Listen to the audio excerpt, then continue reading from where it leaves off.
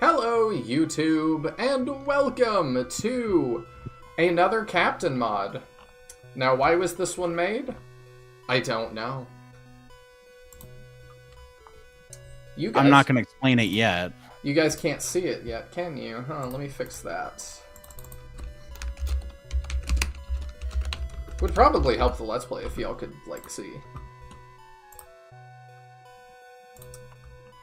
Let's see, does it want to work like that? It might.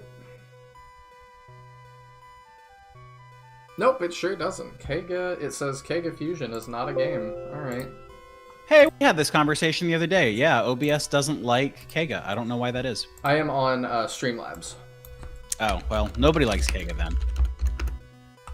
OBS didn't like YouTube. I do generally prefer OBS, but... What were you saying? None of the software likes each other. They all fight. They do, and it's kind of a pain.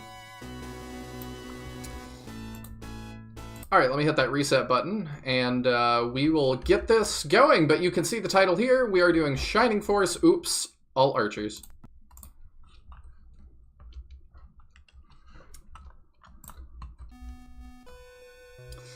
In games long beloved, players fought bad guys with swords, axes, and lances. This is true, can confirm. Some. So this is going to be really, really delayed or, I guess, drawn out because there's a lot of screens. That's fine. Even used bows. But no one really likes bows in a Shining game. This is true. Especially if the bow is used by Hans. I like to think that's a picture of Hans hiding in the dark. Only in Shining Force Alternate. But what if you couldn't use swords, axes, and lances? Most players would use their fists. What if all you could use? The only thing were bows. It is time to answer this very unimportant question that this channel is dedicated to answering. Come join us on a journey of discovery. As you play through this new mod of Shining Force called...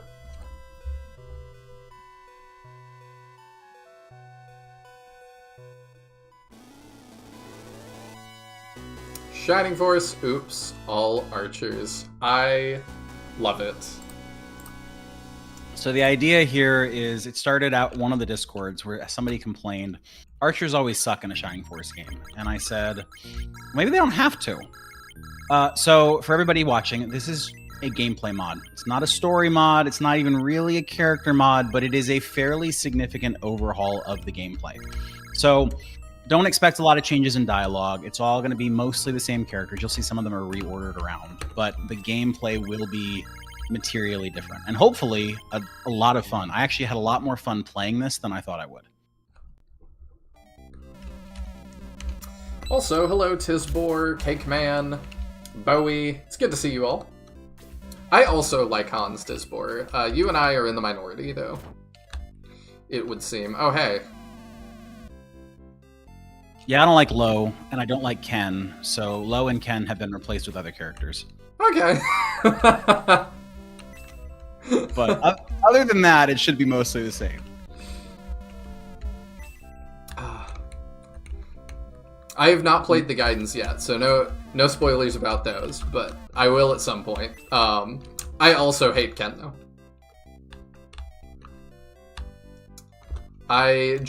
You have told me mathematically that he's fine, but man, does it not work out that way. Are the colors a little bit different, or have I just not played this in a while?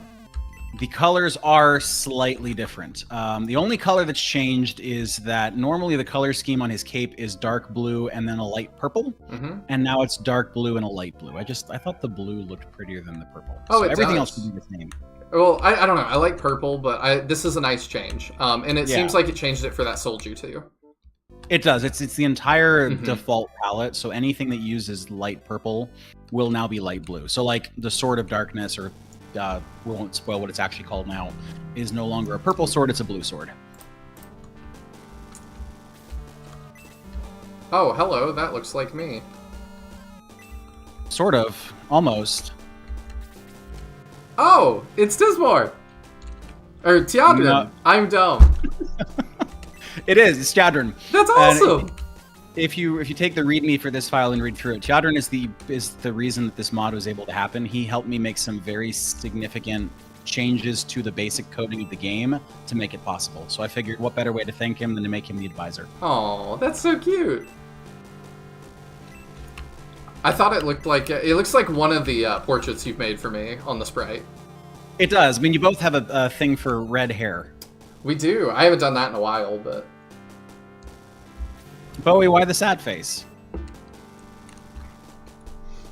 Ken is good. What are you talking about? Ken just never works out for me. He always ends up getting just tons of HP and nothing else.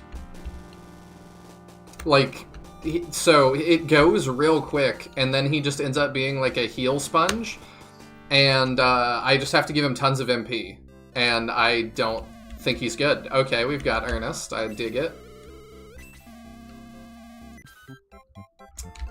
Yeah, There's one more change. You'll notice Luke is not here, and if I'm being perfectly honest, so there are only 12 playable characters in this game. You'll get them all over the course of the first 3 chapters. Okay. I didn't want to animate all of the characters with bows. Spoilers, there will be characters animated with bows, and so I made some strategic decisions about how many classes to animate. Okay. And so unfortunately, the dwarves got cut.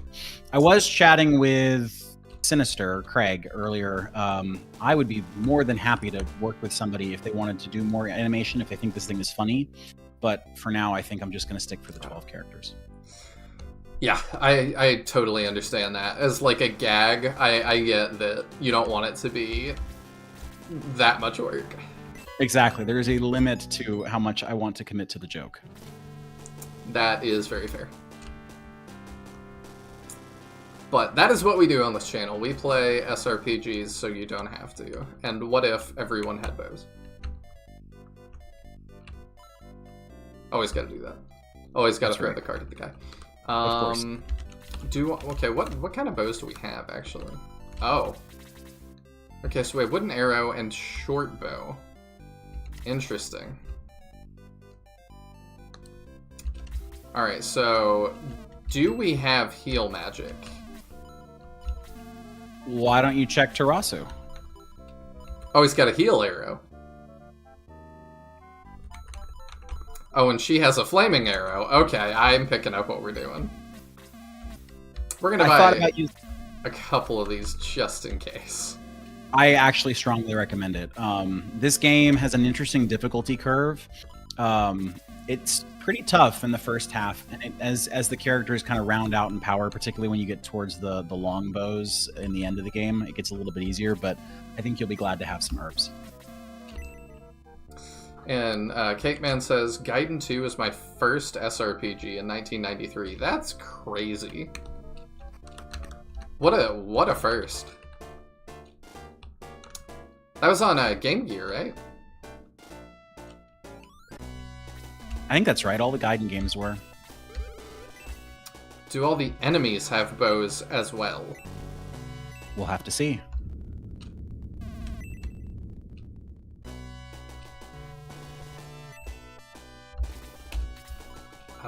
Let's peek.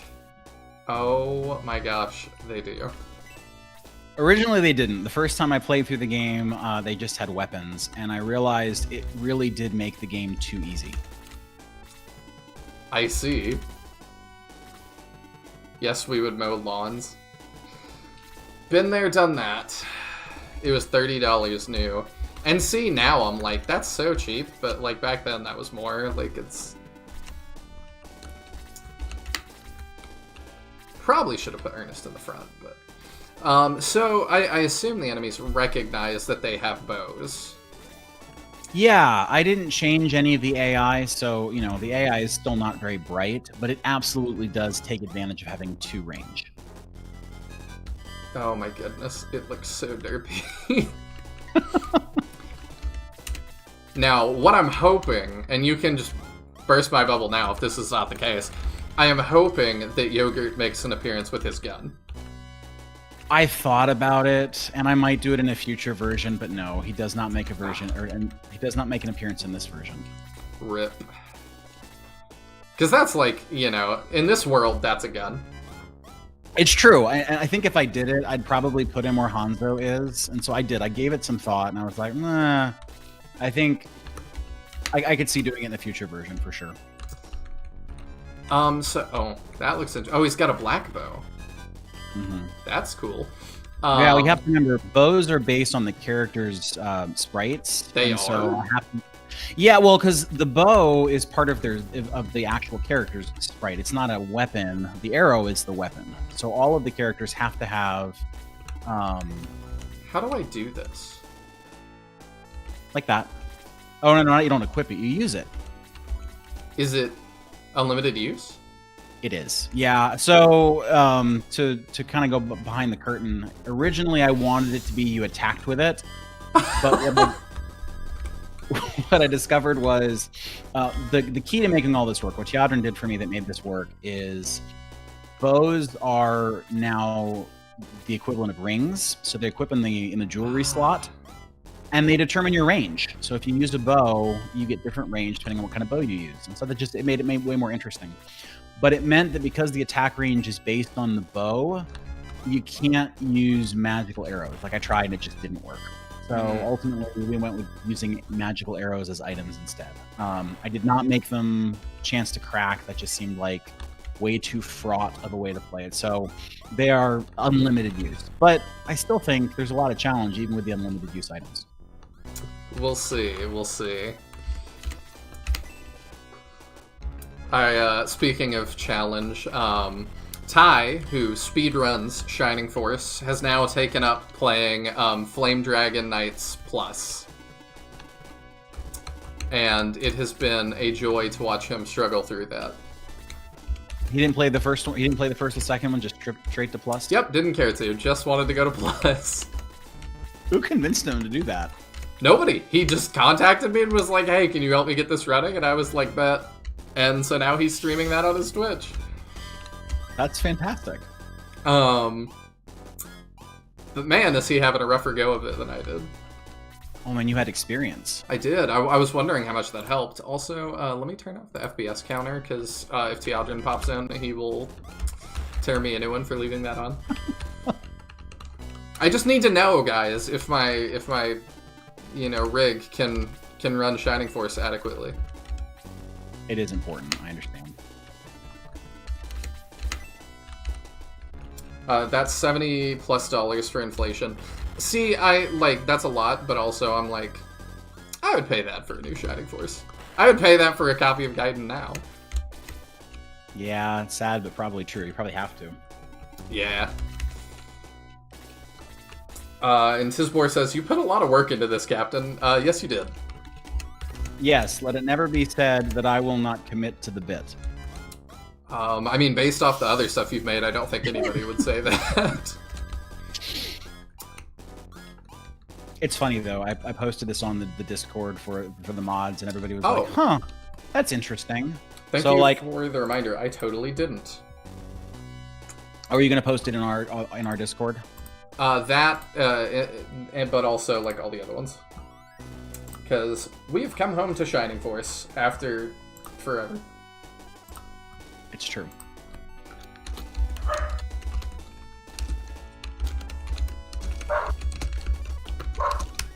You can keep talking while I'm doing this. Okay. Anyway, I'm hopeful that after this stream, a couple people will pick it up and try it.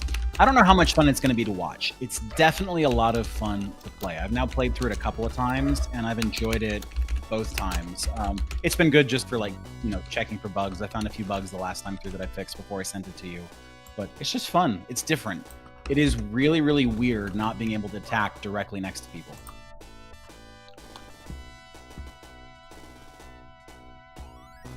Also, shout out to Tisbor for that artwork on the thumbnail. Yeah, it was beautiful. I guess I should have figured that's where it came from. The best Shining Force artist in the game.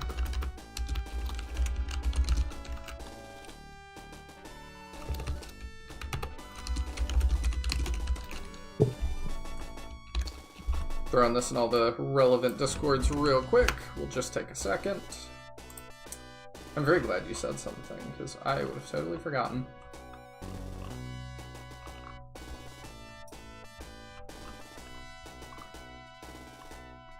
Let's see.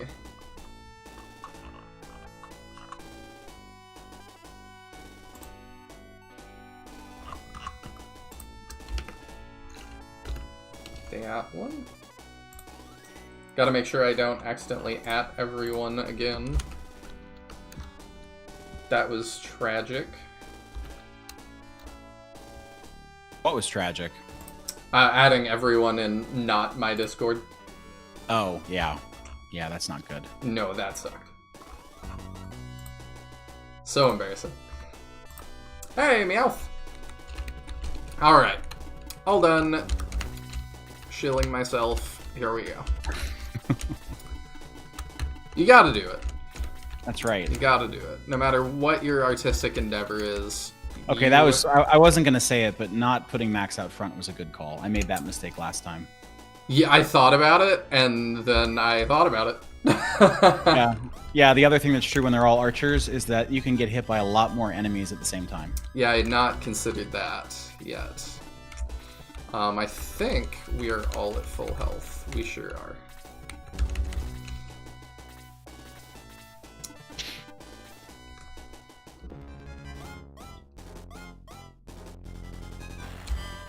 Ow.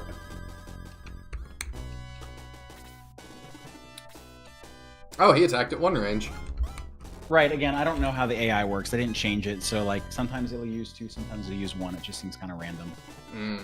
Well, Max is dead. Like I said, it's got a wonky curve. That's fine, that's fine. Kind of reminds me of Erican's Horizons mod. You can make all your units archers in that as well if you want to. I don't know why anyone would want to, though. We're gonna find out. Yeah, we'll see if there's a reason to want to. You have a loose copy of Earthbound, paid like $30 for it? That's cool. Oh my gosh, that's amazing. Yeah, I think my copy of SF1 was $30. Hey, still got Gong. Yes. Yes, and when we see Gong, shout out to Tizbor. This animation was their idea. Really? Uh-huh.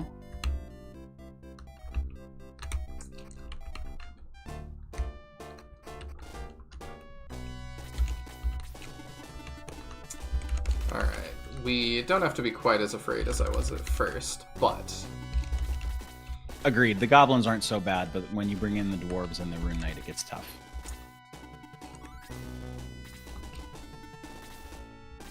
Hey, Mahan! It's early. Yeah, very true. We'll see how this goes. Does he have the... Oh, he has the ointment arrow, too. Oh, he also has monk glove. Interesting. Which has a range of... nothing. No, go back to the arrow. Go back to the arrow and you can see it. So Okay. again, it's programmed kind of weird, but when you highlight the arrow, you can see the attack range. I saw it had 1-2 range.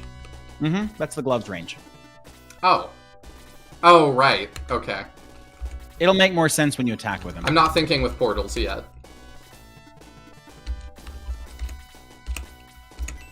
We're gonna have to heal a lot, but that's fine. I have found that lots of healing means that Tarasu and Gong don't fall behind. That would be something. It is, and the XP is also bumped up from 10 to 20 for the same reason. And I appreciate in my experience, they don't over level either. Like maybe they get a level or 2 ahead, but it keeps pace pretty well. You don't think a loose cart goes for that now? Probably not. I feel like Earthbound is probably one that has just gotten more expensive over time.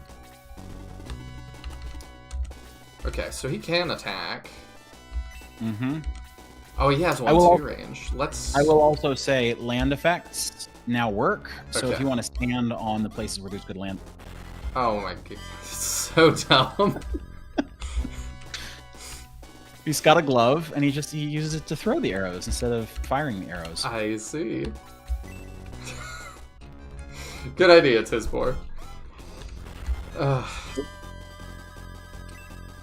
Originally, I was using the original monk sprite is he kind of like throws his hand forward and like slaps them. Mm-hmm. And so I had him like stick his hand forward and like fire an arrow out of his hand, which was really goofy, obviously. But Tizbor was like, shouldn't a monk throw an arrow? So I agree. It was a fantastic suggestion. That is ridiculous. I don't think anybody took damage. No, but Max did level up and get more HP. Okay, we could. Yeah, you're right. We could heal that. We're gonna make use of the fast forward for heals and stuff, I think. I'm not trying to like officially speedrun this or anything. Oh god, I'd hate to think somebody speedruns this. There's probably some broken strategy in here that I didn't catch. That's fine. People are too obsessed with games being balanced nowadays. Some broken is fun. I agree. Oh, hey. Nice. I feel like you've made Hans better. Or the way that arrows work now makes him better. So, what I discovered is, and I balanced around it a little bit. That looks awesome. Probably would have done more damage with the blaze, but it is an awesome animation. Anyway, the bows add a couple points of damage, and I wasn't calculating for that originally, so I've rebalanced around it. So everyone is a little bit more powerful, but since the enemy is more powerful, it feels like it works. Let him get that. And then probably give Teo this EXP, because she has not gotten any use yet. Yeah. Can she take one hit? I think so. Yes. Yeah. I feel like double hits happen a lot in this game, and maybe it happens in the base game too, but I did feel like I saw a lot of double hits when I was playing through. I also swear that arrows must have like an inherent chance to miss, because my goodness, I feel like I missed a lot. Like, it's not shown? Maybe. I don't know. It felt that way. Okay, so I have to give you some advice. Remember, Tao can use her for fire arrow and cast blaze. Yeah. Okay, got it. And it's an unlimited use, so you don't need to attack with her if you don't want to. Oh, okay. I just knew that would get the kill, so I was like, that's fine. Yeah. Looks like he's just got a little baton.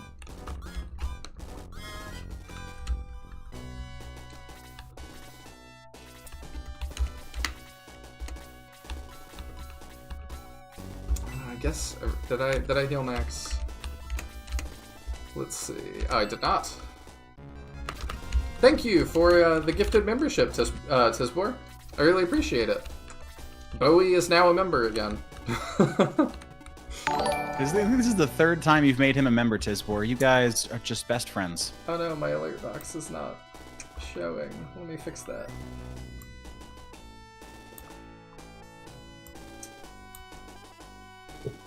There we go. Where is it? I can still show the thing for a minute. There you go. We all love Chad Yogurt.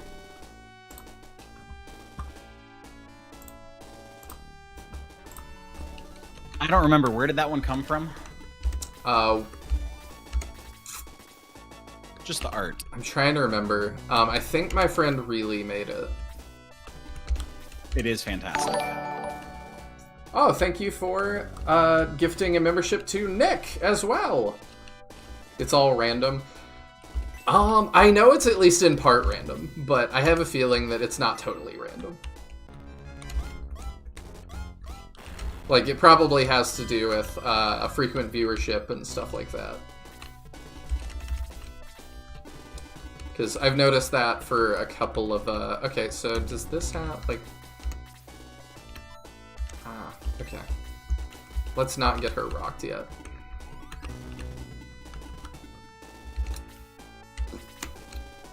We gotta have some more protections for Max, though. Yes. I don't know how YouTube treats it, but I've noticed on Twitch that if I get gifted a sub or something, it seems to be like... If it's usually somebody that I'm viewing more frequently or that I'm in chat at the current moment, something like that. Yeah, there's probably some algorithm.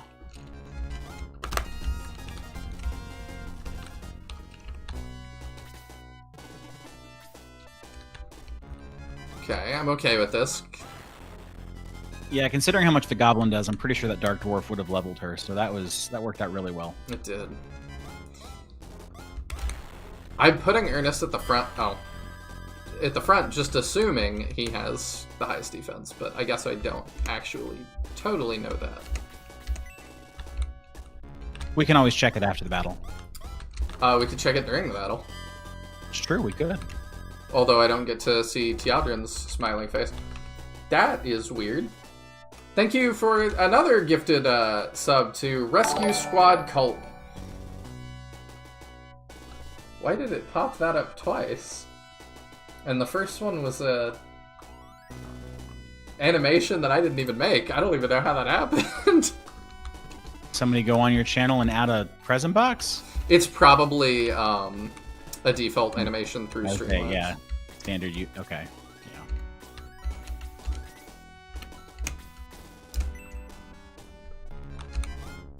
Alright, let's see what the blaze looks like. Uses the burning arrow. That's cool. Yeah, she is gonna need a heal. I'm gonna have to pick between her and Ernest, huh?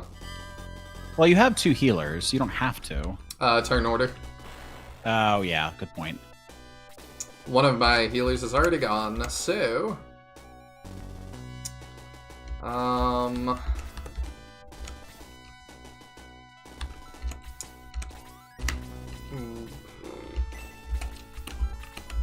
Teo's not gonna survive a hit anyway. If one of these dark dwarfs goes, so let's bonk Ernest instead.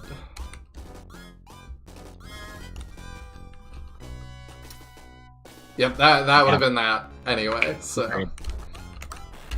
I was waiting for the dodge. Don't I wish. Meowth, they are like rings, but they don't crack. I decided I didn't need to be cruel. Alright, well, everybody's still full health, so let's, I suppose, just start attacking.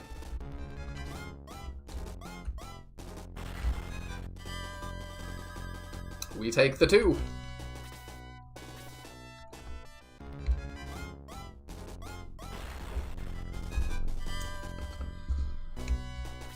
So, it's been a while since you've been a co-host, Captain. How's life been? It's good. It's busy. You know, I think we've talked about it off the channel, but it's the summertime, so you know, no kids' school. Hey. So they're having all kinds of fun at home, but no, everything is good. I think I shared previously, you know, we had a tornado that went through our neighborhood, and that was pretty awful, but thankfully everybody was okay. We lost a lot of trees, but no major damage, and so we're still trying to clean that up. Same. It keeps us plenty busy. Same, actually. We had a big storm, and it's been like a month or a month and a half now, and the front of my house, I've just stacked like probably 3.5 feet high wall of limbs and stuff. Yeah. And the city just can't catch up. I think the city just got to our neighborhood like 2 weeks ago. That's good. Yeah, it happens eventually, you know, and we'll have the insurance company on Monday out to figure out, like, you know, I used to have a fence in my backyard. I have no fence anymore. I used to have a shed in my backyard. I don't have a shed anymore. So, like, they're going to tell us whether they're going to help us with that or not. The plus sides of renting. Yes, that's absolutely true. Because my fence also kind of took a beating, but that was not on me to figure out. How's the new house? I don't feel like you've talked about it much on the stream. It's good. Like, I don't want to dox myself, but what do I say? Just talk about how it's nicer than the old goodness. house. You don't need to talk about the neighborhood. Like, just, you know, It seems like you moved for a reason, right? It is definitely nicer than the old house, but rent is also a good amount higher. Basically, I lived in a much more rural area before, and I lived pretty far from work, and so I needed to move closer. That just wasn't conducive to my job or being that far from family, because I'm pretty family oriented. Like, I live kind of close to my parents. My grandparents actually just moved closer to like an assisted living kind of thing, and so I go help them out every so often. So it's just easier if I live a little bit closer. Yeah. I don't know how much the Rune Knight does, but I'm betting he's scary. I don't think he's any scarier than in the regular game, but in the regular game, he's pretty scary. Yeah, the higher end's definitely fun. It's just the market right now is just awful. But I think that is like the coldest take I could give. Doesn't make it untrue, though. Yeah, that's true.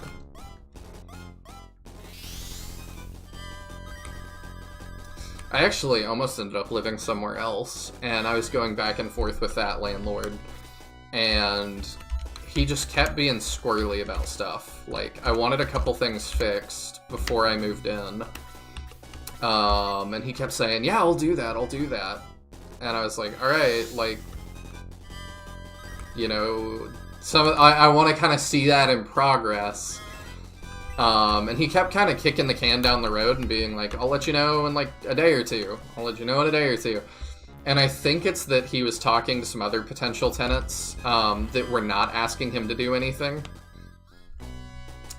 And then I moved in here, and then it was pretty shortly after he hit me up and was like, hey, so do you still want the place? And it's like, it's been like weeks, my man. Like, I have figured something else out. Yeah. I don't really want Hans to get that. Max can, I suppose.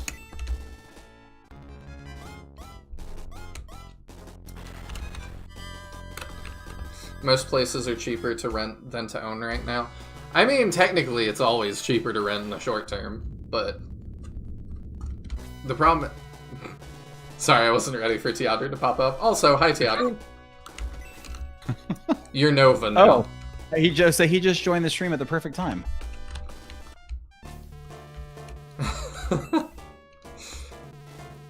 I was talking about you earlier, Teodra, in that I took the frame rate counter off the screen because I knew you'd get mad at me. Do you want to heal Tao before we start? Oh, yeah. Also, I see that you've turned this into plains instead of mountain. Thank you. Yes, I fixed this map, and I fixed the map in Chapter 6 when you go to Michela's castle. I think those are the only two, because I don't think any of them really needed fixing beyond those two, but they are both, yeah. Homes require down payments and for you to do your own repairs. Yes, they do. The problem is, though, is with my job, it's going to be hard to get, like, a loan for a home. Because like I said, it's always weird, because I am sort of self-employed. I think I've talked about, I have, like, just a private contract with the family to care for their mom, and, I love doing that, but in the eyes of the government, I am a small business owner. Yeah. And so that brings about a lot of complications that make my life a lot harder. So it's just really weird. The bureaucracy stuff just doesn't really plan for people like me, or with careers like what I do. Yeah, I can sympathize. My wife is what's called an independent contractor, kind of like, you know, Yep. people who do Uber and stuff, and yeah, like Been that everything's too. complicated for her. I just noticed one of the river tiles is walkable. I'll need to fix that. Oh, is I it? think I'm gonna, yeah, right there. I'm gonna have to make a running list of all of the little bugs that I didn't catch. Where? All the way down at the end where the Rune Knights are. The river's walkable.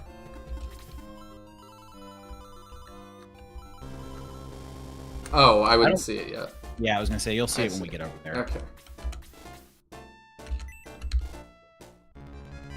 The talking animation. You look great. You don't worry. Listen, Teodrin, the talking animation looks perfectly consistent with Shining Force 1. The only thing that's different is that instead of having a red mouth, you have a black mouth. I can make it red if you think it would look better. I thought you were just trying to reflect his chewing tobacco habit. I was not aware, but I will keep that in mind for the future. I'll add in some, like, you know what? I'm not even going to finish that sentence. All right. I was going to make a reference to, like, spitting tobacco, and then I was thinking about what's popular on TikTok right now, and I was like, yep, not going to do it. Oh, what, the Hawk Tuah thing? Yeah, that's right. It's like the worst meme I have seen in forever. It is, but it's like, everybody loves it. I know, like, I don't, no hate to her or anything, but like, it is just not funny. Like, I don't know. It's one of those that I'm like, every time I see a meme with her, it's like, where is the part where I'm supposed to laugh? I don't know. I just don't find it funny. Yeah. Chowder's asking, did I change any dialogue? I changed very, very little dialogue in this game. Almost all of the dialogue that was changed was to make the characters who join in what order make a little bit more sense, but I will emphasize a little bit more sense. It is not like really reworked dialogue, but like two characters are switched so their names get switched, that kind of a thing. And I will say, like, there's no more Sword of Light. There is something different instead of the Sword of Light, so the dialogue there gets changed too. People still use TikTok? They do. A lot of people still use TikTok. DLC for Squatty Man Rodeo. The chewing tobacco DLC for the cowboy. It's so dumb. I don't know if that's what you meant by that, but that's how I took that. At some point, we have to put the Squatty Man Rodeo character into the channel, like, as part of one of the emojis for members. Yeah, I definitely should.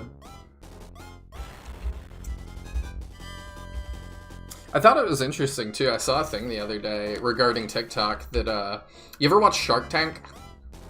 Sure.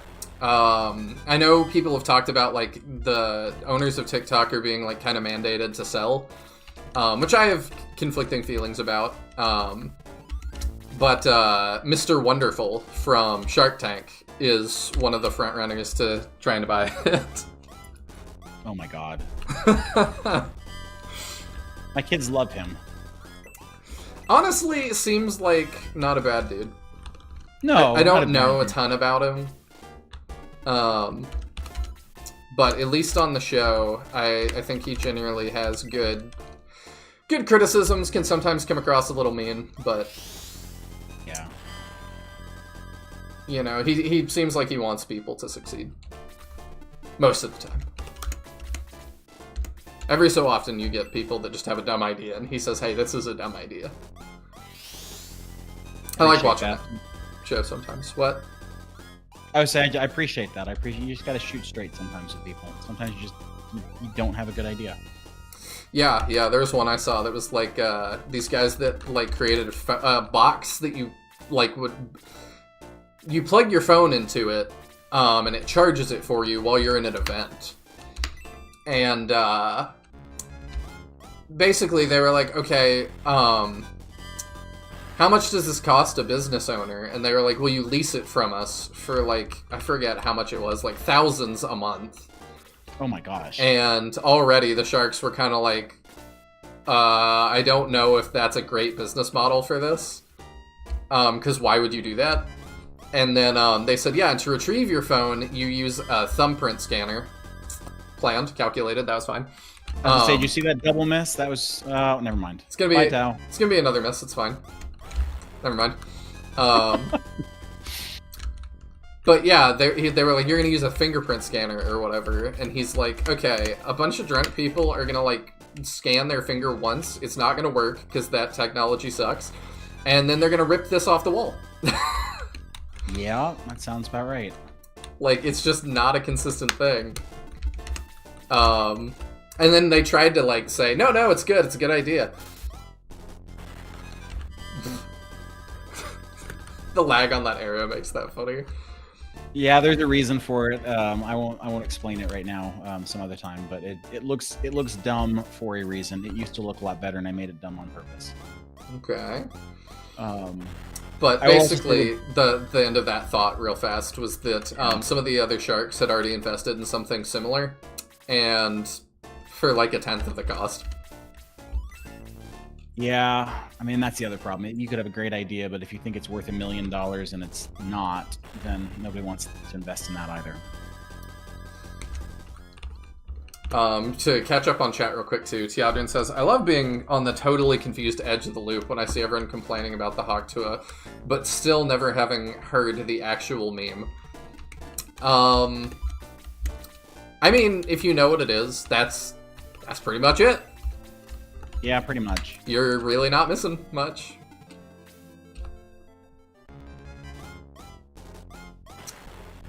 Anyway, all I was going to say, with poor Tao biting it again, is that because all of the spells are attached to equipment, her getting behind in levels doesn't hamper her too much, and it means she can catch up when she gets better arrows. Yeah, I'm not too worried about it.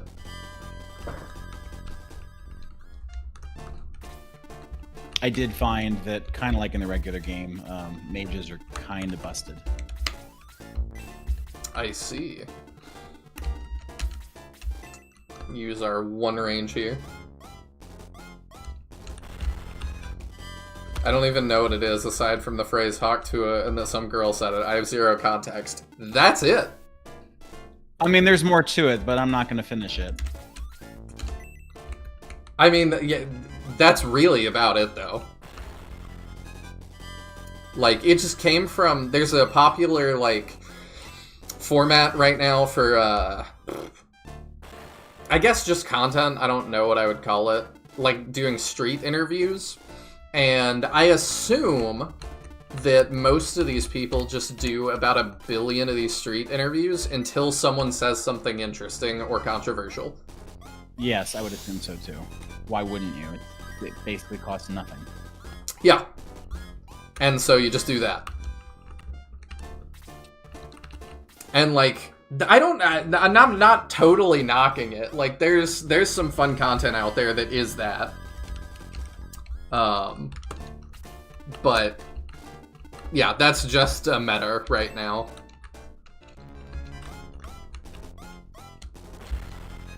And she was part of one of those interviews. That's about it.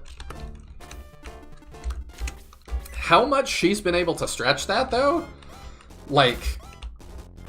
Man, his crit rate's great.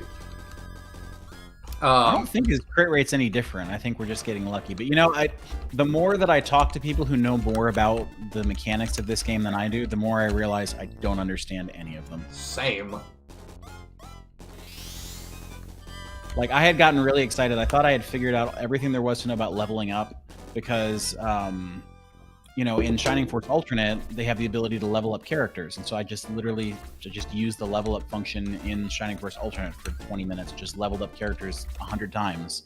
And I learned a whole bunch. And then I found out afterwards that Xeon totally changed the way the level ups work, and all of that information was worthless. RIP. Can go on the Shining Force Alternate wiki. It's true. I mean, at that point, for that group of people, they do understand how it works. Basically, what Xeno did, he's just made it way, way less confusing.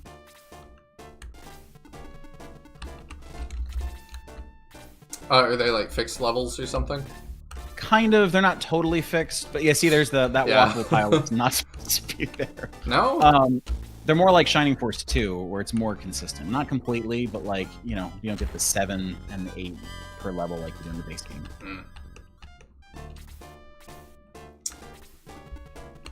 Tiadrin says, a bunch of that content is staged. Yes, it is. I think about that now, like, I'm real skeptical at this point. Anytime I see, like, clips, I mean, so much. Like, there's so many clips I see that I'm like, this would be so easy to stage. True. I'm very jaded at this point. Yeah.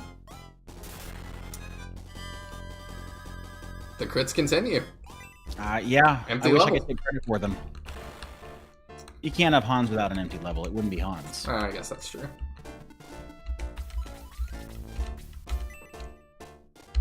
I said I don't understand the mechanics. Tiadrin rightly pointed out that there aren't a lot of mechanics in this game, so there's not much to understand. Fair point. That's true. Womp womp. Can't wait for the alternate stream in the future. Me and Erican can definitely co-host. Yeah, I would be up for that.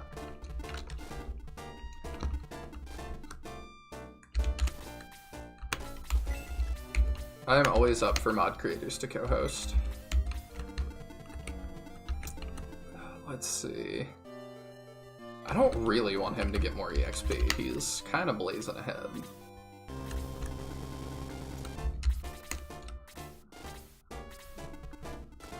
You know, I never really thought about the fact that Kokichi and Dr. Croc don't have tons of lore. Especially Dr. Croc, like, feels like he could be more significant.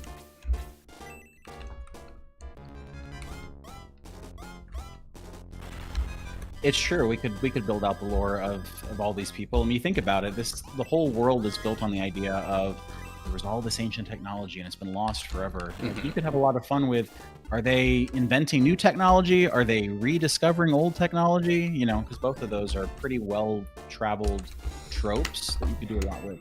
Yeah, that's very true. Brings Attack on Titan to mind. Yeah. As well.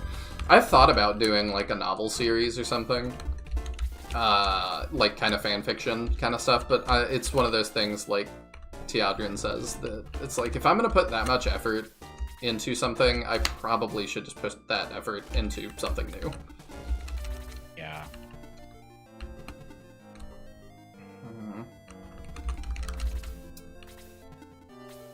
Oh, that's interesting. I didn't think he would move. But I guess he hasn't moved past what he normally would.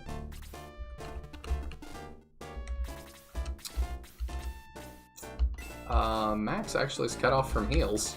Well, I was going to say, if he goes and stands on the top part of the river, he could have been healed from across the river, but either way, it's fine. True.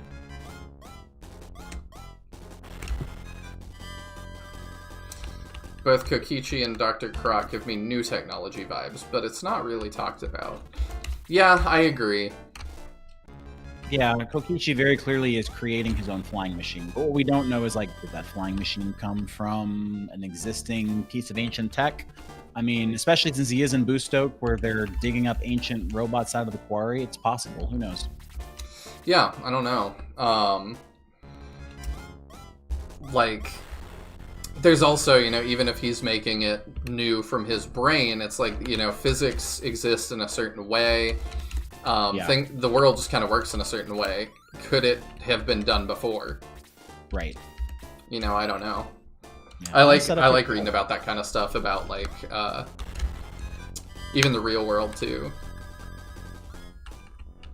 Just the ideas of like, could there have been like more advanced civilizations and stuff at some point that something happened to, and we're just rediscovering things, or could there have been steps in sort of physics or, you know, science developments that we've just missed? Yeah. It's funny because I remember when I was in, I don't know, probably like 7th or 8th grade, they asked, or we watched a video of like, you know, the 100 most influential people of all time. And I remember number 2 was Sir Isaac Newton. Mm-hmm. And there was this kind of debate in the class of like, you know, he invented calculus. He invented a lot of the modern laws of, what's the word I'm looking for? Of modern mechanics, or classical mechanics. Mm-hmm. But he articulated the way the world works. So could somebody else have done it? Technically, yes. But if he didn't do it, would they have done it the same way? Absolutely not. And it's just kind of weird to think about. Like, it's just factually, this is the way the world works, but the way they described it would have been totally different. Mm-hmm. Oh, there's May. Okay, so she's still here.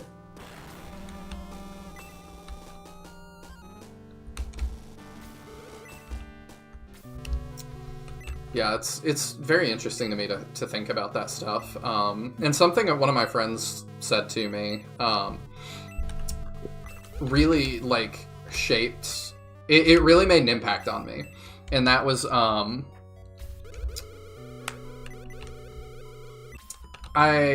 We always got into really deep conversations just about all sorts of stuff. And we were talking about the way the world works and scientific discoveries and stuff. and we discussed religion a lot as well. And so at one point I said, do you believe in the theory of evolution and everything? And he goes, yeah, I do for now. And I said, what do you mean for now? And he goes, well, we were 100% sold that it was something else before that. And before that, we were 100% sold that it was something else, and you were dumb for not believing that. So he was like, I just kind of view everything on sort of this sliding scale of, we could make a discovery tomorrow on anything that changes everything we think. Real quick, going back to the game, we're moving forward awfully fast. We didn't do anything in Guardiana. Did you want to check the town at all before we go to the next battle? Are you telling me to? Are you telling me to go get Gong? Well, you have Gong. Gord? You can definitely go get Gord if you want. I'm also thinking you might want to check and see if you can get some better equipment for Tarasu and Gong, unless you don't plan on them ever attacking this game. I mean, okay, I can do that. That just isn't normal, so... Oh, you're just gonna leave. Okay. Good luck, Max. Thanks for that. Oh yeah, because you told me yeah. I mean, they're not going to be like heavy hitters, but it's at the very least. Yeah. I can buy these, and the Gong and Tarasu could just use these. Gong can't use a short bow. Tarasu already has one. Both of them can use the wooden arrow. Okay. I think starting with the Alterone weapon shop, throughout the rest of the game, every weapon shop has a monk glove, just in case somebody decides to sell it. That is smart. Nobody can attack unequipped. Okay. Another thing I learned from working with Teodron is that you can set unarmed range to be nothing. I also learned that because battle range is dictated by bows, and what I gave most of the enemies was just a weapon, because it doesn't matter for enemies. There are 2 enemies in the game that actually don't have an unarmed range, and when they attack, they crash the game. What enemies are those? It was Lizard Man, and it was Lizard Man, and it was all of the other characters that normally use bows. So like the archers that use them, the horsemen that use them, none of them have unarmed range. That one makes sense, but for some reason Lizard Man doesn't either. Isn't there a Lizard Man that's unequipped in the Elliot fight? I think they've always got an axe. Yeah, but one of them has a heat axe, but I don't think it's equipped. I'd have to go back and look. And I will say the Lizard Man in question was the one in the Busto Quarry, so I wouldn't be surprised if it's a slightly different enemy than the one in Chapter 4, because the game does treat them as different enemies. Just to catch up again, Tisbor, I would love if you I'll be right back. I've got to put my kids to bed. Please catch up on chat. Okay. I would love if you made a Shining Force fan comic. I would adore that and want to buy a physical copy of it. Because you already make good stuff. Any kind of comic you made, actually. It doesn't have to be Shining Force. Like, you could do your own version and do a comic, and I'd be all in. I'm interrupting Bakryu's rewatch of Legacy of the Ancients? I thought you were rewatching Alternate. Was it Legacy of the Ancients? You made it up to the Mishayla battle. Well, that's cool. I'm always happy to hear people are rewatching stuff. I think I responded to your comment this morning or yesterday. I don't remember. I think I read a few years ago that someone discovered gravitational waves. Yeah, I like the discovered in quotes. Like, it's discovered, but like, yeah, something that was always there. We just didn't really have a explanation for how it worked. Yeah, that's definitely what my friend meant, that it's just kind of one of those things that it really did, like, it really made me think that I was like, huh. Yeah, we have, like, these really set beliefs about the way that things work until they're not. Can I? Okay, that does not hit one range. And I should not put Teo up front. I have learned my lesson. But yeah, like, another one, is that, like, what was it? Earth is, like, the center of the universe, or whatever, or center of our galaxy, and then, no, it's the sun. You were crazy if you thought that. Ridiculous. And now we're just like, yep, that's just how it is. You're crazy if you don't think that. So, I don't know. It just made me think. I thought that was a very wise thing to say, that, you know, you keep an open mind, because everything can change whenever. But I've shared that thought with a couple other friends that have told me they think it's dumb. So, you're always welcome to think it's dumb.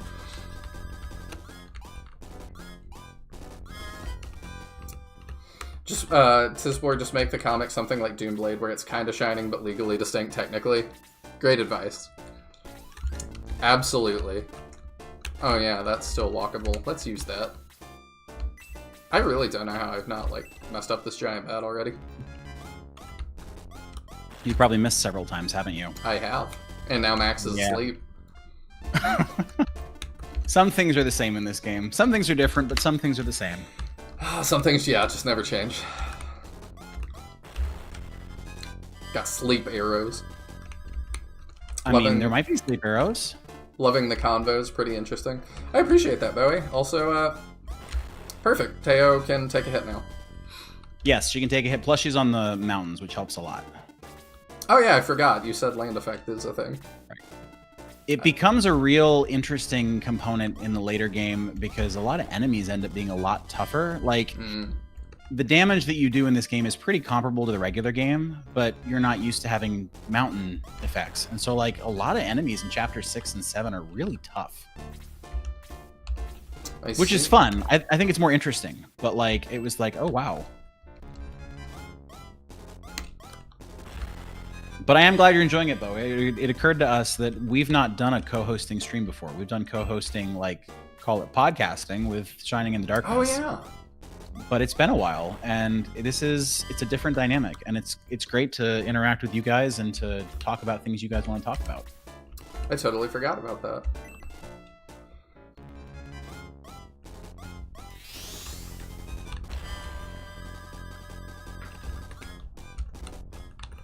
Fixing land effect is always a rude awakening around Dragonia. Yeah, it's because everything's on a mountain. Yeah, that's the specific fight I'm thinking of, because that fight's got artillery and it's got the Durahan, and those both have a ton of defense.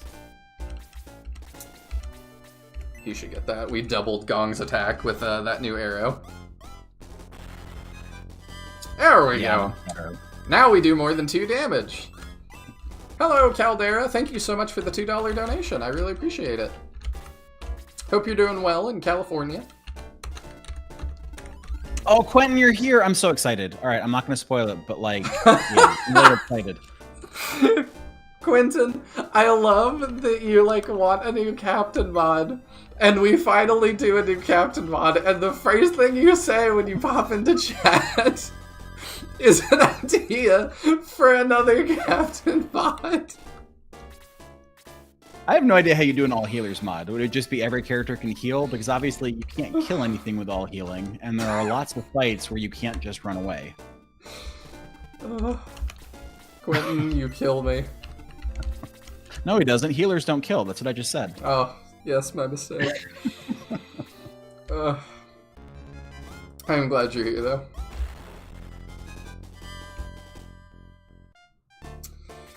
I imagine the golems on the way to Michela are tanks with land effects on. Probably. Yeah. That is probably a rough time. Is there anybody that we need to heal? I know we need to heal Max, but we can't reach Max. We cannot. Sorry, I should have just let you attack. That's how I would do it. I'm always like, the best defense is a good offense. And then Max dies, and I'm like, what happened? Yeah, it happens sometimes.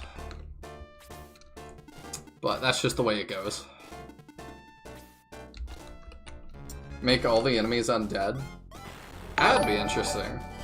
Okay, alright, I like that. So, like, healing that heals... Well, I don't know if you mechanically can make it so that you can heal yourself with a spell and damage an enemy with a spell. I don't think the game will let you do that. That's something for the Chaos engine? Yeah, maybe. I like the idea, like, narratively, though. Yes. Though the key point there is that there would need to be a narrative justification, and that sounds like too much work for me. Yeah, I can see that. I'm very much a fan of, like, I don't have to explain this. There's no explanation in the game for why they're all archers. They just are. Yeah. And honestly, like, I like stuff like Shining Force Alternate that does, does have explanations and things like that. But really, the thing that I'm most excited about in a new Shining project is I want to play as new characters. Or just really changed characters. Yeah.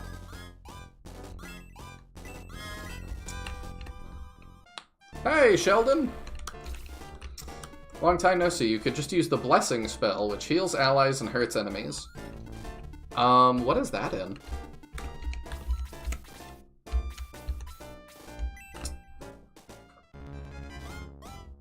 Is that like a Gaiden thing?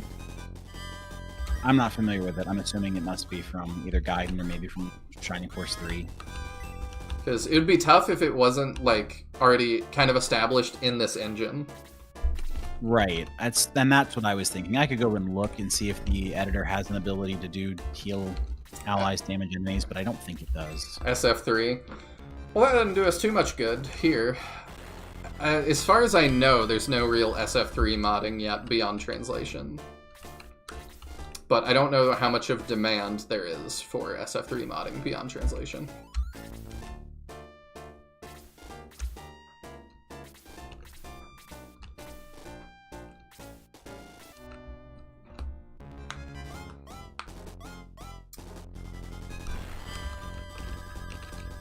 Hope you've been well, though, Sheldon.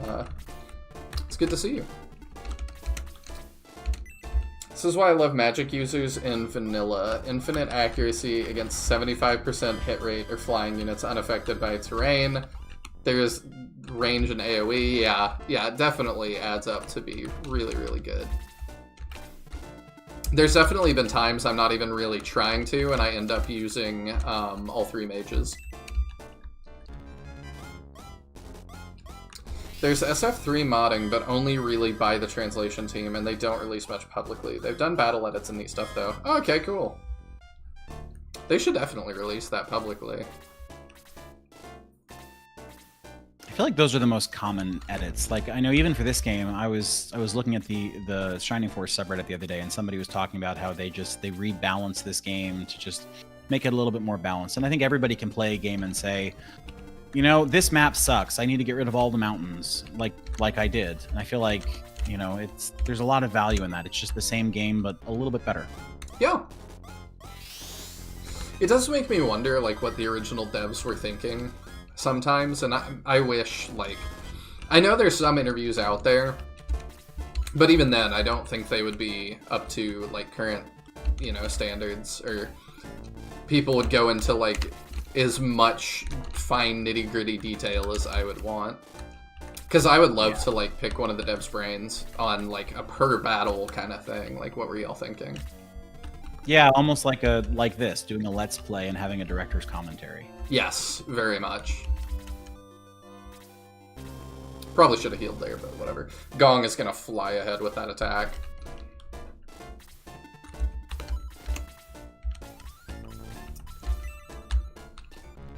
So he's asking, what chapter will we go up to? Well, I think we're probably just gonna play until the end of the evening. Yeah. Unless everybody's getting bored, but it seems like everybody's enjoying it, which I'm really glad to see.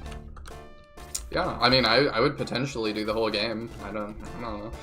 Part of it, like, is Shining Force 1, I know so well that, like, even with new wrinkles and stuff, like, I can get a lot more podcasty and not have to pay attention as much. Right. So, it's just kind of what y'all are feeling. Like, it seems like numbers-wise, people really like when I do Shining Force content. Who would have thought? So, like, I'm good to just go for however long. I'm not sweating it. Yeah.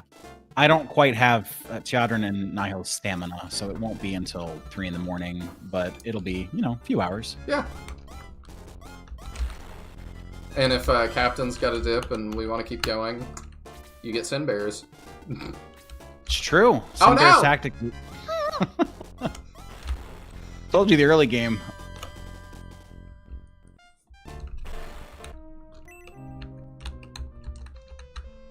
Alright, we do the run back. Meowth is saying, have fun not paying attention in Shining Force Alternate. I think we're having fun not paying attention in this game, too. We are. Alternate's different, though. Like, Alternate is a different enough game that, like, just because it's made on the shell of Shining Force 1, I consider it a different game. So I would not be able to be asleep at the wheel quite as much. No, and I think, was it Chaos Wizard that you played through version 2 with? I think so. Right, and so if you were to play it again, you'd play version 3. Version 3 is different enough from version 2 that even if you played a lot of version 2, you'd have to pay attention. Yeah. The only reason I can do this with Shining Force 1 is because I have played this, I don't even know how many times.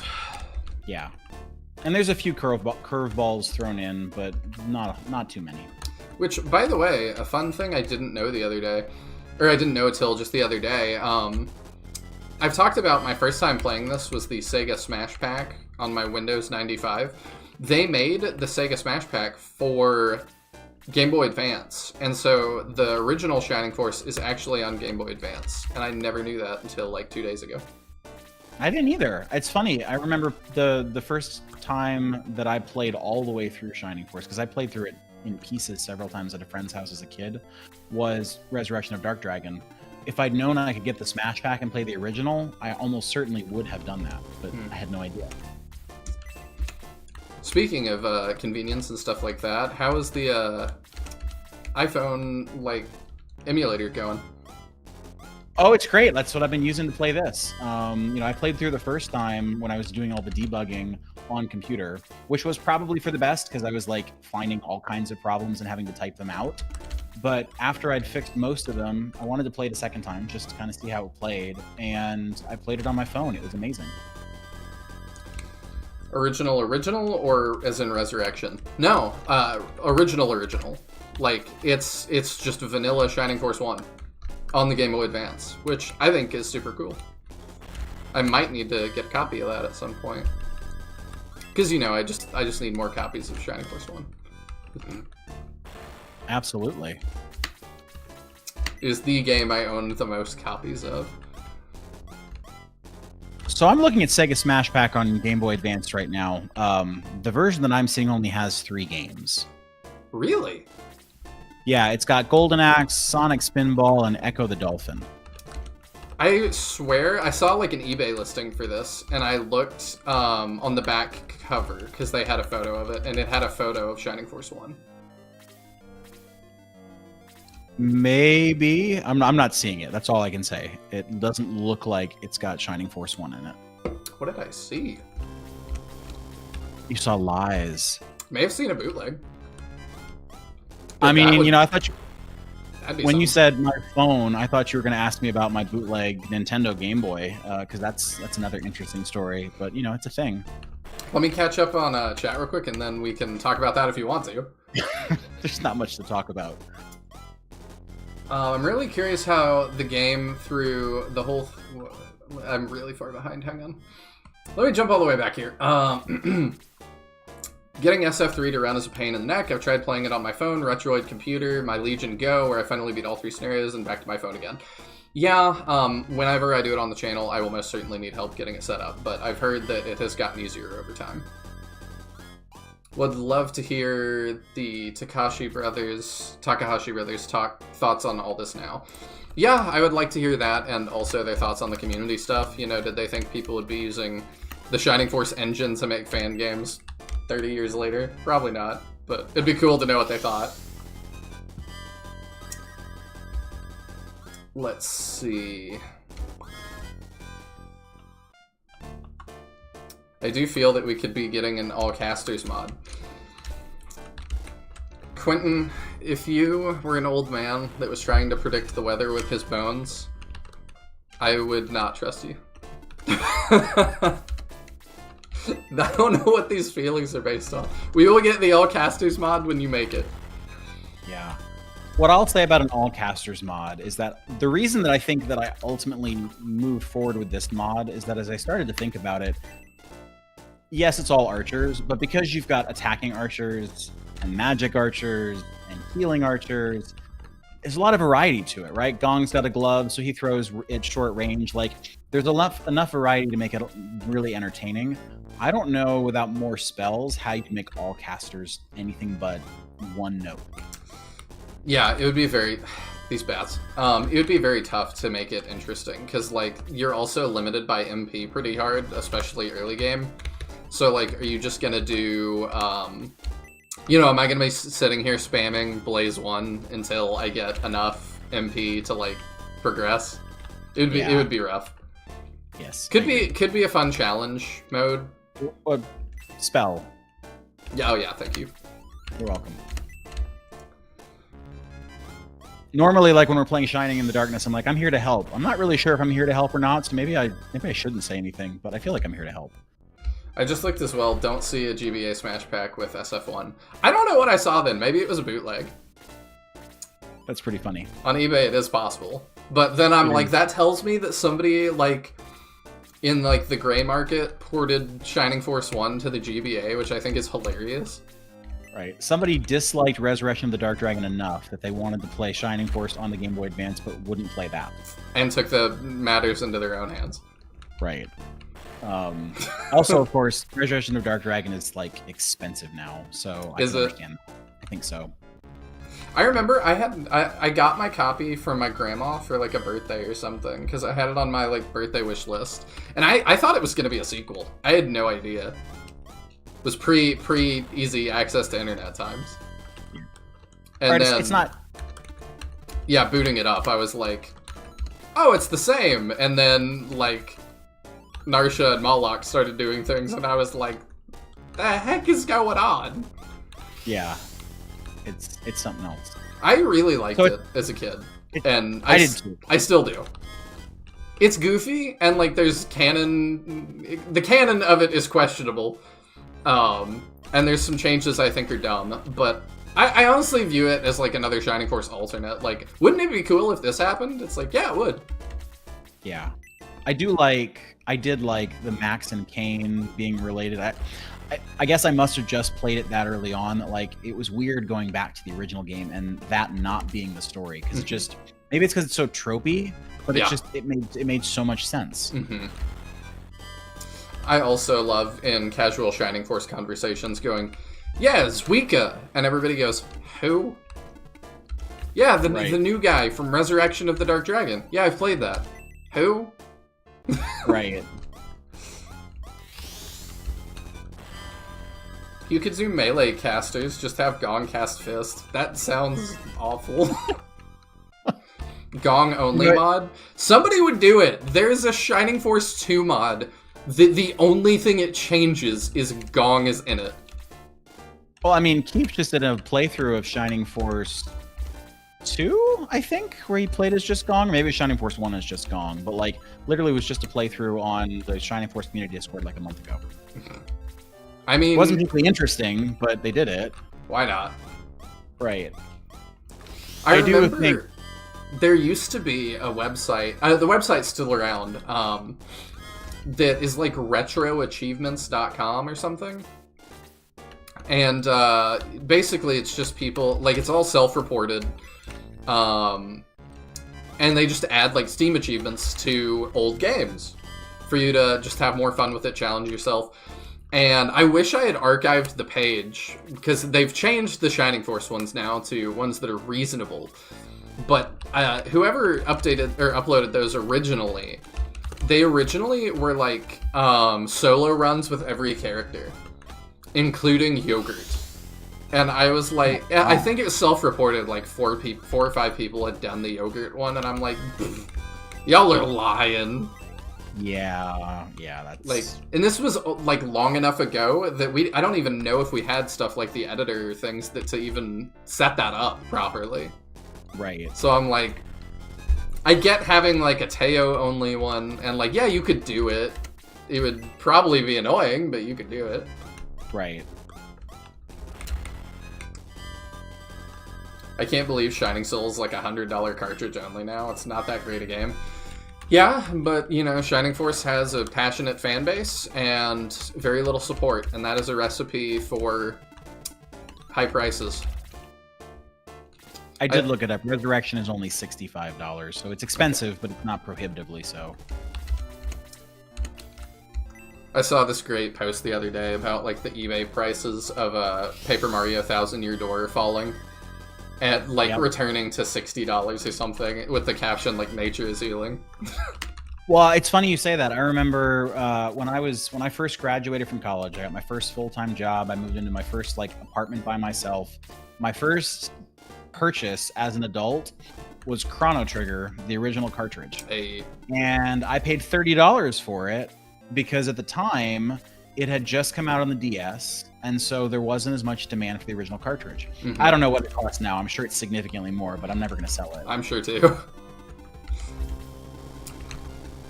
I've always wanted to play Thousand Year Door, so I'll have to look into getting a copy for the Switch at some point. Yeah, I've actually played through that one and really enjoyed it.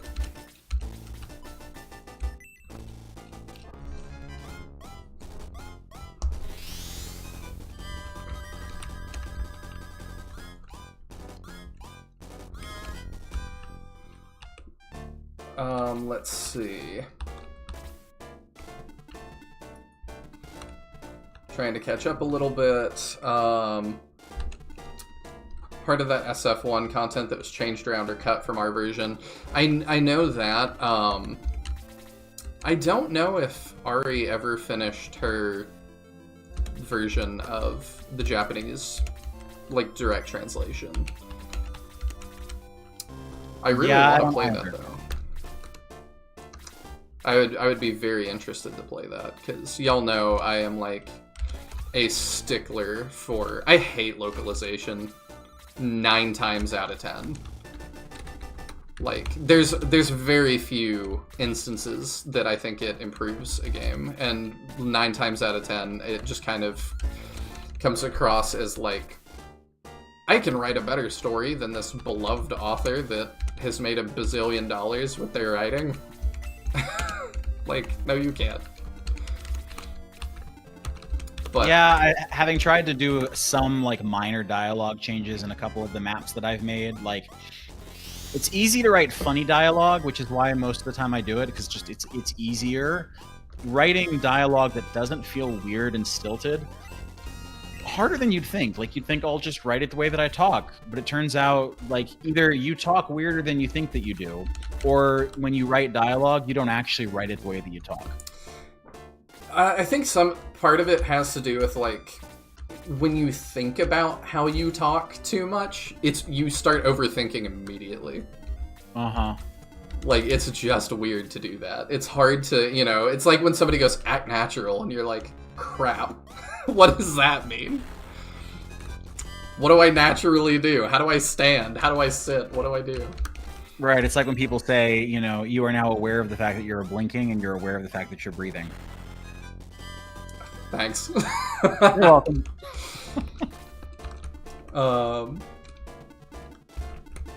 All flying units would be crazy. All flying units would be crazy. And I know you wanted to get XP, but that seems like a mistake. Yeah, I agree.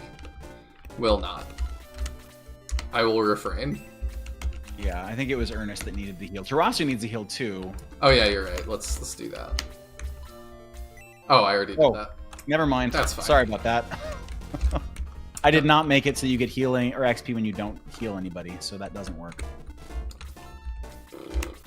Teo will be kind of caught out, but that's fine. She'll get that kill. Mihane says you're now also aware that your tongue is in your mouth. Dang it.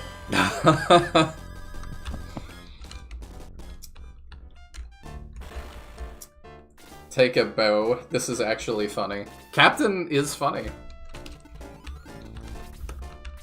It started as a joke, but like, what's your experience playing it? Is it fun to play? I know that we're not paying too much attention, but I mean, it just kind of like I knew that was coming. That's fine. That's fine. It doesn't feel that different, honestly. And I think that's probably for a couple of reasons. He probably should stay frontline. Yeah, so I don't even think I'd worry about the bats unless they're going to putting people to sleep. I think part of it is I've played so many... I've been playing so many SRPGs and stuff that just something in this engine feels like coming home. I'm like, oh, Yeah. you know, I know exactly how this works, and even if you make everybody 2-range, I'm still like, I know exactly how this works. I'm not surprised. You know, we're not sitting here pontificating about, like, like, I wonder if this means this. Like, Yeah, you're right. You're absolutely right. feels good. But I love, you know, I love Shining Force, so it just feels like a little bit different Shining Force. And that's always a good thing. Yeah, we're gonna need a lot of heals. I think you can technically run Max up to Alterone. Not that I'm saying you should, given where he is right now, but like if we had to, we could make a run for it. We could, but yeah, I don't think we have to. Yeah. The heals are a lot stronger in this game too. Like I think this should heal the full, so that helps too. Well, not all the way to full, but more than in the base game. Once as a kid, I was messing around with the final boss using Shield. Dark Dragon randomly cast Blaze 4 on Tarasu. Very rare have I seen Dark Dragon use level 4 Blaze. Testing RNG was interesting. Yeah, I have no idea what his, like, AI wants to do. Like, I know there's some weirdness with it, and it blew my mind a couple years back. I think it was a couple years back now, and it was either you or Teodrin where it told me in the editor that, like, Dark Dragon is really just his eyes. Yes, that was from the map where we did the boss rush. Yes. I had to create a brand new Dark Dragon head because there wasn't one. There was just eyes. Yeah, that was crazy. Right, which is why, if you recall, in the last map that we did, when we did with Teodrin, every enemy was just Dark Dragon's eyes. Yes, which I thought was very funny. Right, and I didn't do anything. I just used the sprite that was in the game. So those eyes are what was the sprite in the game. Gotta do what you gotta do. Right. It was fun. Back then, we couldn't look under the hood to know that. That's right. Still prefer the GameCube version of Thousand Year Door. Still may get the Switch version in the future if I find it used or something. Yeah, I've heard there's some weird stuff with the localization in the new one as well, but I just kind of expect it.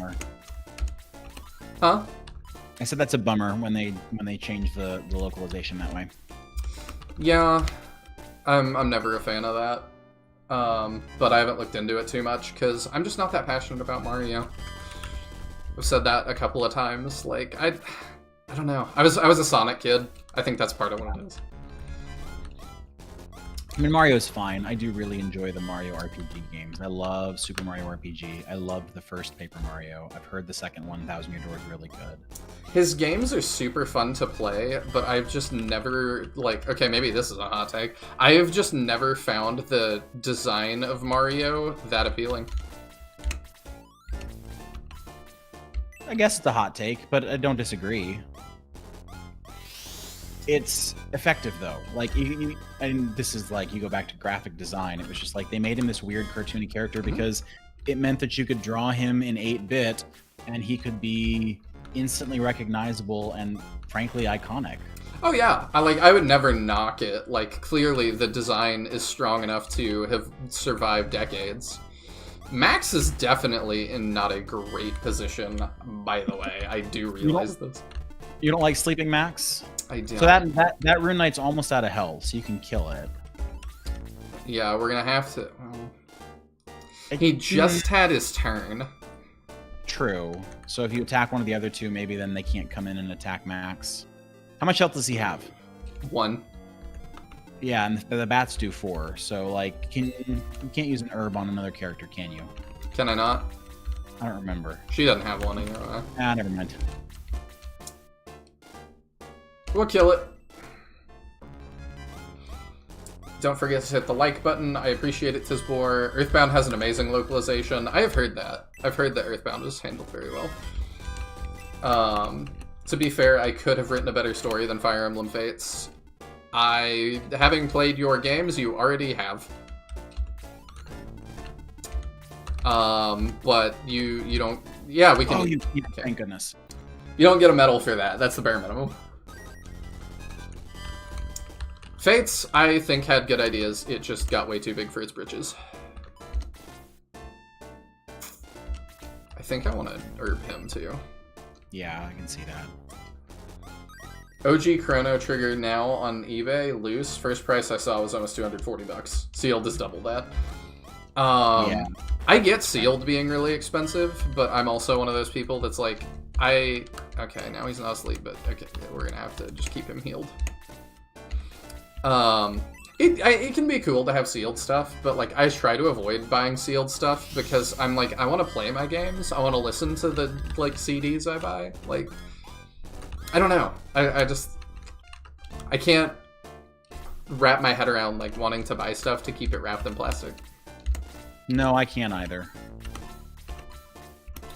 It's one of those things that's like the artist made this to be experienced. Right. But yeah, I would imagine that a sealed Chrono Trigger would be very... I'm surprised it's only just double, honestly.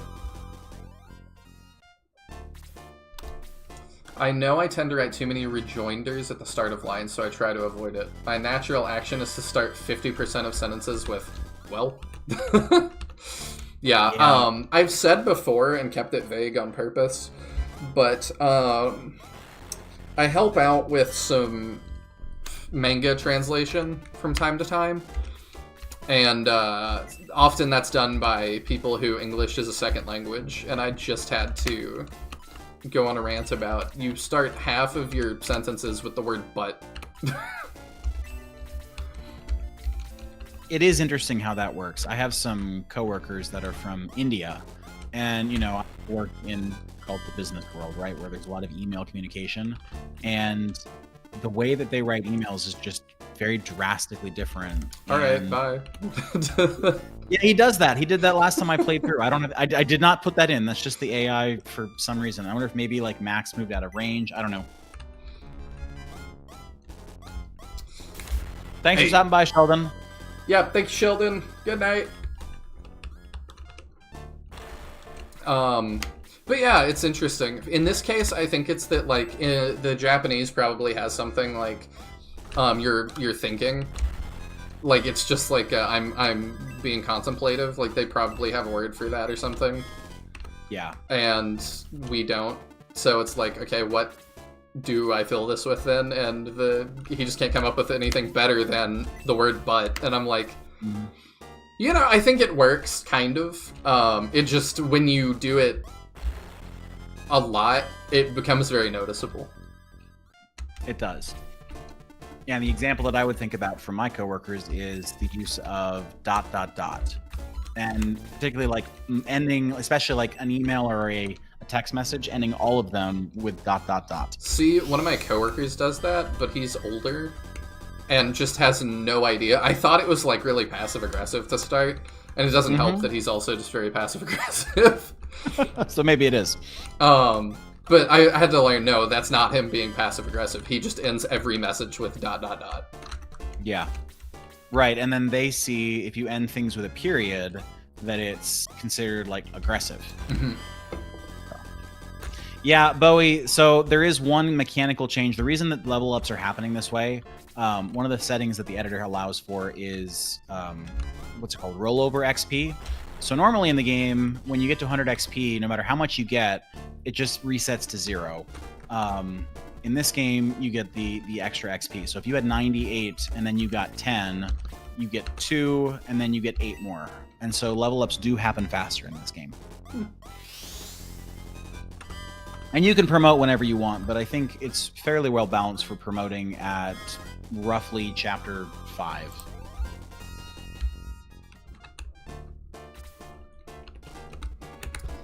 To catch up again real quick, Meow says, I don't like sweeping and unnecessary changes. I don't like unnecessary changes even if they're not sweeping. But unless you're gonna try to like go back to closer to what the original was, then I respect that. OG Paper Mario is my favorite of that series. I've not played that one. I've heard it's really good, but it's that same that like I just can't get passionate about Mario. I don't know. That makes it real low on my list of priorities to play. And man, they have just seemed to not know what to do with that series, huh? Y'all, the Paper Mario fans have had a rough go of it.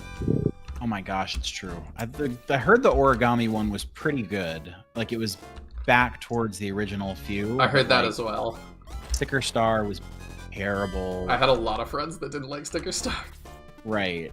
And then the other one I think is called Color Splash, which if I watch people play it, it looks pretty, but it also looks really boring. I heard nothing about Color Splash. Like, I just didn't hear anything. Which probably is worse than people like saying it's bad. I would agree. I'd rather hear, oh, I hate it. At least you reacted to it. I don't know what caused the change to what Mario looks like now, but yeah, change for the better. I don't know. Like, I'm just so not invested. Like, I don't have an opinion. Is it true that Max and Hanzo have a higher likelihood of a follow-up? Caldera asks. Seems like those two are always doubling half the time. Tiadrin confirms. Says it is true. Right. Accumulus, hello! I don't know if I've seen you in chat before. I'm not usually this far behind, but we're going in depth on things. So I'm catching up. But thank you for checking it out. Glad you're here. The only thing I own not for use, and that's my full base set of Pokemon cards, went out of my way to collect it since it's the only collectible thing I ever felt the desire to just collect. I think that is totally fine. Like, I'm just speaking from, like, my own experience. Also, hello, Tiadrin there as well. I totally get collecting stuff and, like, wanting to display it on your wall. I have some stuff for that. I think that's cool. And I can totally see why original Pokemon cards would be in that set of things. Static Arrow, I'm assuming that's for Teo, and that's Bolt. You assume correctly. That's pretty cool. Healing Seed, that's good.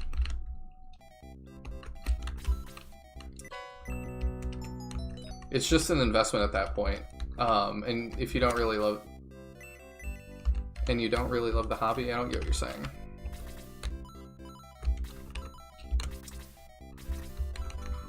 Oh, about, like, wrapped stuff.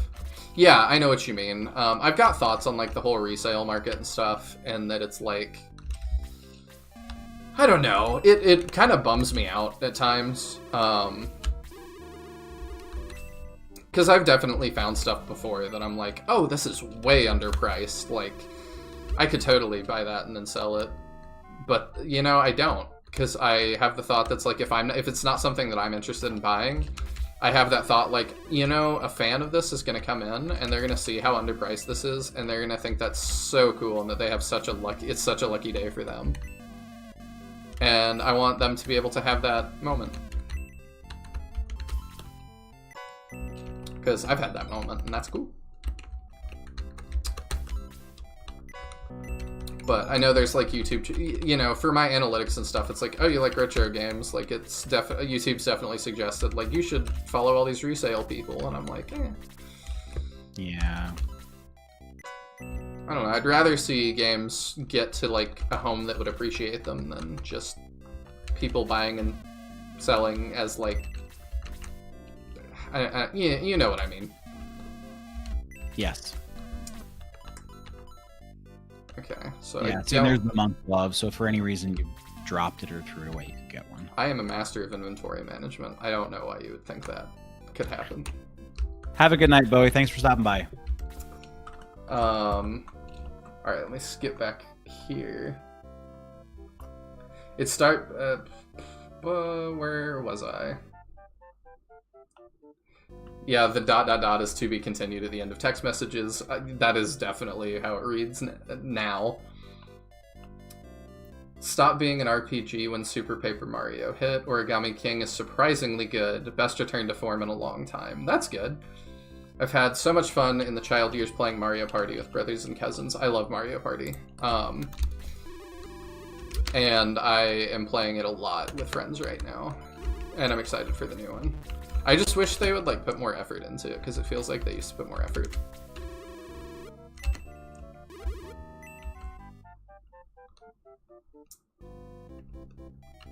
Let's see, gonna skip over some of the Origami King stuff, because I don't know about that anyway. I'm also in the Never Cared for Mario camp. Yup.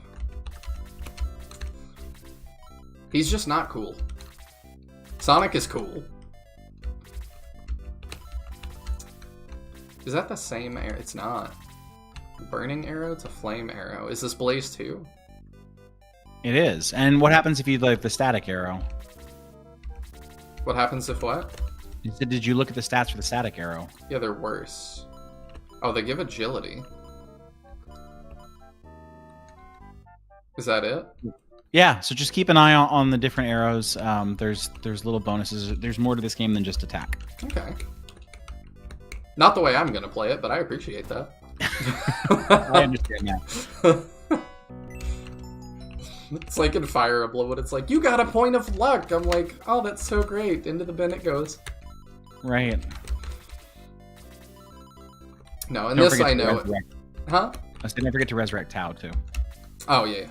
Again. I don't think he can. I gotta do that. Oh, that's right. He can't. We'll do it in the jail cell. Yep. I actually remembered that. Inventory management.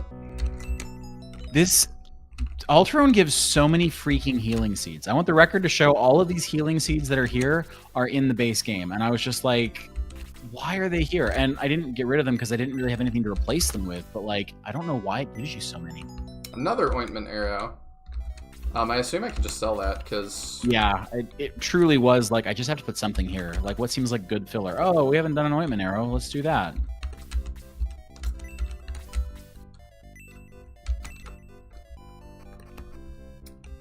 I find some games... Oh, wait. Now I feel judged that, like, I actually need to play my console copy of SF1. I mean, I haven't. Like... I don't know. I want to at some point. Oh, I didn't catch that. It shouldn't say Chris. I thought I fixed every instance of Chris. I didn't see anything. Surely that was just a figment of your imagination. Surely it was. I'll stop calling out my mistakes and just write them down. No, you can call out your mistakes. I don't care. What was that? I just said you can call out No, stuff. what was that item? What did you get from the chest? Wooden arrow. Was it a wooden arrow? Yeah. Bronze arrow. Yeah. Oh. Okay, let's... Max probably can have that. Ooh. Yes, he can. I figured he could equip it. It was more just about... He can use that. Yes. Yeah, it makes sense for him to use it. I mean, use it on whomever you like, of course. I don't remember where all the chests are in here. There's a chest, a set of chests in the top left-hand corner. Yeah, I don't think we can get them yet. You can get those yet. Okay. The one on the other side of the wall you can't get yet. Oh, a chilled arrow. Oops. My goodness, there's so much. Yeah, we're full. Okay, let's go. Can we buy? Yeah, we can buy. Okay, let me go sell stuff real fast. Nihil and inventory management. Name a more iconic duo. This is not even bad inventory management. This is just I found crap. Like it's too many freaking healing seeds. And you've given me things that are actually worth taking. Okay. So the burning arrow is what we started with. Yeah, you can sell that. Okay, let's do that. And then we'll sell the extra ointment arrow.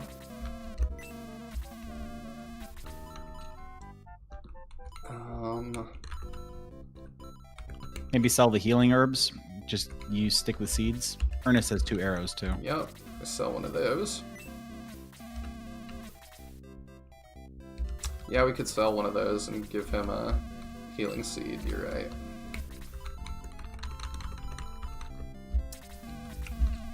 I think that's fine for the time being. It should be. There's not a whole lot more. I definitely want Ernest to have a heal more than most people, because he is our tank. Yeah.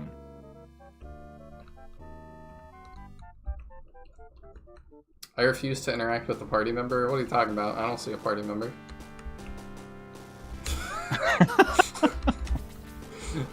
Oh god! So I have to call this out to chat. So this was inspired by the randomizer. That was your character in the randomizer. Yeah. And she was great then. She was. Hopefully she'll be great here too. Mm. So did you somehow lift that sprite, or did you remake it? I lifted the map sprite because you actually had sent me the game file. I don't know if you remember, but I tried to fix something, and then Yes. the Bubble Dragon got like 50 levels, and it was a disaster. So I still had the file. That was so funny. I remember that now. Right. All right. So before you use it, there's a bug. I don't know how it happened. Don't use any stat up items until you've gotten every chest in the area. For some reason, if you use a stat up item, every other chest on the map will crash the game. But once you leave the map, it fixes itself. I really don't know why. How odd. Okay. So we'll just hang on to that for now, and we'll make that like one of the last things we do. Yes. Anyway, so yeah, I got the map sprite from the randomizer. The portrait was not from the randomizer. The portrait I did create. I know that.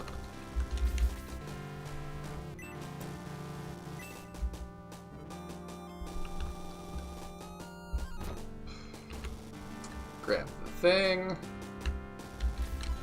Diunts. Oh, that's that is something. Okay, so is this extra range? Less attack. I bet it's extra range. It's a reasonable guess. Which I would dig. Steam Knight. Diane is here. Yeah. They really bizarrely front-loaded all the chests in SF1. They did. Hello.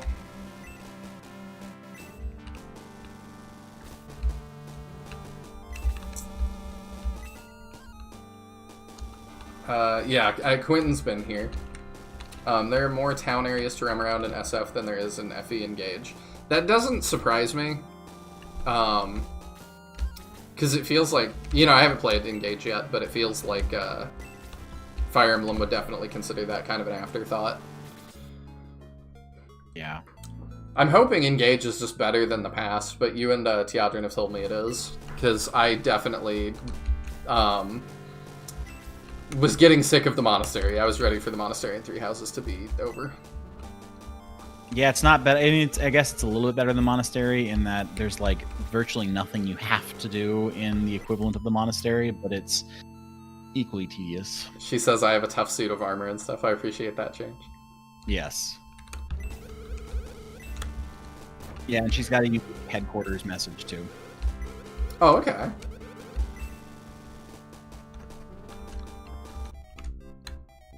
What an amazing bug. It is.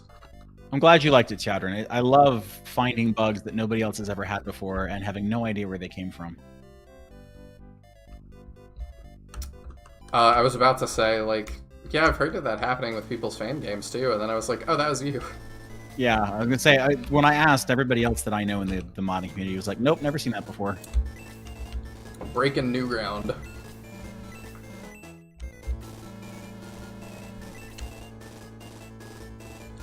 Still thought it was funny in Teodrin's latest mod as well, that one of the enemies leaves because he takes that Kane spot.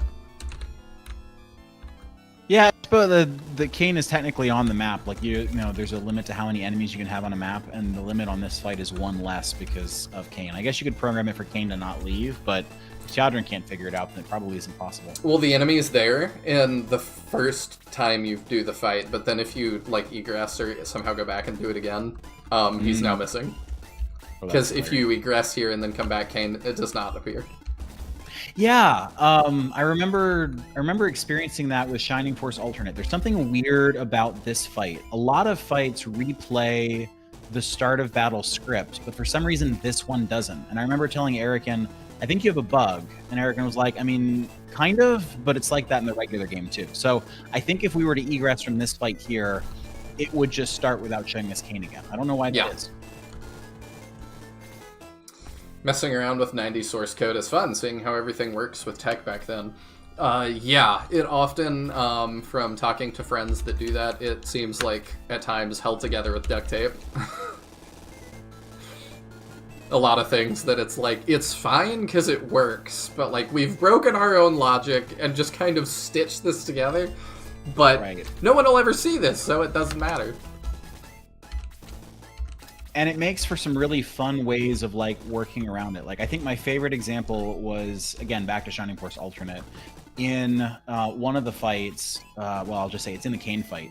Kain doesn't move, and in Shining Force Alternate, bosses pretty famously move. And I asked Eric, and like, why didn't Kain move? Because it makes the fight a little bit easier when the boss doesn't move. Yeah. It's like, well, at the end of the fight, Kain's mask comes off in the story, right? Just like it does in regular Shining Force. And he made a slightly different sprite for Kain without a mask on. And he's like, but I couldn't figure out how to program it so that the sprite changed from masked sprite Kain to unmasked Kain sprite. So I just made his sprite when he looks backwards, Kain without a mask. And so I just turned the sprite around and boom, his mask has come off. But it means he's not allowed to walk backwards, because if he walks backwards, you'd see his face with no mask on. Brilliant. So it's those cute little clever things that you do when the game is put together with duct tape that make it all work. And I realized that my brilliant probably sounded sarcastic, but it wasn't. Like, that's actually really cool. Yeah, it's hilarious. So this is not a battle where you can just defeat the boss. You do have to defeat all the enemies. So you might. I'm good with that. Okay. I was planning on that anyway. Sure. I just decided I'm not entirely sure of everybody's strength right now and how much the damage done is, so we're not gonna break off like I usually would. I'm less bothered by the fact that Engage has few roaming sections, and more by the fact that there's so little to do there. I mean, that's my problem in the monastery, is that very quickly it becomes just, I'm having to do things that I don't care to do. Yeah. And man, I've read some funny takes on that too, that are like, you know, how people that feel like it really just made the game better, that you could have tea with your students and really, you know, really get to know them outside of the support thing. And I'm like, I don't know if you played Three Houses, but like in the tea sections, you don't do that. No. There is no getting to know people. You take things from their supports and you answer them in like trivia question sort of things. Oh, is that how you're supposed to know the answers? I never knew what answers I was supposed to give in those tea sessions. I always just kind of, it was like a roll of the dice. Yeah, it's you kind of pick up vibes from supports, like if somebody likes sweets, if somebody, you know, what people care about. Yeah, that makes sense. But I'm like, yeah, you don't get to know people in that. Y'all are crazy. It's one of those things you do it the first time you play through the game, you realize it doesn't do anything, and then you never do it in any other playthrough.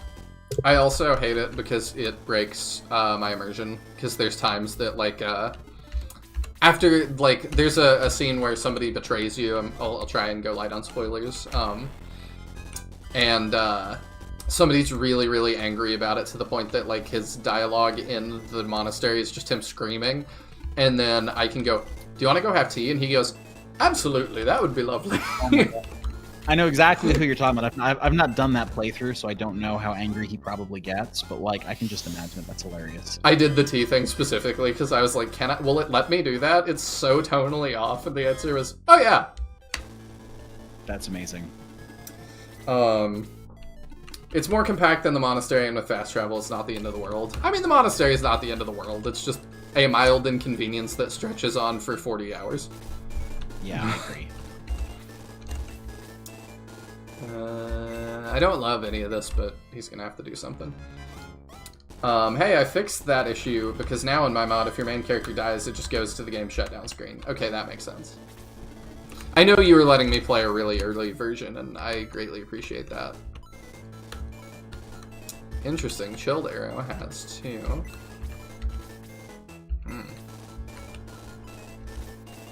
That's 3, right? Okay. And then the Flame Arrow, which is Blaze 2. Yeah, okay. Got a lot of new toys.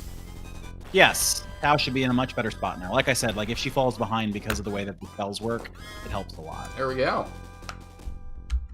Sonic Adventure 1, you can explore the worlds and see development story for each character. For 2, you hop from stage to stage with no roaming. That's 3 houses versus Engage. You're right, and see, I actually prefer Sonic Adventure 1 to 2. And I don't know why, like, I've seen people talk about, like, it's just YouTube commentary stuff that's like, we've decided Sonic Adventure 1 is just terrible now, and 2 is terrible, and I'm like, no. I still stand behind those are fun games, and people are like, but they're broken, and they're weird, and they're borked, and I'm like, yeah, and they're fun. Like, that's Both part things of it. Can be true. Both things can absolutely be true.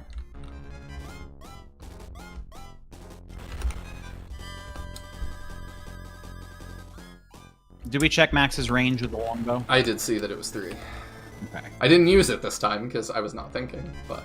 Right. Ooh, Hans got some defense. It's a tough fight. The Kane fight's still a tough fight regardless of if he moves or not. I believe it. That game can accuse it of a lot of things. Being easy, at least in version 2, was not one. No. Related We're asking, does Amon use a bow? Well, if Amon is recruitable, then it's oops all archers. It is not all oops all archers except Amon. But it is only 12 characters, and so I won't spoil whether Amon is one of the 12. Amon has kind of been the MVP of the channel for a long time. It's true. I will say I didn't make this mod for your channel, right? I know I've made a lot of mods for this channel. This one was not strictly for this channel, but you are right. If I didn't have Amon, it wouldn't feel quite right. So hopefully animating Amon with a bow wasn't too much of a hassle, because that's basically my guiding principle. Was it going to be a hassle? If yes, then I didn't do it. Her attack animation was probably real jank looking. That does feel like one that would be tougher. It's like old Nintendo games using a transparent layer on a black background for a free extra color palette. Yes. I know about that, and that's all I know about that. It's funny because Shining Force kind of does the opposite on character portraits. So on character portrait, the transparent layer is default, it's black, and if you go into a character's menu, whatever color you pick for that is the color it ends up showing on the screen. So you could change it to like red or pink or something, but it's like anytime you open their face in the menu, it would end up looking pink. But if you use that black color for the blacks inside of your portrait sprite, the portrait sprite then becomes transparent. So like if you look at, say, May, for example, the outline of her head would become transparent. So it's really, really weird. You have to have 2 blacks in it. One black is for the transparent layer, and one black is for the black coloring in the portrait. So it's like the anti-Mario in that respect. My original version of Chiadron, I didn't catch that, and so as I was playing through it, Chiadron's face was halfway transparent. It was not a good look. I did fix it. That's funny. There's roaming segments besides your hub and engage, which is more what I'm talking about. Okay, that makes sense. I mean, if it's outside of the hub, then I'm into that idea. I thought it was really weird in Three Houses that they have a roaming section outside of the hub, but they only have it like once. I don't even remember that. When did they have it? It's on Black Eagles. I don't remember it at all. There's a time that you leave the monastery, and that's when it is. Interesting. Okay. But yeah, it's like maybe for a chapter or 2. It might have been 2, but it's a very, very short. I might have committed to that for a lot longer.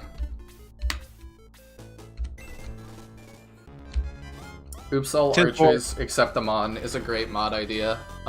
See, the big flaw though is that would be a pain to create a title screen for, therefore it can never be done. Probably true. I resent the fact, Tizwar, that you think that other characters are stupid. I don't think Diane is stupid. I think Diane is wonderful. Diane's a little bit stupid. I mean, to be fair, it's just a Steam night. And we haven't seen her attack yet. You don't even know how stupid it's going to be. Dang it, I forgot. I was going to have her do that. I will say, I gave her the longbow because she is, of course, a Steam Knight, so she's a little bit slow. Yeah. I found that helped. Like, I don't know what it'll be like with her with the short bow, but the longbow she keeps up pretty well. I'll have her fight the people across the river. Perfect. Also, I was not talking about your custom Diane. She is perfect. I was talking about regular Diane is a little bit stupid. Yeah, I mean, she's not as stupid as Janet. Yes, but that's just because Janet's in Shining Force 2. Oh, somebody needs to, like, who wins the pool on how fast it was to crap on Shining Force 2? I'm kidding. I just do it because it's a meme at this point. I don't share Tiandrin's feelings, though. Chadron, I was telling Nihil the other day that, you guys have talked about... she has a short bow, by the way. Oh, I know that, but you can give her the long bow. Oh, okay. Like, everybody can equip the long bow. Except for, obviously, Gong. Gong can't equip any bows. Anyway, I was going to say, Chadron, for your 24-hour stream, we've talked about doing a bingo card, and we definitely need to print out a bingo card, because, the free spot is Chadron doesn't like Shining Force 2, but I realized there's a whole bunch of them. Like, the one I said the other day was, somebody in chat makes a movie reference that neither you nor Nihil get, because neither of you ever watch movies. I watch a lot of movies. I just don't watch the popular movies. Fair enough. Yeah, you watch a lot of, like, international films, right? I do. And that's really cool. Right now, though, I don't know how far I'm gonna make it, but, one of my friends is really into the show Andromeda, which is created by the guy that made Star Trek. Ooh. And so... Like Roddenberry? Yeah. Wow. This is from, like, 2005 or something. Maybe earlier. But he's got me watching that, and I'm about to do episode 3, and it's a tough watch for me so far. We'll see. We'll see how far I make it. Yeah. Well, that's interesting. So it wasn't made by Gene Roddenberry, because he was dead by the time the show came out, but he had written the scripts, and somebody took his scripts and made it into a show. That is interesting. I was about to say, they call it Gene Roddenberry's Andromeda, so... Right, I mean, he deserves all the credit if he wrote it, but I was like, I didn't think he was even still alive, and he wasn't. By the year 2000, he had passed. I'm having trouble with it, in part, because, I've said before, I really just prefer pure escapism, and it is not that. The premise is that, like, I'll only, like, spoil episode 1, essentially. And that's that there is a collective of all these different races from around the galaxy and stuff called the Commonwealth, and one of those races is called the Nietzscheans that are like genetically superior humans. They're like engineered to be perfect in every way, and their culture reflects that, and they're very into Nietzsche, the philosopher. And so that kind of pulls me out of it right there, that I'm like, we're constantly talking about Nietzsche, like, that's really... I just want to get lost in, like, a fantasy world, and it's really weird that y'all keep talking about, like, Nietzsche, and, like... I completely agree. Why would an alien species care at all about a philosopher from Earth? Like... From like, 1,000+ years ago. Right, and so for those who aren't familiar, like, Nietzsche is a philosopher, is like one of his main talking points, or whatever you want to call it, was the Superman. So, like, the word Superman, I think, comes from Nietzsche. I didn't know that. I assume so. I assume that he's older than the comic books, so I assume that the term probably comes from him.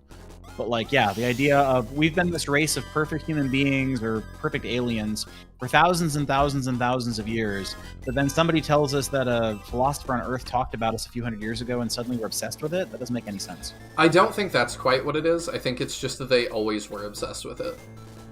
They were always obsessed with a philosopher from Earth? Like I said, they appear to be human, so I'm assuming they started on Earth and were engineered to be perfect later. Oh, okay. I guess that makes a little bit more sense. But only a little bit. Yes, a little bit. Like, it's weird to me when, you know, anything, it's like... When you make assumptions about, like, this is going to be important in the future, like... You know, I'm like, I don't... You know, my genuine feelings are, like, most of our, like, petty squabbles and people are not going to be that relevant in 1,000 years. Much less far beyond that.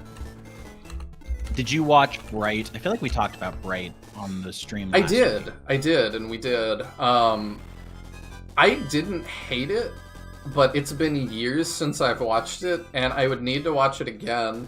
I didn't watch it with like any internet discourse talking about. I just purely just watched it by myself and was like, Right. this is a fun idea. Right, and I'm actually not here to criticize it, but like it is a movie where if you actually stop to think about it, has that same problem where it's like the basic premise of Bright is that like orcs have always existed, elves have always existed, but the culture is basically just modern day USA. Like 1,000 years of all of these races, wouldn't everything be totally different? But it's not. It's like Yeah. they just dropped other races into a world that has been dominated by humans. So anyway, I can get behind that as a thought experiment though. Like, and also recognize that it's goofy. right. All right, here we go. Oh my goodness. Perfect. I was gonna say it was a hard one to animate because it's such a big sprite that like there's not a whole lot you can do that isn't just like hidden behind her. Yeah, you did a good job though of her holding the arrow out to the side. Have a good night, Cake Man. Good night, Cake Man. See you guys at 4:30. I can almost guarantee I will not be going at 4:30. Right.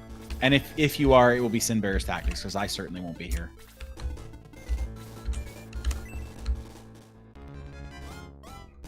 I wonder if I could put together a bingo card for Saturday for people.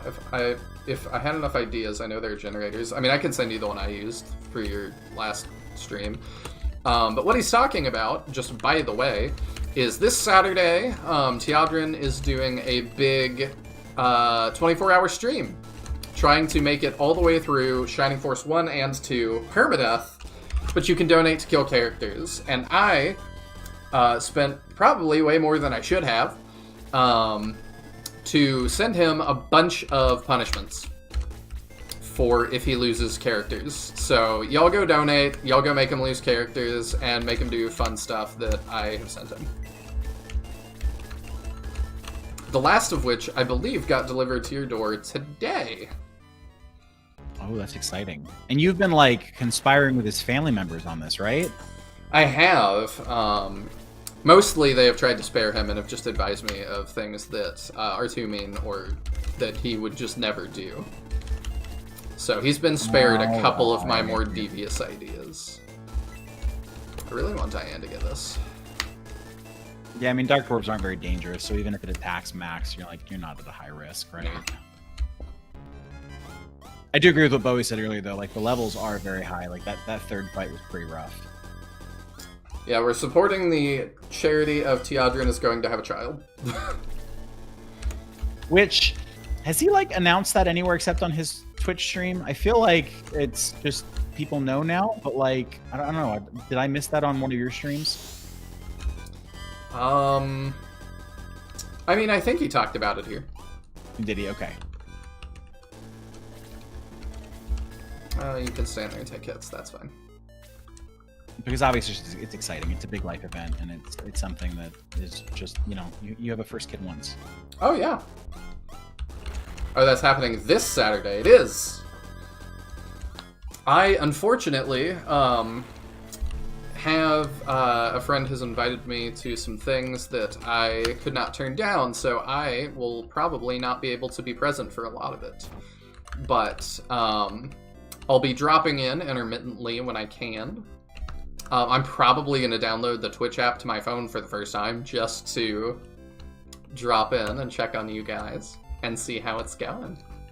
But yes, I need to talk to Teodrin's family actually tomorrow or early Saturday. Does he have updated advice? No, he doesn't. I have a whole list of things that are kind of on my backlog for if I may have released a version 2 of this, and I think that would be one of them. Cool armor, huh? I got it from a traveling wolf who called himself Quentin Doyle. That's awesome. Kind of a weird name, if you ask me. But this stuff is sturdy. I'm totally safe from bad guys in this suit. So Quentin, you are immortalized. The idea to have Diane in this mod was your idea. Thank you. It was. I'm not going to take all of your ideas, but I was happy to take this one. That is very sweet of you, Captain.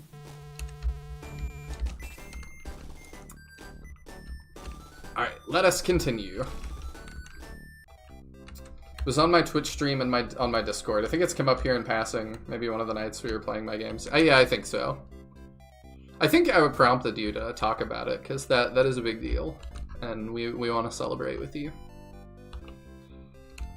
Alright, we gotta go tell the king that he's a bad person. And then, oh, I guess we can grab that chest, and then we can use our bread. Oh, wow, another healing seed. Would have never guessed. Yeah. Diane can have a healing seed.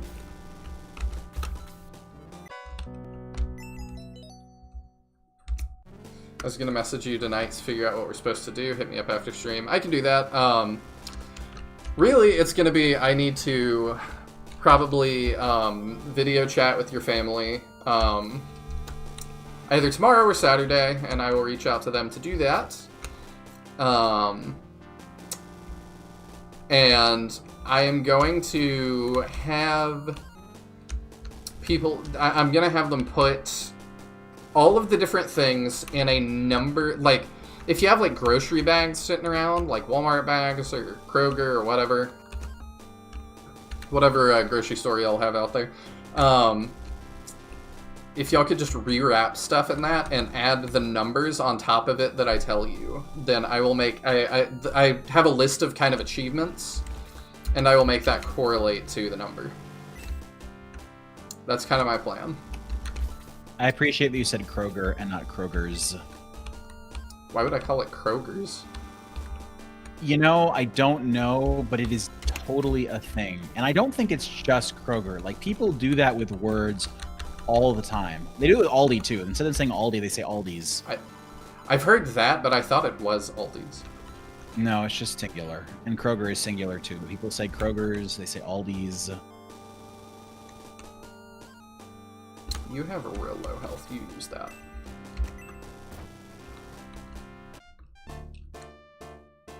What?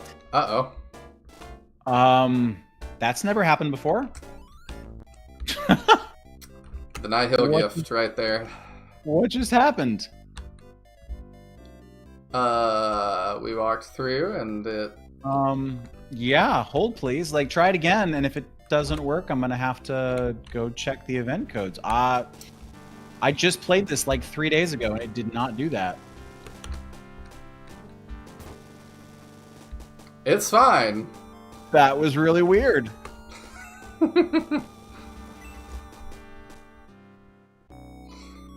Gum and string. That's a cool blue.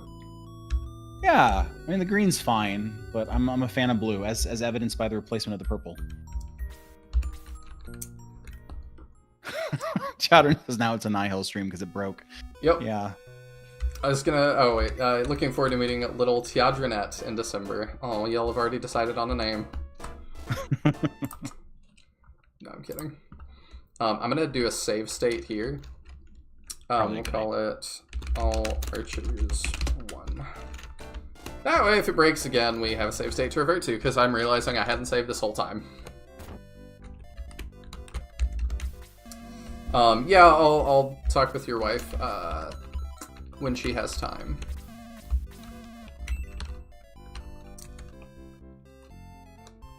Yeah, you'll need some sort of opaque bags, but everything like was from Amazon, so you could potentially just leave it in Amazon bags as well.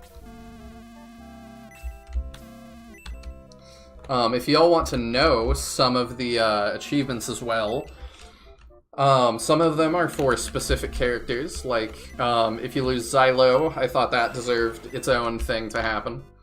If you lose Gunts, like some of the fan favorites have their own thing. There's a achievement for if he does a game over.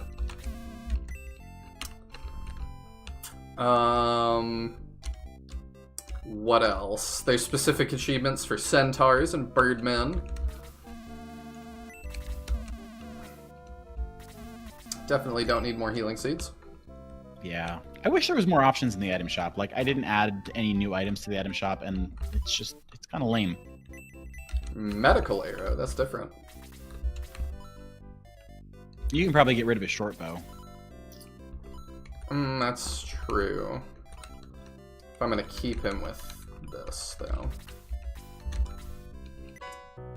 I don't know. I kind of kept it because I don't know if he's gonna keep the longbow. It might make more sense to eventually give that to someone else.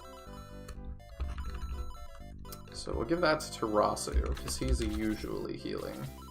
Yeah, good guess. Or good plan.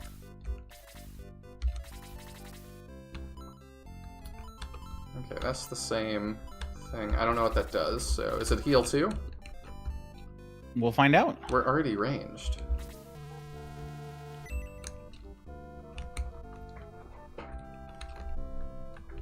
We're dyeing the red streak in your daughter's hair ASAP. Oh, I thought she would just come out like that. Croc the genius. Look at that steam suit. Yeah, you're not a genius. I've already got one. Yeah, I suppose I could change the dialogue for that, couldn't I? Yeah, I think that would be very nitpicky. I don't think you have to. I could always just change his name to Quentin Doyle. That would be funny.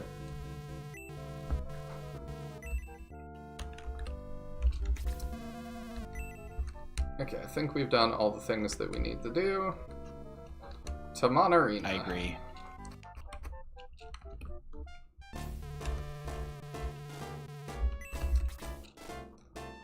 I think Alterone opened up a wormhole somewhere. Oh, we just had to turn the door off and back on again. Ah, yeah, it's fine. Sometimes you just gotta do that, you know. Doors, tricky. That's right.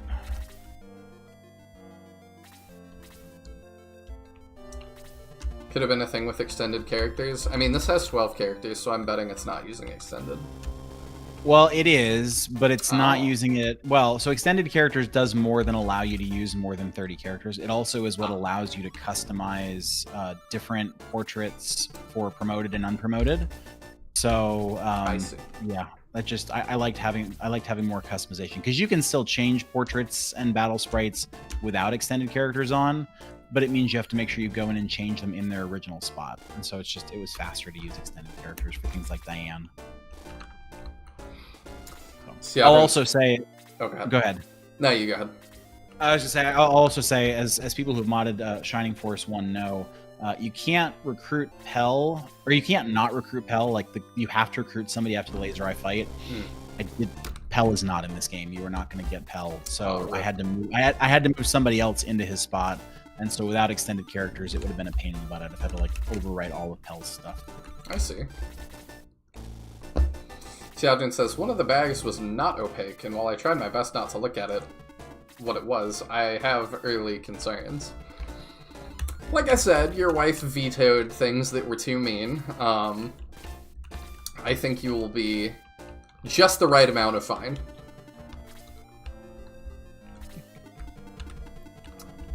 One thing I will call out in this fight, and this is just more of a general advice, I don't remember what spells I gave the mages, but check mage spells, because I did rebalance so that every single mage does not just have the same spell. Okay. I released a patch on SF mods that removes the Pell recruitment. Yes, I saw that. I'm aware of it, but you did that after I made this, and it didn't seem worth going back in and rebuilding my game around putting that recruitment somewhere else. That makes sense.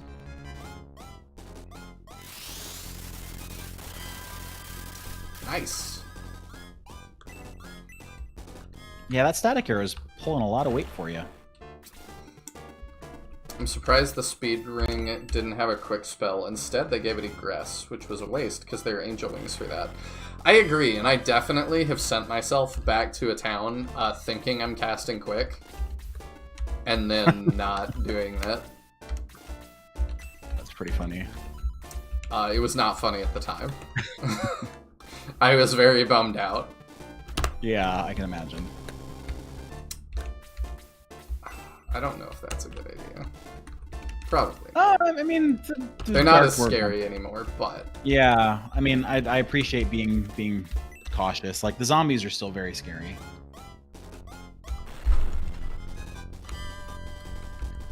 Quentin points out that Shining Force Horizons has a whole bunch of characters as archers. Yeah, I guess in theory, if I went to Erican, we could bring some of those characters in.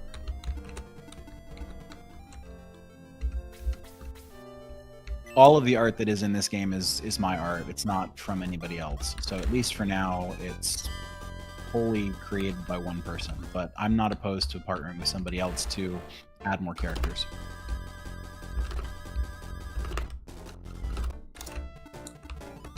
Goodness. Yeah, we took a lot of damage there. Oh, I can see what... Okay, that has better range. Does it heal less? I don't know. Let's not move like that so that we don't, because we don't have to.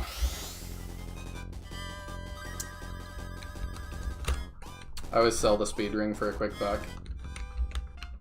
Yeah, I could see that. Doesn't do a ton. If she goes, I would say from there she can use the electric arrow. I just know if the bats may come at her. I don't know. I will heal her. Dapper Parrot says, your art is pretty good. Welcome to the stream, Dapper Parrot. Thank you. I appreciate that. I agree. You agree that you appreciate that? Yes, that is definitely what I meant. No, it's funny. I would not consider myself to be an artist, but I have found that, at least in my experience, I'm a much better artist than I thought that I was, because it turns out that a lot of art, especially when it comes to this kind of art, is just having the patience to do it once, realize it's terrible, and then just over time make it slightly better. I mean, that's all things, right? That's right. I mean, the first version of Chadron, which I know that you've seen and Chadron has seen, it looks very, very different, and I would consider it significantly worse. I mean, yeah, this one's definitely a lot better. Yeah. So it's patience. And again, that's kind of the point, right? I stopped at 12 characters because I had patience to do 12. I did not have patience to do 30. That makes sense. Great. May has been slept.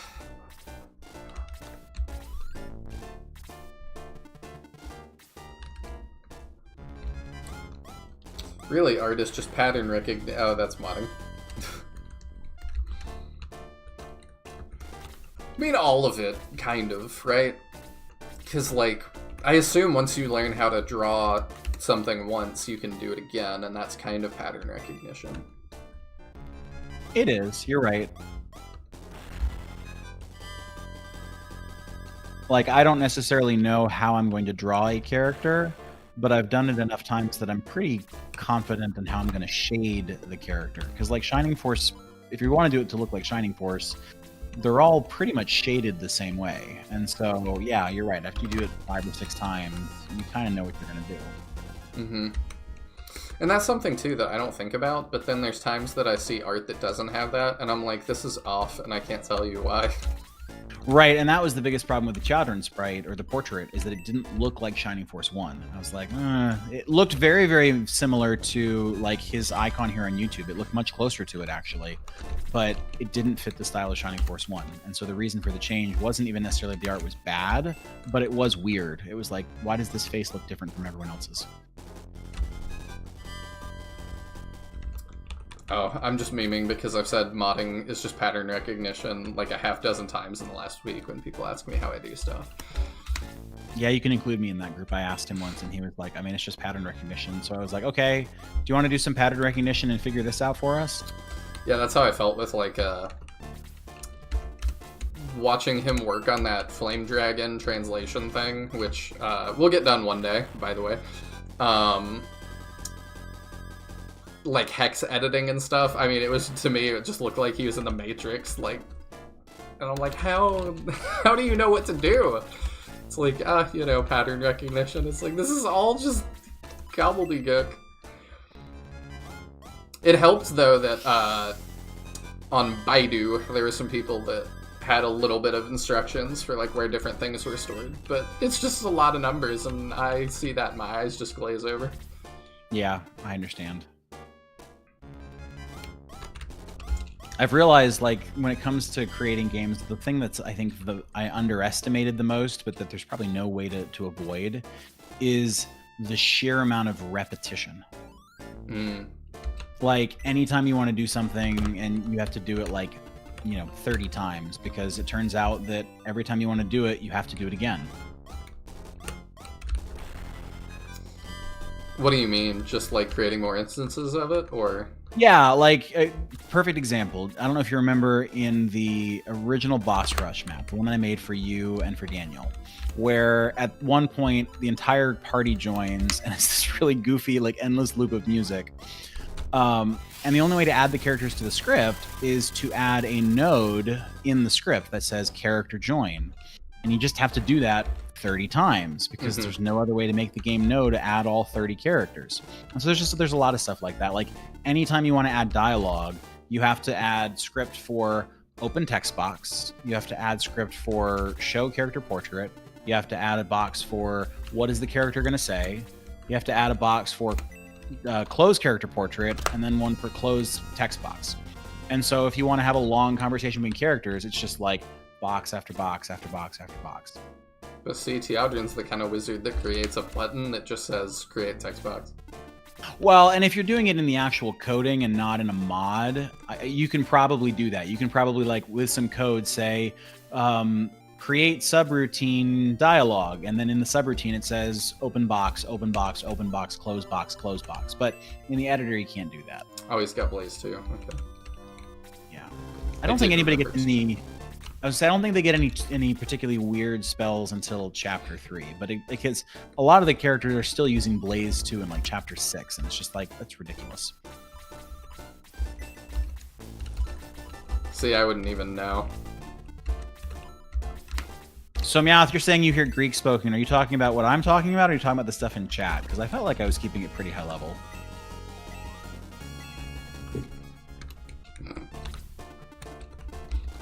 Yeah, I get what you mean. Yeah. I have no idea what they're talking about. They're talking about, to your point, like there's a bunch of letters on the screen, and apparently those letters are interpreted as, this is how we equip bows instead of weapons. And I don't really know how it works. I just follow the instructions. Oh, it's nice of him not to cast on me. Yeah, you know, again, that Shining Force 1 AI. Good at writing, testing gameplay, and making pixely things. Same, except for the pixely things thing. Although I don't know if anybody's as good at testing as I am. If we're trying to break stuff. You certainly had a knack for it tonight. I've never seen that error before. It's always, and like some of it is intentional, and some of it's really not, and I don't know why it happens. Yeah. Like the thing tonight was not intentional at all. No, of course not. And I don't even know what you did. Like, I'm pretty sure when I played it, I did the same thing as you, but I must have done something slightly different. It probably is that. My guess is that I ate the bread and then walked through the door. And you're probably right. There's probably something wrong in the code with just stat up items. I don't know what it is, but it seems to be messing everything up. That's my guess, because you already told me there's something wrong with that, and then it bugs all the chests, so it's something global. Yep. And I did that right before walking through, and so that would be my guess. Yeah. Chris should be a game tester. I would be open to it if it paid more, but I was about to say it probably pays less than what you make now, so you probably wouldn't want to. I would bet. I've had some friends do that. I have one friend that tested what's the game, the sci-fi game that the people that worked on Fallout made? Outworlds, something like that. Oh yeah, what, Outer Wilds? Yeah, I had a friend that play tested that, and I have an old friend I haven't talked to in forever that helped play test like Doom 2016, I think. But both of them were like, yeah, the pay was just nothing. It was more about just being involved in a cool project. Yeah. I've said that before about working for a gaming company. Like, there was always that dream of, oh, like, the job I do now, I could totally go do for a gaming company. But, like, the job I do now would not pay very well at a gaming company because gaming companies don't pay very well. Yeah. And it sucks. Like, I don't know. Money makes people do weird things, and I'm lucky that I haven't, my parents were pretty responsible. We didn't have to worry about money too much growing up, and Yeah. They made me make. They drilled it into me to make responsible decisions for the most part, so I don't have to worry about it too much now. But people just do weird stuff when it comes to money, and Yeah. to me, it's like if you're gonna make something cool, like part of the fun of it is, you know, bringing up everybody around you. But I guess a lot of people don't feel that way. No, they don't. Hey, Sinister, glad you made it. Hey, Sinister. He had said earlier that he wasn't going to be able to because of his D&D campaign. How'd the campaign go? I realize I'm asking this question to chat, and right now the chat seems to be on like a 30-second delay, but I'll look for your response after the battle is over. I don't think it's quite that far, but No. What was the game? Was it Veneris, or there was one where it was like a 10-minute delay? It was terrible. oh yeah, that was Veneris Tactics, but I just quit. Yeah. We didn't keep that going because I was having tons of internet issues. But it seems like, knock on wood, we've got those ironed out. Yeah, I've had a couple of slowdowns tonight, but nothing that's lasted for more than a second or two. It just took Spectrum coming out a couple of times. Hey, whatever it takes. Yeah, their support, like, I've been frustrated with how many issues I've had, but their support has not been bad. They usually have somebody out, like, next day or next 2 days. Chat is mad delayed tonight. At least it feels that way. I'm sorry, guys. Like, I don't know what to do about that, but... Yeah, you guys don't know how delayed it is because he read that like 15 seconds after it showed up on the screen, so... Yeah, I've also just been really bad at keeping up with chat tonight. No, we're much better now. I think the chat slowed down. We had a really active chat at that point. Which is always a great problem to have. It is. The D&D session went really well. I gave an impassioned speech that almost turned all the enemies, only for them to be mind-controlled into attacking us anyway. That sounds fun. I knew that was a possibility. Oh, and I think it probably does enough damage too. Oh, no, that's good. I mean, the zombies right there, that's True. probably going to do enough, but... Yeah, and so in true Shining Force 1 fashion, I don't know if you noticed, but so Diane is what you call robotic, which is what Guns is. So she is slow, but has no movement penalty, and so on maps like this can like just truck across the map. There we go. You can get more chat if you buy best viewers. Yeah. And I've seen some people who do it. Won't name any names, but I see it. When you buy them, do they actually chat, or they just No. show up for your viewer numbers? You can buy ones that do chat, but the ones that I have seen more recently are just viewer numbers. Yeah. And, like, it's just real obvious when, like, you've got, like, 45 people watching and, like, 2 people chatting. Yeah. I'm like, lurkers are great, but you don't have 40-something lurkers. Right. I just don't believe it.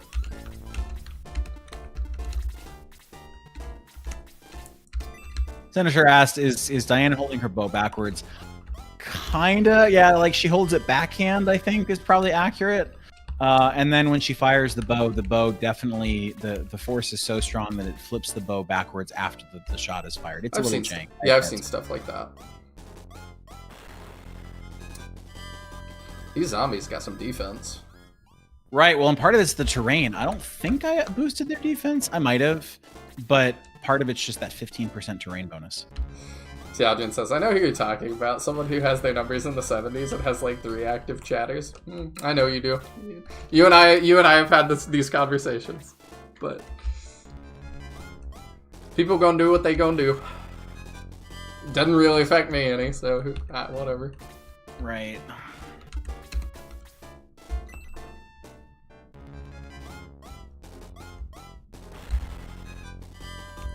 And it sounds like Cable need that fiber. I probably could get fiber here. I don't know. I had somebody come to my door and offer it to me the other day, but it was through Frontier.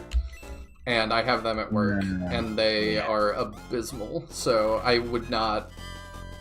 And I brought that up to the person at the door that I was like, I would just, your company's made a terrible impression on me, and I honestly would just never go with you for internet. And she tried to say, like, well, your problem is that at work y'all probably have just a lower package, and you really should upgrade. And I was like, no. Like, the problem is not that we have 250 down. The problem is that it's out for, weeks at a time with little to no support. Right. It's ironic because I was like, it's Frontier like the airline, and of course Frontier Airlines terrible too. I don't know that. I haven't flown in a long time. I mean, it's just it's Frontier Airlines, Spirit Airlines. It's just they're those cheap second rate. I've heard Spirit is not very good, but at this point, I would probably trust it over Boeing. Well, Boeing makes the plane. Spirit flies the planes. Oh, that's true. That's true. See, I don't even think about that. Yeah. So, I mean, as far as I know, Spirit is all Boeing planes, and then it's just, it's a disaster. Oh, no. Also, I have no idea why that mage went and ran up to town. Again, the AI in this game, there's no solving it. They are special. They just make decisions. This is the one channel I don't lurk in. Oh, well, I appreciate that. I also, I don't know, I don't lurk much if I'm on Twitch, because... I don't know. I only watch smaller people on Twitch. Yeah. The biggest one I've watched lately, I did go watch the VOD. I really enjoyed watching Moist Critical play through Chained Together. That game looks bonkers. Have you seen that? What's it called? Chained Together. No. It's one of these, challenge games, Only Up, where you have to do a ton of platforming, except you're chained to 3 other people. And you play it, 4-player on the stream?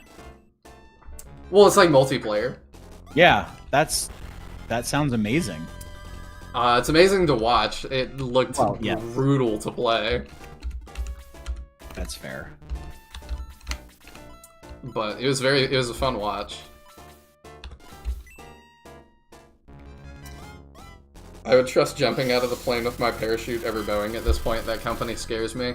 I mean, I would definitely have it on my mind, but it's also, I think that, the reason you hear about plane issues so much is that it never happens. So, that's why. You get what I mean? We probably hear about, every instance of a plane having problems like that, because it just is so rare. But... yeah, it's definitely been more often. It feels like they've been reporting on it more often. That game looks fun. I mean, if you're a sadist, maybe. Or if you have friends that are really good at platforming. I've watched a couple different groups play it, and, mileage definitely varies based on the weakest link in the chain. If you got a group that's great at platforming, it's probably a lot of fun.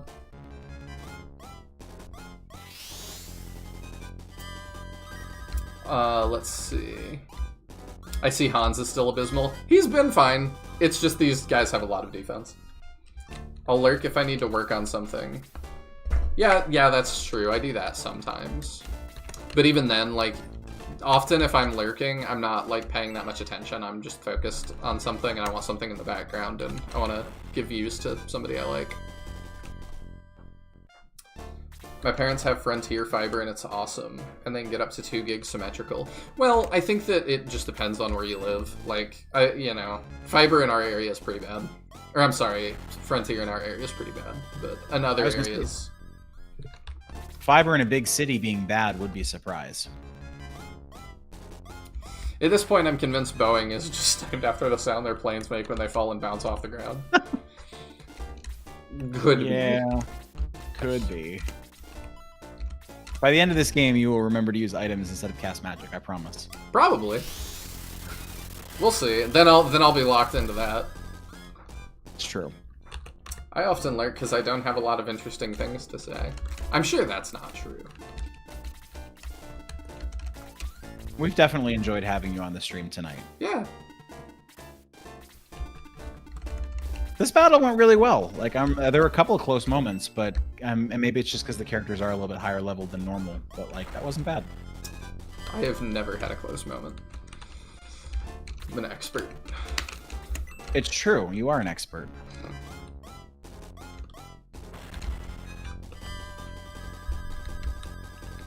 I think lurking just to give views is a commonly accepted thing. In channels I hang in, people often announce they're going to lurk to go get food or go to the store and stuff. Yeah, I especially do that with people that are smaller because Twitch cares about that a lot. Especially if you're like trying to make partner or what have you. Hey, Henri. Quentin, I think your account may have been hacked. It keeps talking about being fluent in axes and spears, and I don't know what that means.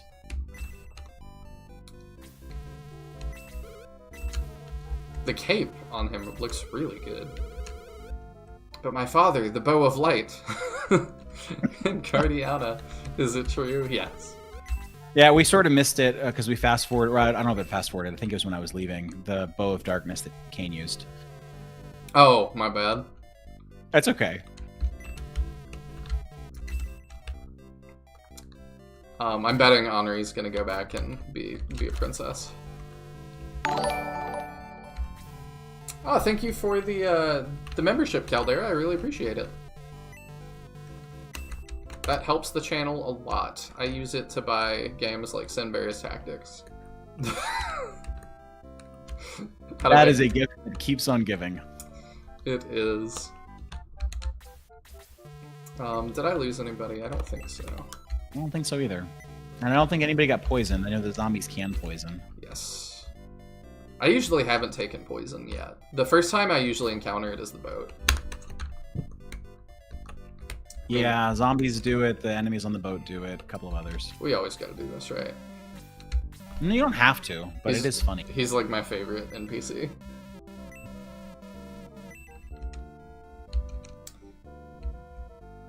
I've got a small head when looking up. You have a small head all the time, but that's okay. Yeah. I love, too, that if you pause, like, it pauses them on the map.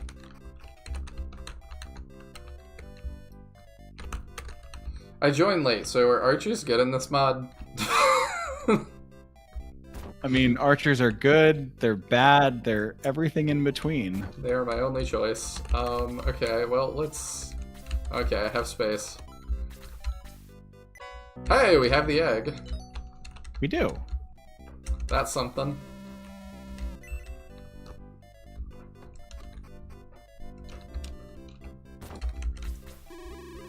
Wait, Mouth says they don't understand the statue. Based on the chat delay, I'm assuming they're talking about the blue statue the wife comes out of. I find it odd that you don't understand it, considering that's literally the statue your character comes out of in Shining Force Alternate. Could also be the Domingo statue. Could have been. I just, based on chat timing, I'm assuming. But I would hope that Meowth is an expert on that statue. I agree, though. A lot of the stuff around is like... I don't know. I don't know what any of this is.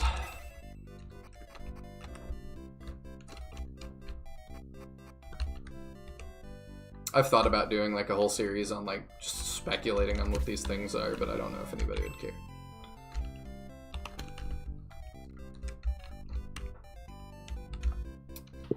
No, I take it back. Ari would care and she would tell me I'm wrong.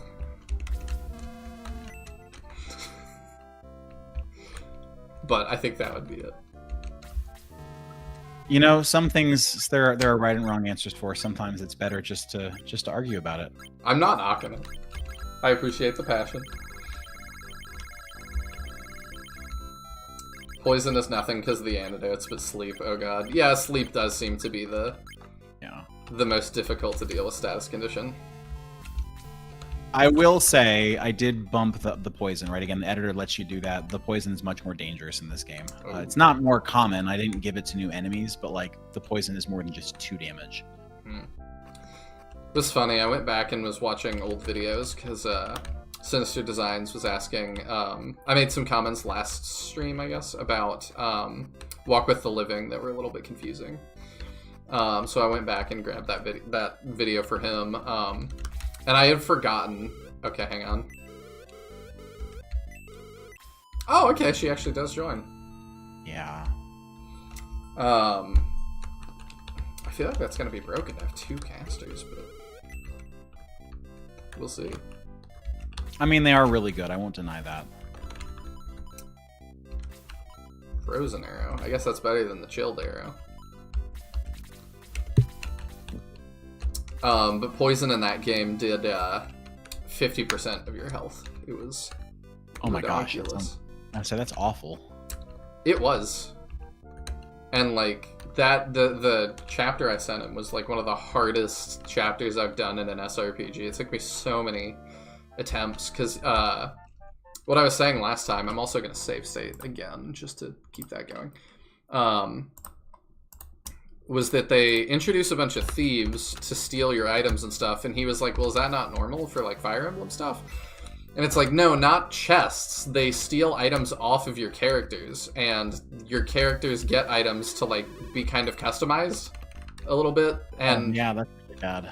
It felt real bad. And on the same, the thieves have like a 30%, like you're gonna hit them like 30% of the time. It's ridiculous. And then they also have poison weapons, and poison does 50% of your health. It was just brutal.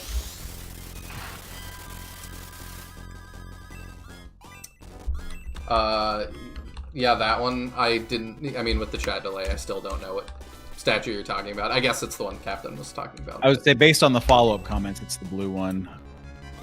But yeah, I don't know. Why is there a huge slide on top of Monarena? Because in mage culture, it's accepted that you have fun at work. That's why. That's an easy one. It's true. That was very simple.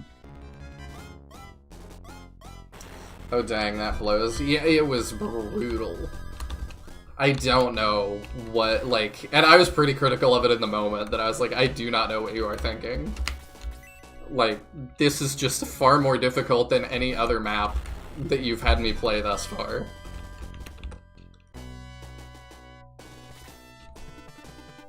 Does Teodrin's puzzle map count in the running for the hardest chapter you've ever done in an SRPG? I don't know. What do you think of that challenge map? I really enjoyed it for being super unique, but I would say no, because it...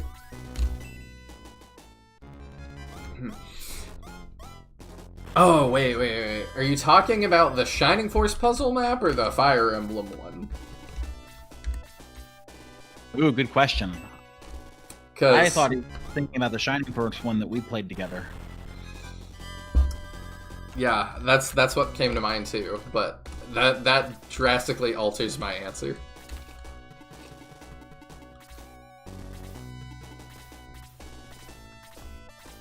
I guess I could answer for both. The Shining Force one, no, because to me, it's like, it's fun, but it's not exactly SRPG-like, because there's not really level ups. Like, the RPG portion is kind of missing. It's just a challenge map.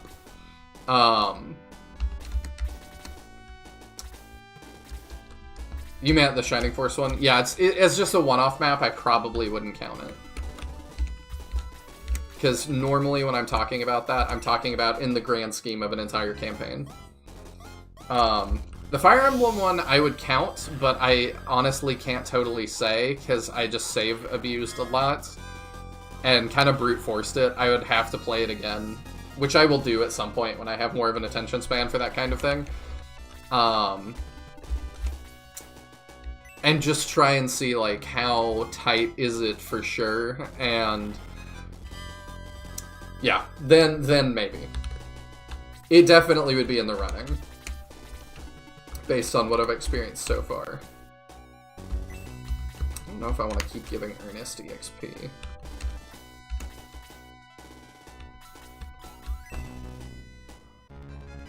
Sleep equals no evasions, skip turns, no cure, just a sitting duck, just like Harry. What?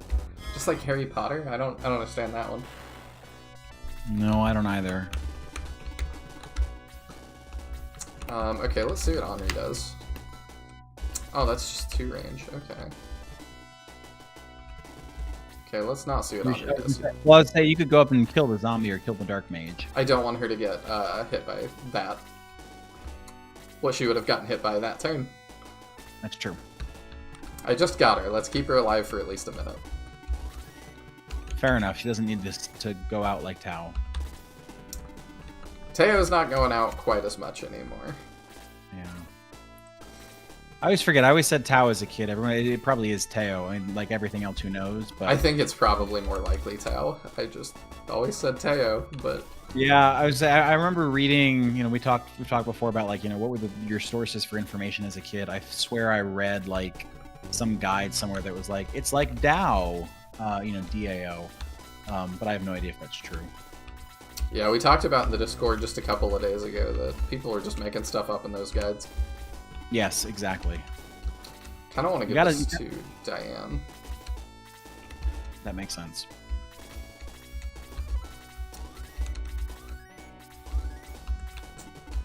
Although, actually, Henri would be... Okay, we'll do Henri, because she needs it too. I like what you did with the bows for the mage. Like, they just look good. Ooh. Yeah. I said that to when I posted a picture of the mage firing on one of the community Discord, and I said I think that one is my favorite. Might be mine as well.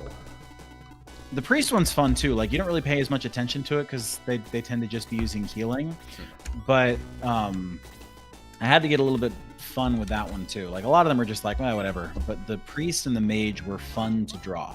Gong also is and running for being a favorite.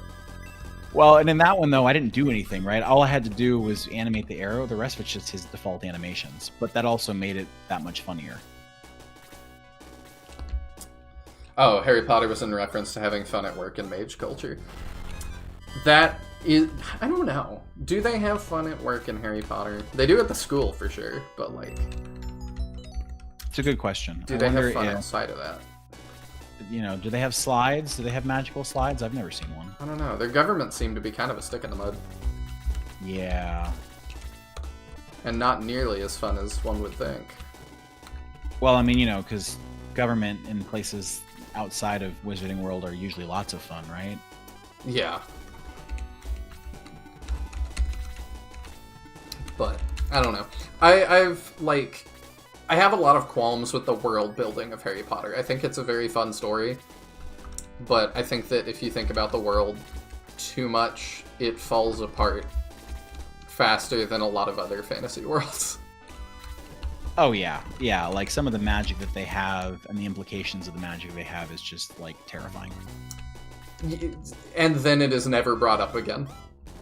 Right. You know, and none of these are hot takes, I don't think. Like, the Time Turner, that it's like, wow, that seems extremely powerful. I bet that'll be relevant for the next couple books. Right. We will never speak of it again. Truth Serum, you could tell me that was being used behind the scenes, and I would believe you. Well, but, like, the entire premise of, like, the 5th book, for example, is that everybody thinks that Harry Potter's lying. And it's like, you all do know that you could just give him Truth Serum and ask him, and this would solve everything.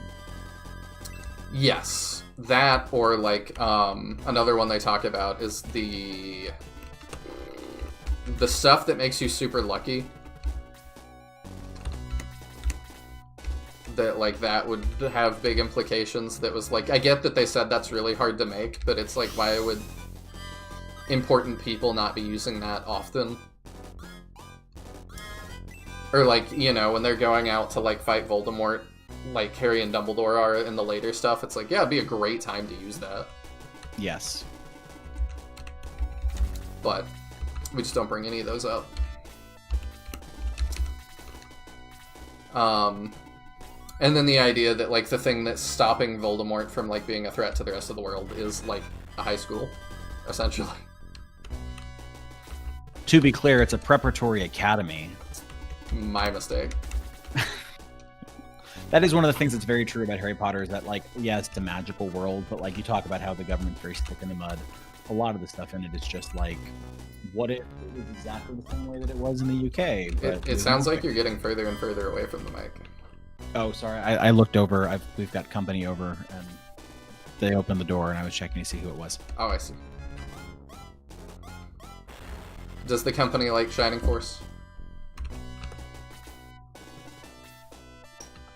What was that? Say that again? I said, does your company like Shining Force? No, they do not. That's why they are outside and I'm inside. Oh, I see. No, it's my Don't wife be- has some friends. with her. Oh, okay. I was about to say, don't be a guest at Kaptain's. He puts you outside. Yeah, absolutely. The dog stays inside and the people go outside. The dog plays Shining Force. That's right. Of course, the dog stays inside because we don't have a fence. As soon as we have a fence again, the dog will be outside as often as possible.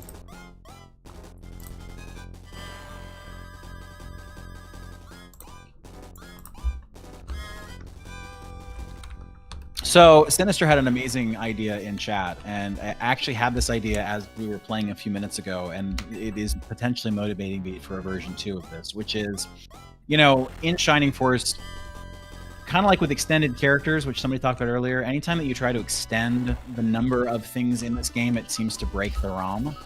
So you can only have like 7 types of weapons. After 7 types of weapons, the game just breaks. You know, we talked on this channel years ago about a mod that I was making where I totally destroyed it because I tried to add a new weapon type. Yeah, what was it? But I wanted to add a katana or something. Like the mod was just like it was almost like a Shining Force alternate, where it's just the base game but with different things. Mm-hmm. But because everything in this game is arrows, there's absolutely no reason why I couldn't make one of the weapon types is for fire spells. One of the weapon types is for ice spells. One of the weapon types is for healing spells.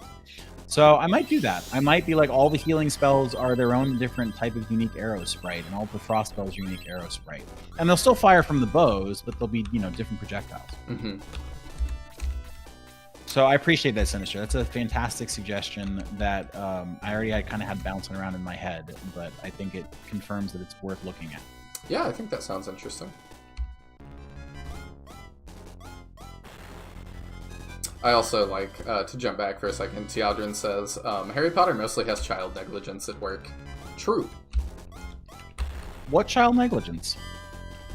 What not child negligence? At work? Like, I don't know what that means. Like, that Harry and his friends do absolutely everything, and, like, nobody else does anything. Oh, I get you. Yeah, that's true.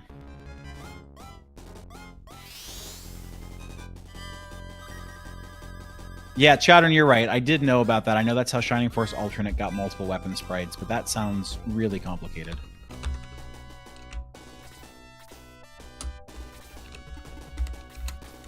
Since when has complicated scared you off of something? I mean, lots of times. That was, again, like, why are dwarves not in this? Because making them shoot a bow was complicated. Because dwarves suck. All my homies hate dwarves. I actually love the dwarves in this game. Like, I always, every time I play the game, I use both Luke and Gort. I'm one of those people. See, chat, all I heard was, I hate dwarves. Well, I love the dwarves. I don't love Gong the Giant, so there's definitely some kind of a bias here. Excuse you, he's actually a half giant. True. You're right. Good correction there.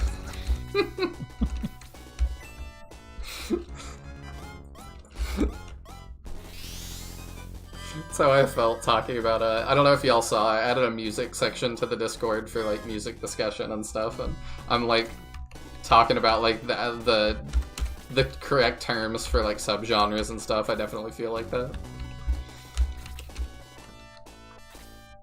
It's important. Actually, yes. Precision.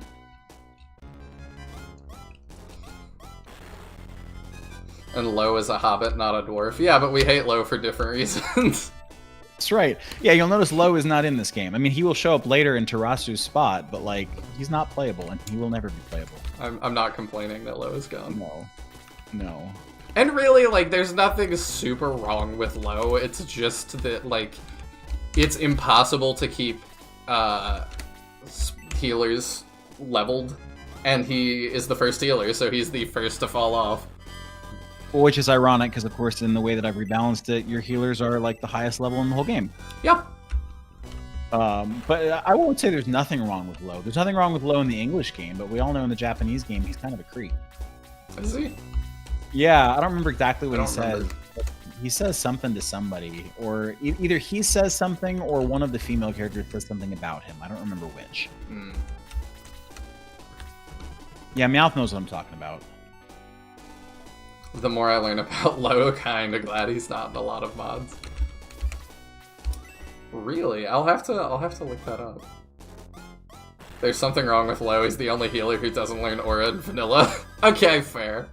That is also true. Does Gong? Yeah, he only learns Aura 1, and it's at like level 30. Okay, so I just would never see it. Got it. Right. But still I there. don't think I've ever seen it either. If it's still there, it counts. Let's have a tournament where kids might die. The main plot in Harry Potter, and the year everyone needed a haircut. Yeah, also potentially flawed. I'm amazed Diane took that. Yeah. Well, so the basic premise of the spells, and it's true for the enemies as it is for the characters, is that Freeze is slightly less powerful because it's got the 1 range, and then Bolt is slightly more powerful because it's only at 3 range. I see. So them using Freeze 2, which again, that is different. In the base game, everybody just uses Blaze 2. Does, I guess, technically make them slightly less powerful.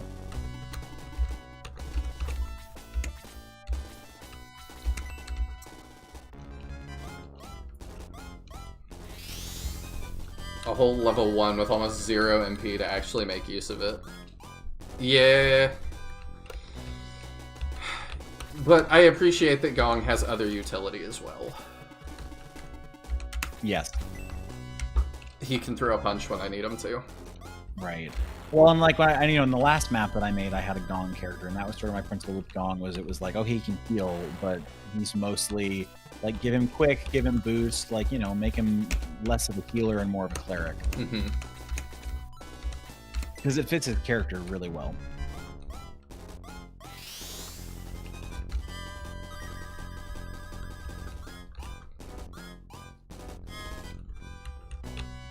Lo is awesome. He can cast Slow level 2 at 5 AoE for 20 MP. I had no idea it was expensive. You're right.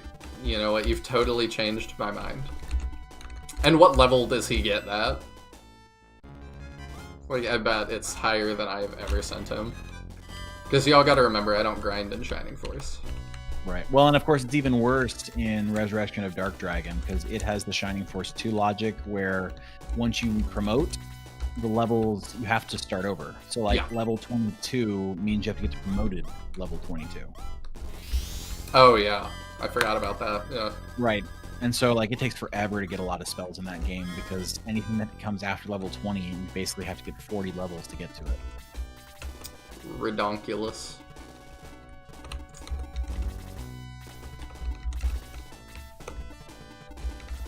These two need EXP the most, so I'm gonna let them kind of... Never mind, we gonna be here all day.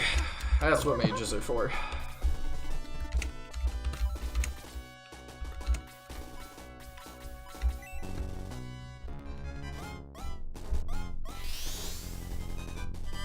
Aura and Shield in SF1 may as well not exist unless you're grinding a bunch. Shield is especially sad since the only fight it's really relevant in once you get it is Dark Dragon.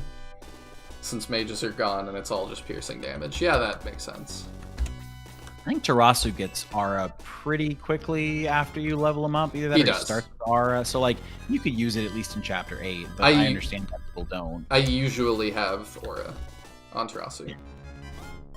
Lo is my favorite. Quick 2 is the reason that I keep him. Quentin, you are by yourself on that one. That is okay, though. I was gonna say, you know what, that's okay. We all have those characters that we are ride or die for that nobody else is. Like, I don't hate Hans, and I'm the one, other than Tisbor. That's what it feels like. I used to hate Hans, but I'll be honest, like, I feel like I just have to buck the trend of all the Hans hate, so I've become a kind of a Hans stan over the last couple of years. I mean, he was one of my favorites as a kid, because it's like, oh, it's like Legolas, you know? Ooh, a poison arrow, who is that for?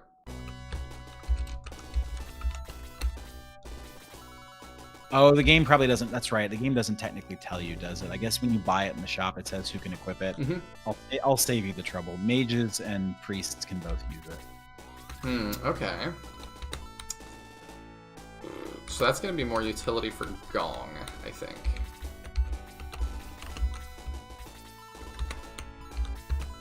We'll We'll try that. We're getting to the point where we just don't need healing items anymore.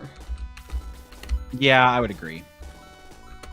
I like the color scheme in the poison arrow. Yeah, I spent like 2 evenings drawing all of these arrows. It was a lot of fun. Not all of them are great. Like, I feel like my Blaze 3 arrow is the one that I'm just like, but a lot of them are a lot of fun. Like, I think we can look at it at some point. My favorites are the bolt arrows, because it's like with each arrow there's like a little bit more electricity, and by the end of it it's like this big crackling thunderstorm. The lightning arrow should just be a taser. That would be funny. I mean, it totally could be. I don't know exactly how I would draw it, but like maybe I can find a way to just borrow Blue's critical attack animation. Oh, that's smart. I don't know. It's hard. Like, I think with the bow being the way that ranges are handled, it does weird things with attack animation where like I don't know if I can, but I can try. Also, hello Suzaku. It has been a while. Hope you've been well. Just love me some Shining Force? I do too. It's been a while since I played Shining Force. I normally go with Diane since she is better than Hans. Is she, like, on a statistical level? I don't think so. Let me check. I don't actually know. I was gonna say I'm gonna look now because it's easy enough with the editor now to look. All right, so I've got to run to the bathroom real quick. Okay. I'm gonna let you take over for just a minute. I'll be back. Well, I won't bore chat with the stats of Diane because A, Chris is the one who asked, and B, by the time any of you can hear this, I won't be able to read any of your responses. So what do I want to say about the game?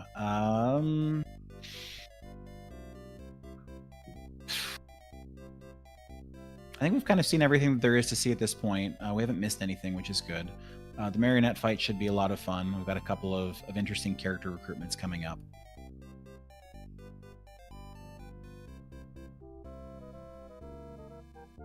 Sorry, I'm trying to catch on chat. Suzaku, this is not Eric, and my name's Kaptain. I'm a different person. Apparently, Chadron, Erican, and I all sound alike, so I'm learning. Maybe I need to talk differently. If you all have any suggestions on how I can distinguish myself from the other Shining Force content creators, please do let me know.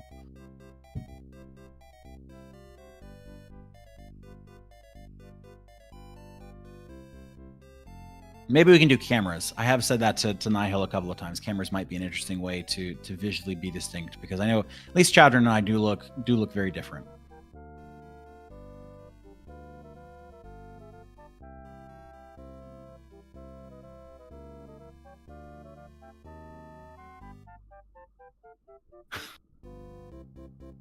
Italian accent?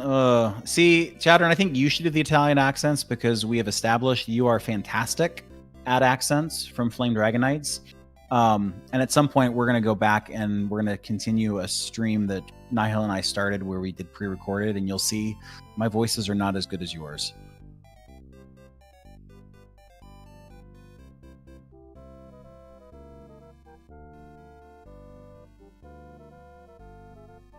Okay, so the chat is mixed. I appreciate that. So maybe not. Maybe we just need to get all three of us on stream together for like 2 hours, and for the first 30 minutes, nobody will know what's going on, and by the end of it, you'll all be like, "Oh, you see, yeah, he pronounces his R's differently," and like, "Oh, I can totally hear the Ohio in Chadron's voice." I know my accent is a mix of everything, so I don't sound like I'm from anywhere because I've lived in like 7 states. Best Shining Force mod that I have played. I have not played a lot of Shining Force mods. I've only played 2 or 3 of them. So it's probably an easy competition. It's probably Shining Force Alternate. That was a terrific mod. It was hard. I didn't finish it. I got to chapter 8 and just kind of bounced off the difficulty. But I really enjoyed it. I had a fun time. It was like a brand new game.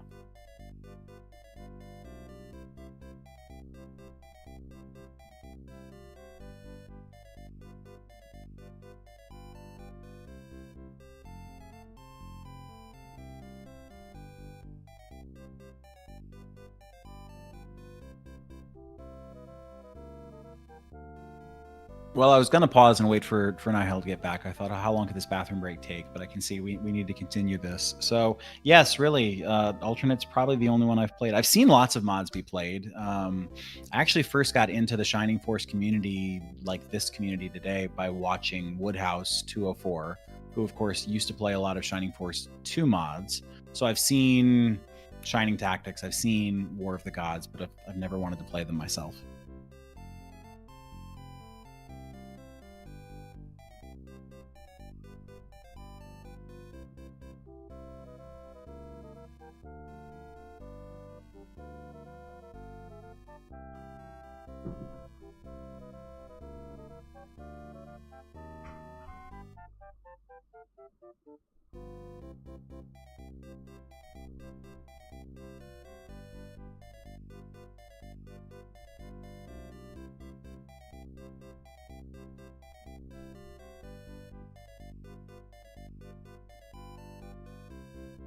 You've played an Unlikely Alliance. Okay, I've seen Unlikely Alliance. That's one with all of the main characters, the bad guys, right? And I think, isn't that...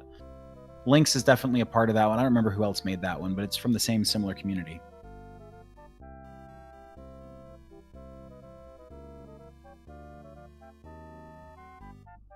Chowdron, I will play your map as long as you promise that I have to do lots of complicated math calculations. You may have noticed with your challenge map, like when I had to go in and build a spreadsheet, I was all about that. I'll do that all day. Probably not the healthiest thing, but for some strange reason, I find that fun.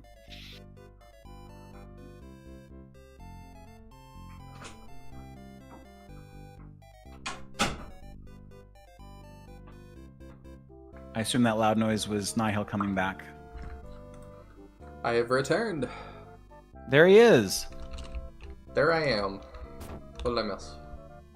You missed that everybody thought that I was Erican, or half of the chat assumed I was Erican. So we had to clear that up. That's funny. It is. We decided that since last time I was confused with Chadron, the three of us just need to come on stream at the same time, and after 30 minutes or so, everyone will know who we are. Bye, Arthur. He's got to do his laundry.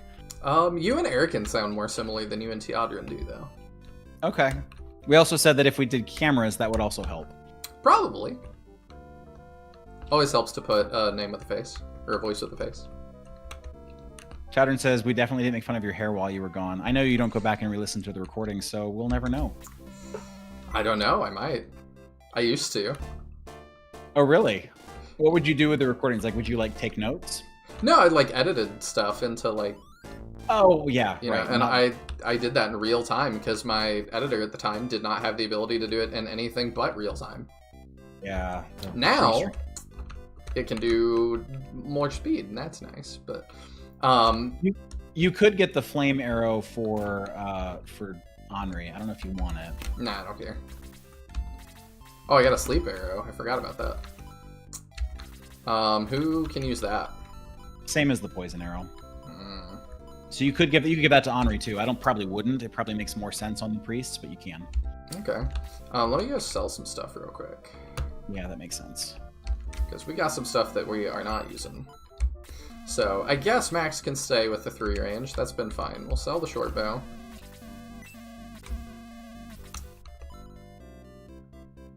You got a medical arrow. That seems to be as good as the ointment arrow. So let's sell that. Mm-hmm.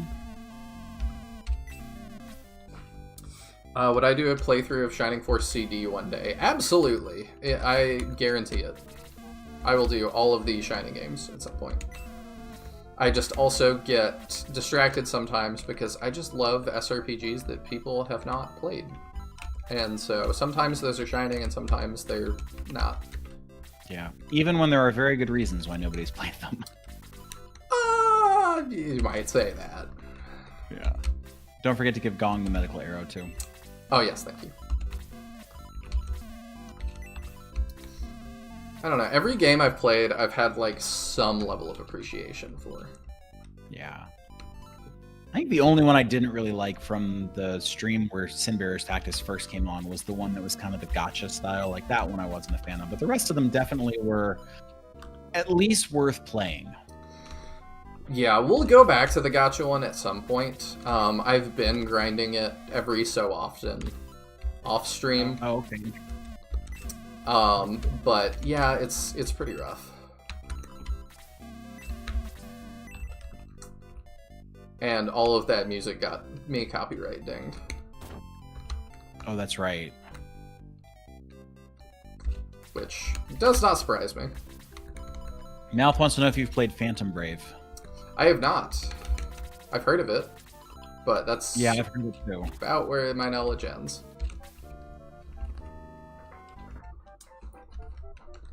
I don't know, it's the only one that hits me at the moment that I remember that isn't Final Fantasy Tactics or Ogre Battles. Yeah, I just can't, like, and I need to play those too, because I haven't played either of those. But I'm just having fun doing ones that, like, nobody knows. But I realize I probably need to play some more popular ones as well. But the next popular one I do, chat really seems to want me to do Engage, so that will probably be the next one. Is your dialogue different here? No, it's not. No, and I know somebody had asked recently, like, hey, do you have to talk with him here to recruit him in Chapter 4? And I'm pretty sure you don't. I'm pretty sure anymore. I think so. That's interesting. I thought you did. We'll state here. Probably a good call.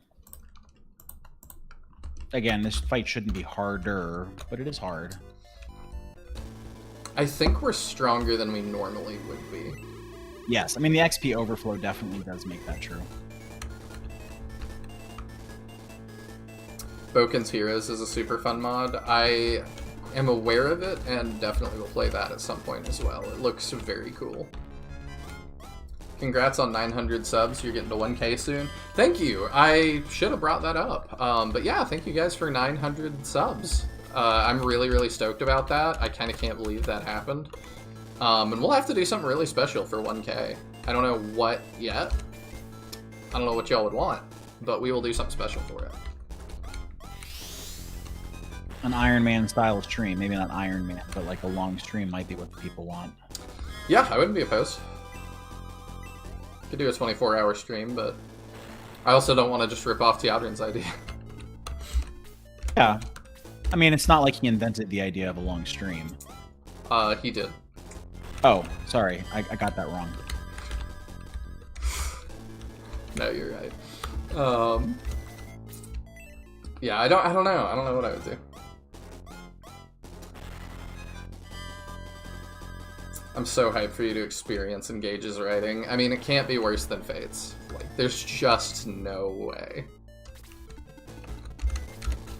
I mean, it's just, it's not great. I wouldn't expect it to be great, but Fate's is, like, in a level of its own. Yeah.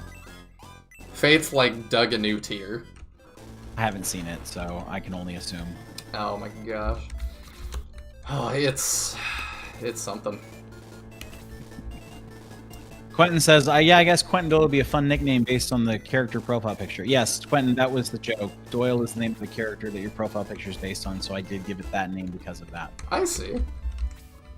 Doyle is a character in a Shining game you have not played called Shining the Holy Ark. I see. Well, we've started it. Spoilers? Yes, we have. We've said that. Oof. We have. Okay, yeah. We were talking during your break about, like, if Eric and Chadron and I all sound the same, then we need accents. And I said, well, I can't be the one to do the accent because we've heard my voice acting in Shining the Holy Ark, and it's not great. I mean, I think it's fine. I mean, it's just Chadron's just on another level. Chadron's better than everybody at that. That is not the standard you are held against. Okay, so yes, so the spoiler is yes. So Shining the Holy Ark, eventually we'll come back and we'll play that, and so we have met Doyle, and he's quite the character. Who's the most underrated character you like in Shining Force? In terms of just, like, stats and stuff, I mean, my one seems to be that Hans performs better for me than most people. And Ken underperforms. That reminds me, I started to look at the stats and I didn't want to reveal them while you were gone. So overall, in terms of attack at least, Diane has 3 less attack than Hans at the end of the game. She gets 1 less attack before promoting and 2 less attack after promoting. So Hans should have 3 more attack at the end of the game.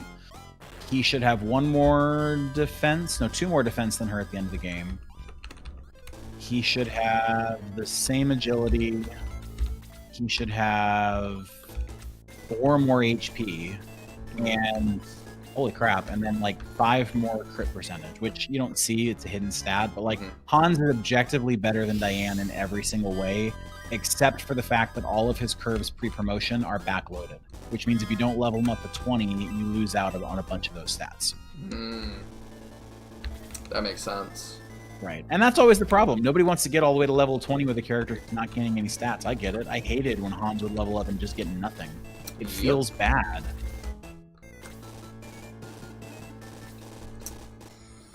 Calling it not great is being generous. Engage's writing is basically on the same level, but in some ways worse because it's not as entertainingly bad as Fate's. Yeah, that's not good. I mean, Engage basically has Saturday morning cartoon dialogue. Like, it's very comparable to a Saturday morning cartoon. I see. To analogize to bad movies, Fate's writing is like The Room, whereas Engage is more of a Birdemic. I see. I think I said it the last time Birdemic came up, which, it's funny to me that it's come up more than once recently. But did y'all know there's like 3 of those? Or like 4? Like, there's a bunch. No, I did not know that. I remember we talked about Birdemic ages ago during Shining in the Darkness, and you were like, we should give them more credit. Like, yeah, it's bad, but they're amateurs. So it's for an amateur film, it's not that bad. And I'm like, it's pretty bad. I suppose, but No, I did not know there were 3 of them, though. That's hilarious. I cannot imagine liking that movie enough to feel like 2 more are necessary. Yeah, Caldera says treat Engage's story like SpongeBob. So yeah, Saturday morning cartoon. I like SpongeBob. Diane's curves are much better, and I mean that in a gameplay numerical way. Glad you specified. Yeah, I mean, we've done the waifu tier list on this channel. We all know what kind of curves we're talking about. Oh, yeah. Engage would be really fun if you made it a drinking game based on each plot point you call a cringe moment. Okay, I'll do that. That sounds like a fun idea. Back to curves for a minute, and I don't mean Diane's. Another great example of where just it's all about how they level up. Like, Ken actually gets more defense than May. Like, by the end of the game, he has more defense than she does. But his defense curve is backloaded. Her defense curve is front-loaded. And so when she's got 10 more defense at level 7, like, why would you ever use Ken again? Yeah.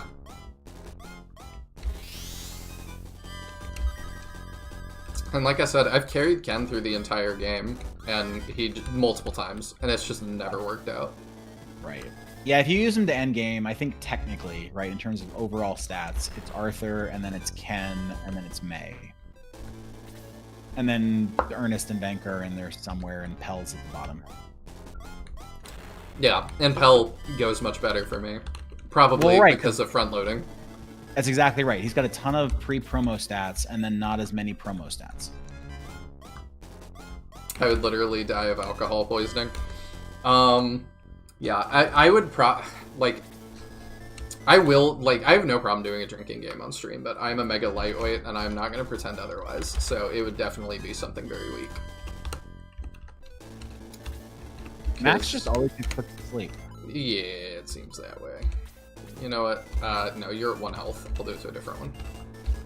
I will say sleep works, but the downside to sleep is you can only get 1 XP, so it's, I guess Drock's got enough of a level you won't care, but like, it's just, it feels bad to get 1 XP to put an enemy to sleep.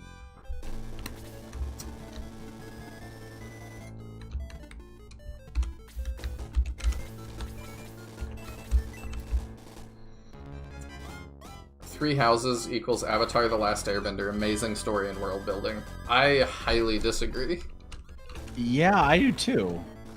I think that the best world building Three Houses does, and part of it is that I'm coming off of I'm coming off of Fates, is that places have decent names and I know where they are on a map. And, like, that's not nothing. I really like that. It does make the world feel a lot more, like, lived in. But I have heavy criticisms of Three Houses world building and story and everything. Like, I think the story is actually actively bad. I started really, really into it, and that was part of it was that I was like, oh, I assume that, like, all of these gaps will get filled in and everything will kind of make sense. And by the end it was like, oh, that doesn't happen, does it? No. I'm trying to think of what's an equivalent way to describe what it would be like in Avatar. I can't think of one off the top of my head. It's how people describe Korra. I've not done Korra, though, to say that myself. Past season 1. Oh, Qatar makes a good point. So putting bats to sleep does mean they stop dodging. That is a legitimate reason to put this bat to sleep. See, I want to do it just because no you. Yeah, that's fair. That's my main reason. Just no you. How do you like it? I think I gave every character, except bosses, a weakness to sleep because I wanted sleep to not be useless. I like that. I still never used it. Oh, I've never seen the bat asleep before. I didn't know that his sprite didn't move. That's pretty funny. Didn't either. I mean, I guess it makes sense. If I was a bat, I probably couldn't fly in my sleep, but I also probably wouldn't float in the air in my sleep either. I wouldn't hang upside down in my sleep either. Yeah. What I'm hearing is the sleep sprite needs to be the bat upside down. That would be funny. It would be. Would be a thing you would almost never see, but when you did, it'd be hilarious. Yeah. I'm going to make sure that you didn't give them something crazy you did not. Okay. What does the marionette have? I actually don't remember exactly. I know it's different. Oh, okay. Freeze 2. I don't think that's different. It is, because it's not Freeze 3. Oh, okay. I'm trying to think, why did I do... I guess I did Freeze 2 because I felt like Freeze 3 would have just been too damaging, because Freeze 3 is pretty powerful in this game.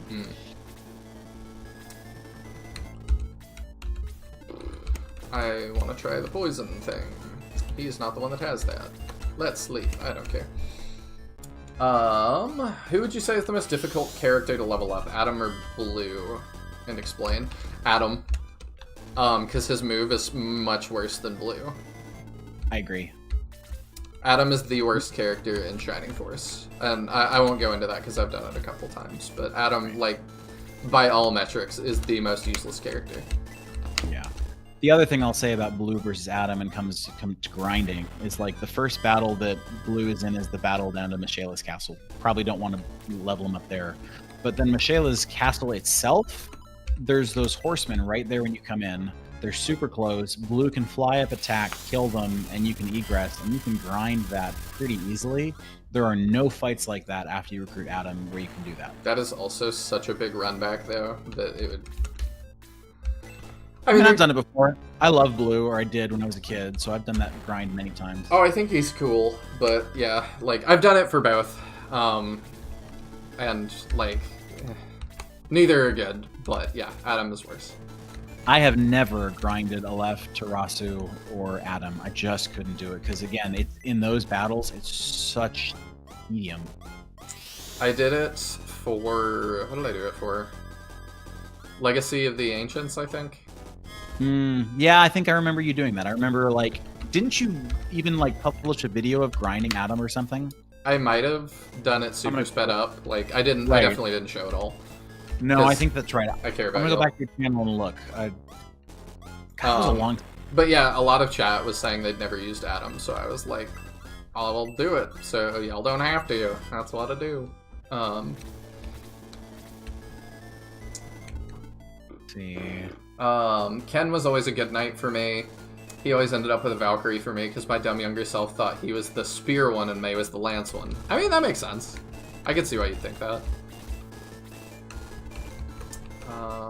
We'll chill and not be dumb in our approach here. Okay, so yeah, no video. There is definitely Adam being leveled up, but there's not a video. Yeah, I remember doing a lot of it off of the recording because y'all didn't need to see that. It was just a lot of resetting at the first Rimlado fight. That'd be really boring. It was. I think I just listened to a podcast and did that for like 5 hours or something. It took a long time. All right, let's fight the marionette. Never mind. Good start. What? Let me catch up here. You're not a fan of Fate's Landia and the fact that Noir is vaguely the west and Hoshido is vaguely in the east? That's not enough for you? I mean, that's the most interesting part of it. That's kind of the problem. The only Fire Emblem games I've played is the ones with Ike on GameCube and Wii. I enjoyed them. Those are my favorite too. So, I like Echoes a lot as well on the 3DS, but to me, the series kind of peaked at GameCube. Yeah, I need to go back and play those too. I'd say Three Houses does some of the best world building in Fire Emblem. There's factions with actual history, geographically influenced political interests, and named characters connected to them. Same for the Tellius games, which is Ike's too. And those characters end up with a lot more relevance. I think that Path of Radiance, Radiant Dawn, the second one, like, the whiplash it gives you is so hard in such a good way. I don't want to spoil it for people that haven't played it, but I think it's just leagues above. Alright, that's a better start. I think it's leagues above Three Houses. Because Three Houses, like, the problem that I have going light on spoilers is I just finished Blue Lions, and Rhea is really not in that game. She is forgotten about for, like, the entire thing. And when you see the final boss, I expected Dimitri to have, like, a really visceral reaction. And he doesn't. He just goes, oh, okay. And then just kind of doesn't care. And I'm like, alright. Like, I thought that Edelgard's route was the one that was, like, kind of given the least amount of attention. Because it's less chapters than the rest. It has less cutscenes than the rest. So freaking short. But man, after that, I was like, Blue Lions is the one they cared the least about. Because, dear God, it just... bleh. And then a lot of the lore stuff, like Those Who Slither in the Dark, spoiler, nothing is done with them. Right, if you don't play Golden Deer, you have no idea what these characters are. Like, the ending of Black Eagle, I'm pretty sure in the prologue they say, oh, and then Edelgard took care of it. It's like, did you ever, The Simpsons? Yeah, by the way, Poochie died on his way back to his home planet. Yeah, it's just like... the world building on that is terrible. You've introduced an entire villain faction that you do nothing with. And, like he said, resolve in an epilogue. So I was like, bad. I have the little spray bottle, like, it's bad. Don't do that. They just don't do anything. All right, catching up a little bit on chat. So I love slam dunking Blue into the dumpster. Blue is far from useful. All sprites freeze when sleeping. It's kind of funny.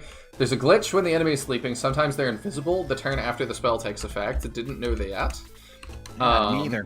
Speed reading here. Aleph and Tarasu are considerably easier, but still, I don't think they're necessary to grind, because Aleph has Bolt 2, and Tarasu gets Aura, like, without grinding.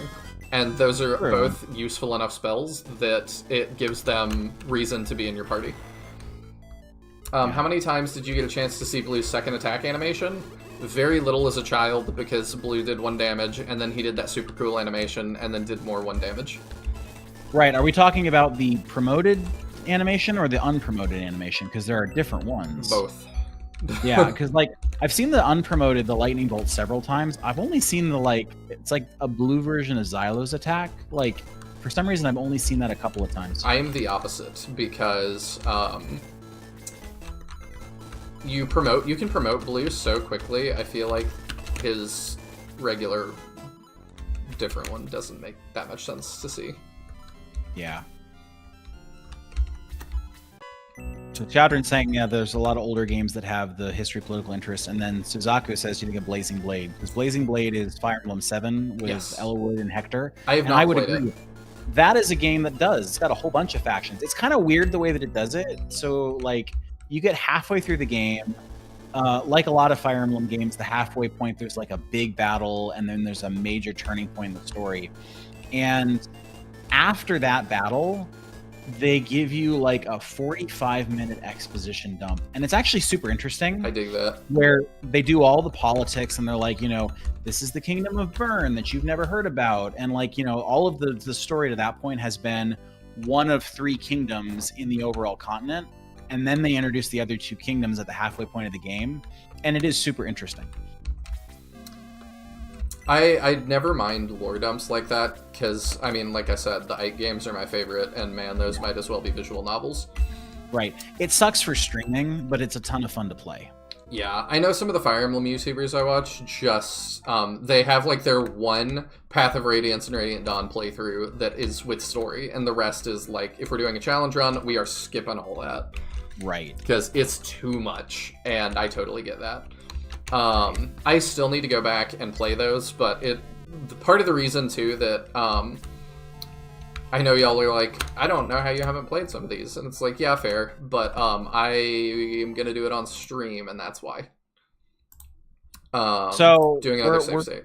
We're clearly focusing on the chat, not focusing on the game. There's a bug here, a bug that always happens. It's not a bug you discovered. The ship has already burnt down, and you can already go to Shade Abbey. But if you go to the dock, we can still watch the burning animation. Really? So the mayor just said, "Oh no, the ship is burnt down." Oh. But you can still go and watch it. Interesting. Okay. Right. Like I said, when you're on autopilot, you don't notice these things. Yeah. But yeah, I'm gonna do it. I'm gonna do Fire Emblem 6 and 7, or is it? Yeah, 6 and 7 on stream. 7, right, 6 is technically the sequel to 7, or at least storyline wise. 7's my favorite. Blazing Blade is my favorite Fire Emblem game. I haven't played Ike's games, but I've played that one probably a dozen times. I've talked before about, like, I used to be a guide writer for GameFAQs. I had the top-rated Fire Emblem Blazing Blade guide for a long time. It's a lot of fun. Yeah, I really am looking forward to it. I think I will like it. I've started it before, but just didn't stick with it because I always knew I was going to make this YouTube channel and was like, I should do it on stream. So there's upsides and downsides to being so passionate about the channel and SRPGs that, like, I don't play as many games as I would otherwise, but, like,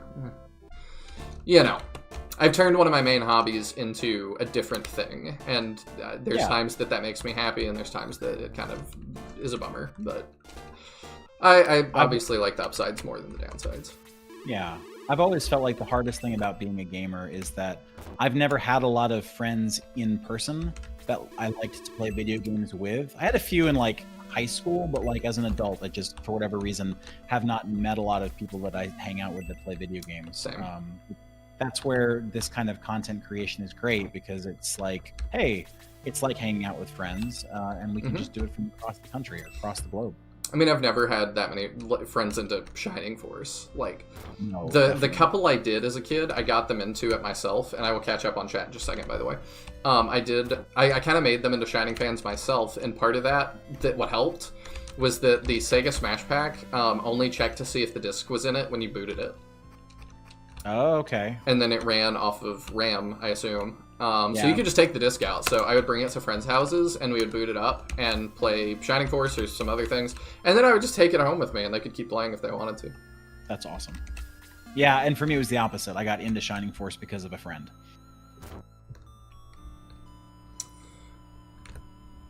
Gotta love the Marionette. Yeah, he is... I mean, I do like the Marionette boss fight actually quite a lot. I've watched a whole video essay on how bad They Who Slither are. I could make that video essay, and very possibly will at some point. I was about to say, I don't know if people want to keep hashing out Three Houses, but then I remember Twitter exists, and the answer to that is absolutely they do. It's engaged that they don't want to talk about. I love Blazing Blade, would highly suggest it. I've never seen a non-promoted blue with another attack. It's super rare to see, like Adam's promoted laser. Yeah.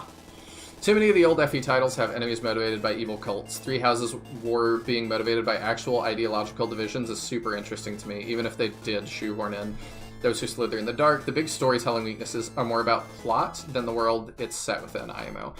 Alright, so my big problem with that, and this is a spoiler for Three Houses, so like plug your ears for a second if you don't want to know, but it's very relevant, is that all of those ideological differences ultimately are dumb because there is an objectively right answer.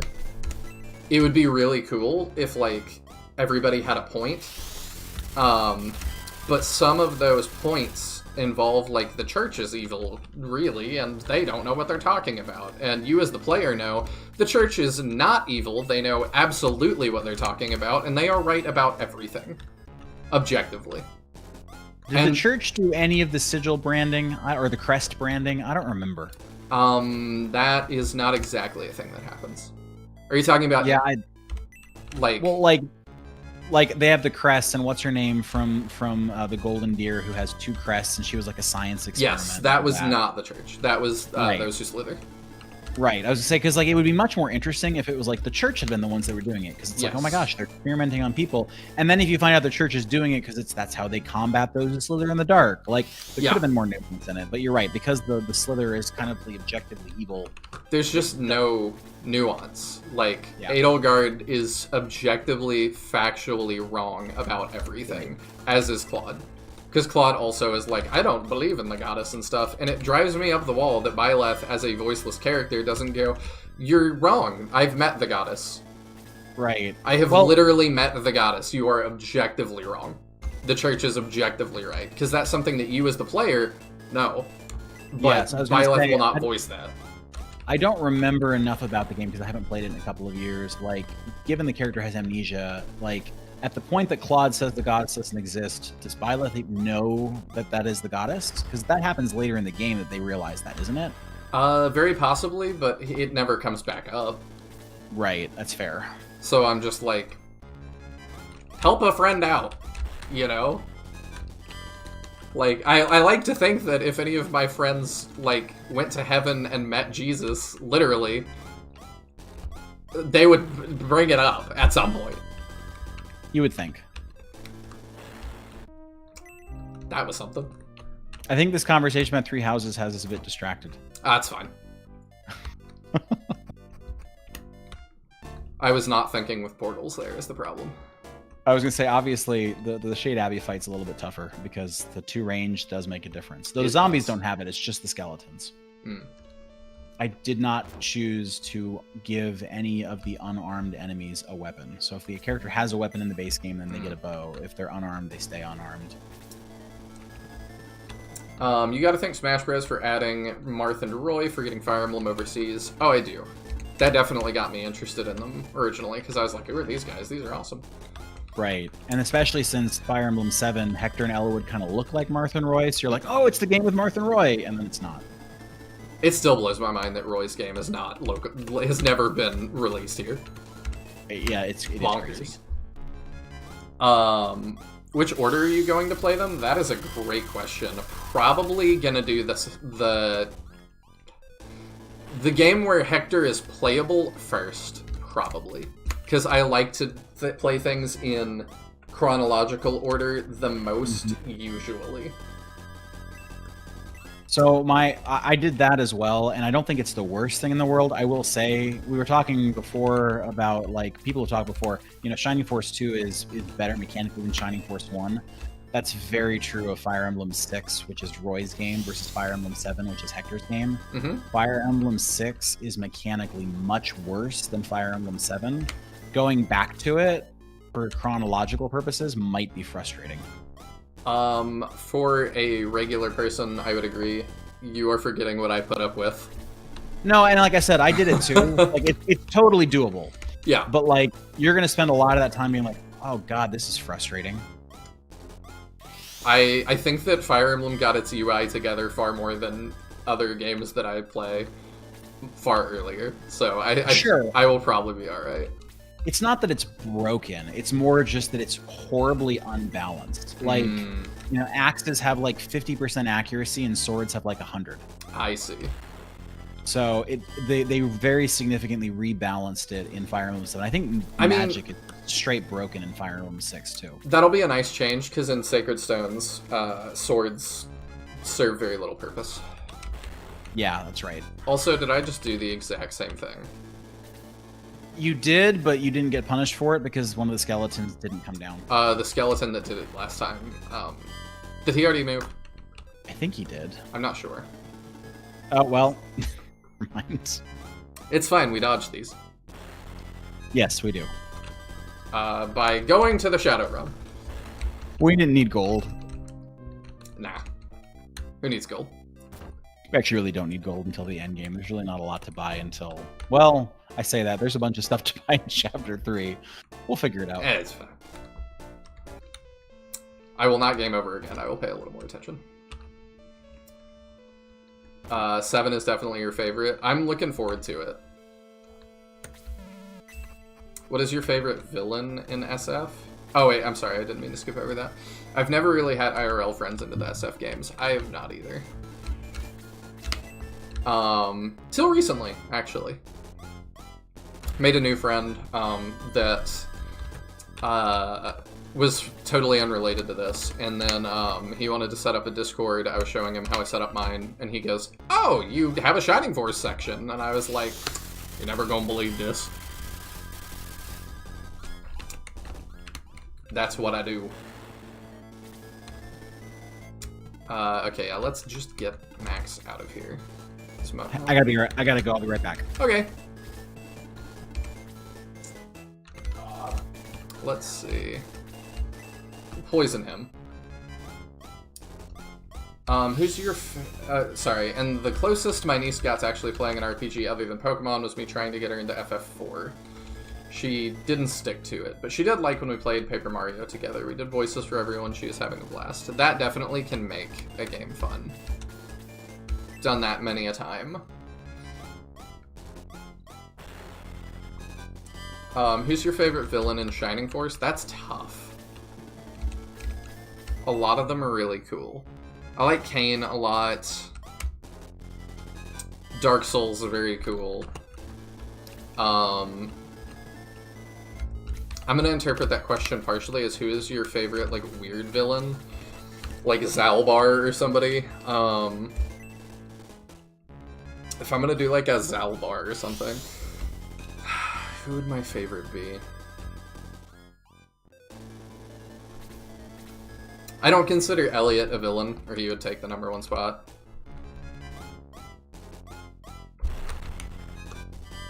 But that's also why he's the best.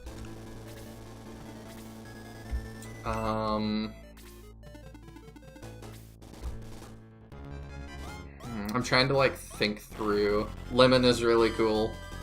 Oh, come on. Yeah, I hope that's enough of an answer. Story order. Oh, you gotta keep that a secret if you meet a deity. Yeah. Apparently. Story order makes sense. The fact that Fire Emblem came out before Sonic did, at least in Japan, that is crazy to think about. Did we keep forgetting to revive? No, I'm just being stupid. So, like, yes, the church is objectively right about Sothis and Three Houses, but simultaneously it's a hugely immoral institution. It's the source of the oppressive crest system, for one. And it's basically a cult devoted to the person running it, who, in the process, lies to everyone about who she actually is. How you view the factions in Three Houses really depends on how you view certain ideological questions, which is the secret to why people on Twitter debate it endlessly. I agree, because there's tons of, like, Edelgard did nothing wrong discourse, and I'm like, again, I think that's crazy. She objectively does a lot of wrong things. It's basically a cult devoted to the person running it. I don't... yes, she isn't honest about who she is, and I don't know that the game ever gives a compelling reason why. But also, I don't think it's a cult if there is a good reason for it, and again, there's a very good reason for it. Because Rhea is extremely important.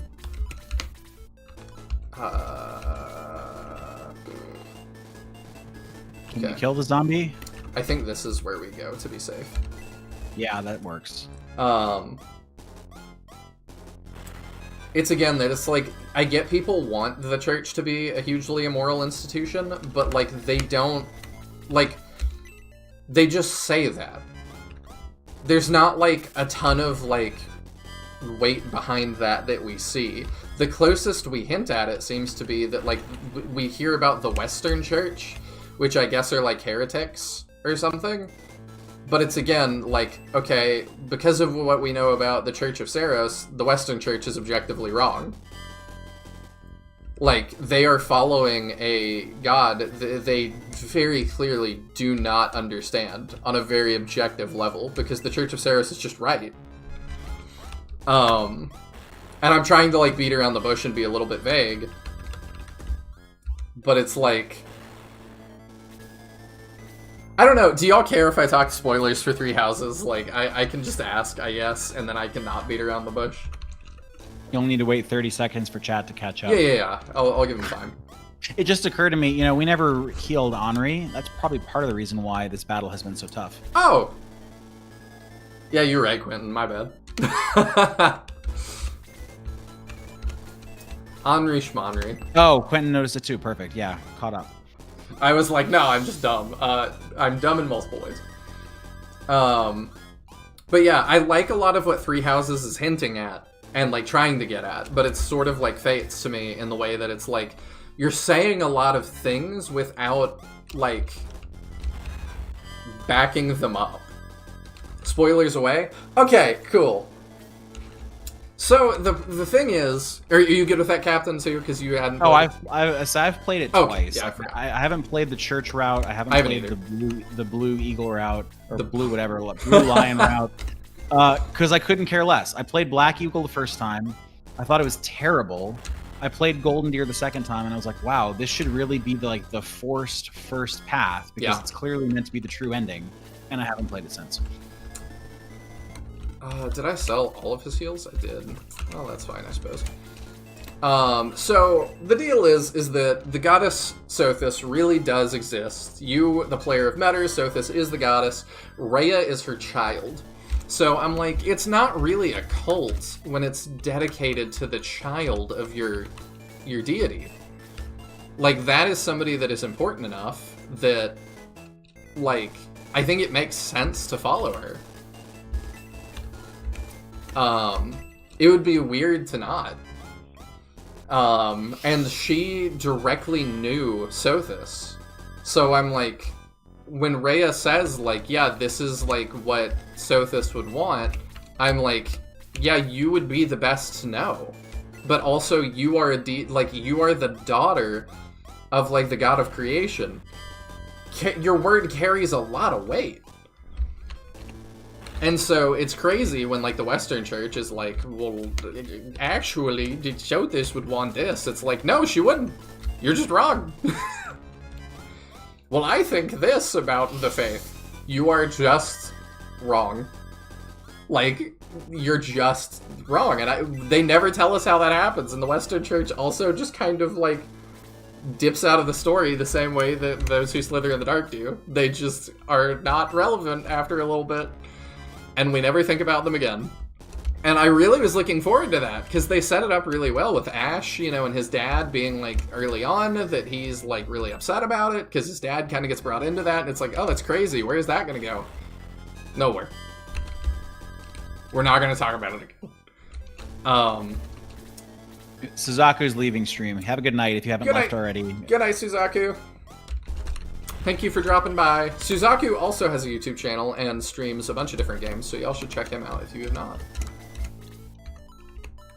Does shining stuff on occasion.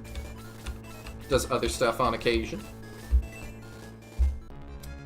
The Western Church is a tool of those who slither to disrupt things. This does not surprise me. I don't know why you're saying that. That might be church route stuff. But, like, that would not surprise me. They just seem like bad people. Because we're not given any indication beyond what the church says. And they try to assassinate Rhea, which, again, we know is objectively a bad thing. Now, the only thing that there is a potential argument is that, like, the crests shouldn't confirm leadership on the people that have them. That should not be an inherited thing. And I'm like, that depends on how you feel about nobility and stuff, and I think that there is some wiggle room there. But I'm like, it clearly seems to be the best option for that world.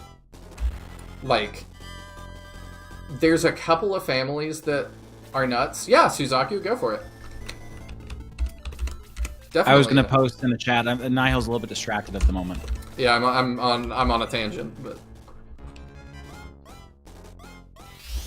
I cannot click someone's profile picture or username to go to their channel. I can only get report or block. Ridiculous. It's true. I assumed you could just click through. Well, other people. Well, no, I can. I don't know what you're on, Shadow, and if you're on your phone, but like I can definitely see channel activity, go to channel, report, remove, put user in timeout. Maybe it's a phone thing versus a computer thing, though.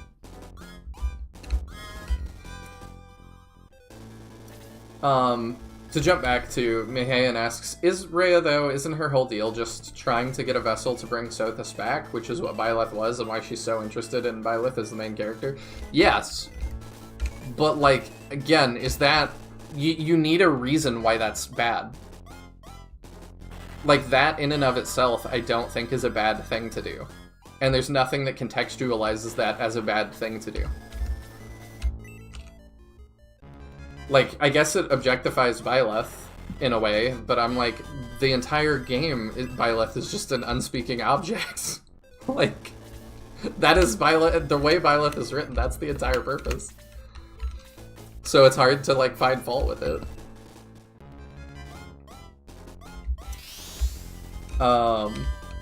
The Western Church is wrong, true, but the Central Church straight up executes them for heresy. Being right isn't the same as being moral.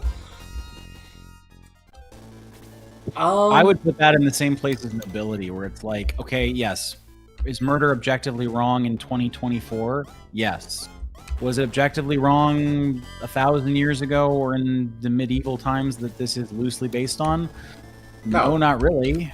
Yeah, when you try to assassinate essentially the president of the world, the death penalty is not a harsh thing. Like, that makes sense based on the world. Well, and even if it's bad, it's consistent with the rest of the logic of the world. I mean, how many people do you straight up kill throughout the course of that game? Like, that's just the world of Fire Emblem. Bad guys get killed. Yeah. It's like, I remember people talking about Game of Thrones. Like, one of the things that was really frustrating in the late seasons of Game of Thrones was, like, in the early seasons, because it was based on the book, people got killed or executed when they did bad things. I mean, shoot, somebody gets executed in, like, the first episode or the second episode. Anyway. And then by the end of the show, they've got characters moralizing about how executing people is wrong. And it's like, you as a character thought executing was fine 5 seasons ago, but you went from being based on a book about the medieval times to being written by somebody who wants to ascribe modern day morals to a fantasy show. Yes, I very much agree with everything you just said.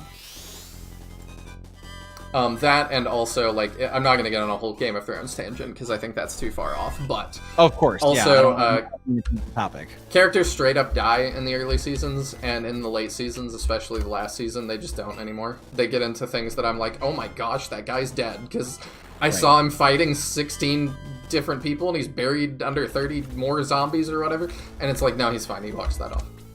You won't see him get out of it, but he just walks it off. And the fact that Dani kills people in the last season is treated as this, like, grave immoral thing. Like, she's clearly can't be trusted because she executes people. And again, it's like, we've been doing season that 1, executions happened all the time. The good guys did it, and it was fine. Yeah. So, anyway. But point being, yeah, in Three Houses, I'm not saying that killing the Western Church is okay, but I am saying it's internally consistent with the logic of the world that good guys would do that. What Rhea does to Byleth is portrayed as emotionally crippling them, at a minimum. She performed non-consensual heart surgery on a newborn. It's not great. I mean, I don't know that there's such a thing as consensual surgery on a newborn. I I mean, yeah, there's something to be said about the morals about being conceived for that purpose.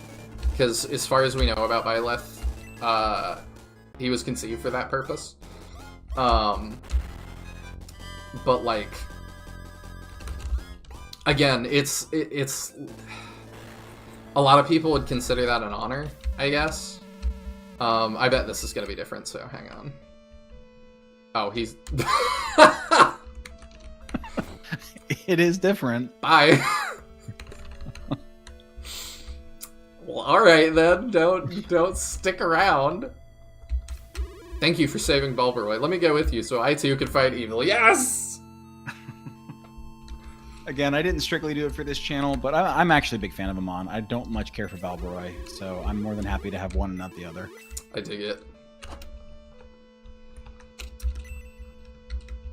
Taya, if you want to be a mod, just let me know. I can do that. You don't have to be responsible for that, though. But it's another thing, like, you didn't ask for it on the Discord, I just threw it to you, because then if somebody starts posting a bunch of not safe for work stuff and I'm not around, y'all can just hit them with the ban hammer. It's really all I'd need y'all to do. Suzaku says, yeah, I play a lot of SF mods and other type games. I'm close to 800 subs, so anyway, see y'all later. Thanks for plugging my channel. Of course! Let me do another... Actually, I don't want to... Well, the items seem to be finicky, so I was like, I'll do a save state before a battle, but... If the items are... Technically, so you're not supposed to do them in battle, I know that. What? So you're not supposed to save state in battle, because sometimes it gets glitchy. Really? I'd never heard that.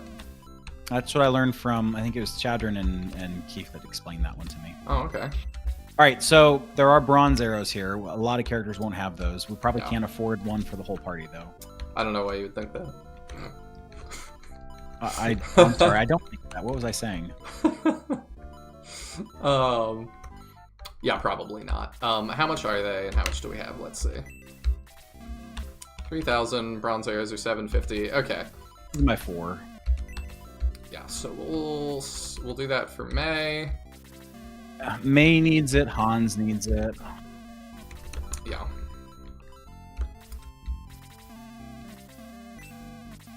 Oh, Chadron says it really only gets messy if you change things. Yeah, because the context of me knowing that it gets glitchy is I did a save state in a battle.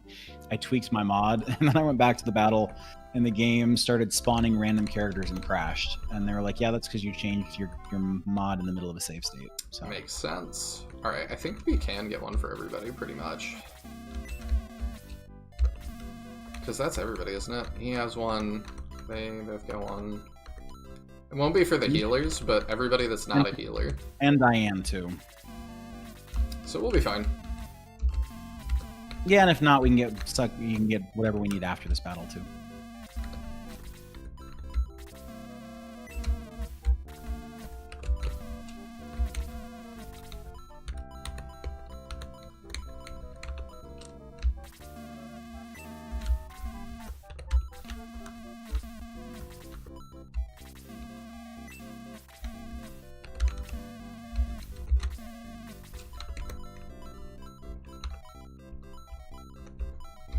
Hans.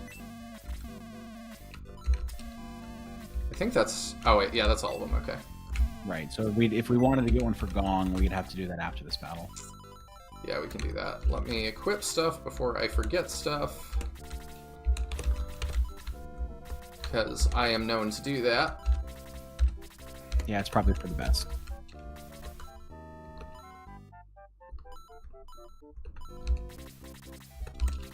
I do think the sleeping arrow technically has more attack than the wooden arrow for Gong, so we might do that.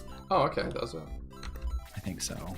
We haven't looked at any of the things for stats. Poison arrow does. We haven't looked at any of the magical arrows in a while either. Mm-hmm. Okay, so we'll ditch the wooden arrow for Gong.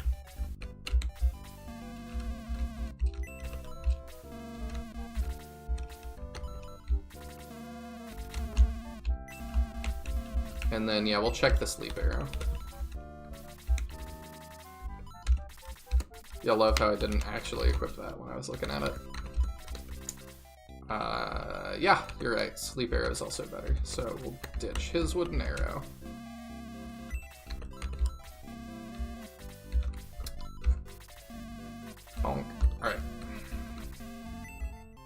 So I don't think you equipped Hans. I think that's the only other person that didn't get equipped. Maybe Diane. I'm fairly certain I did Diane, but I will double check. Okay. Yeah, I did. Yeah, okay, cool. Thank you for catching Hans. I mean, Hans still has fairly low attack at this point in the game, but no sense in making him any worse than we have to. Oh, right, he's not here yet. No, he's still in the... He's in the mines. To catch up on chat, back in the day, they'd cut your hands off for stealing. Yes, which made sense back in the day, but hot take, I'm not sure we should do that now.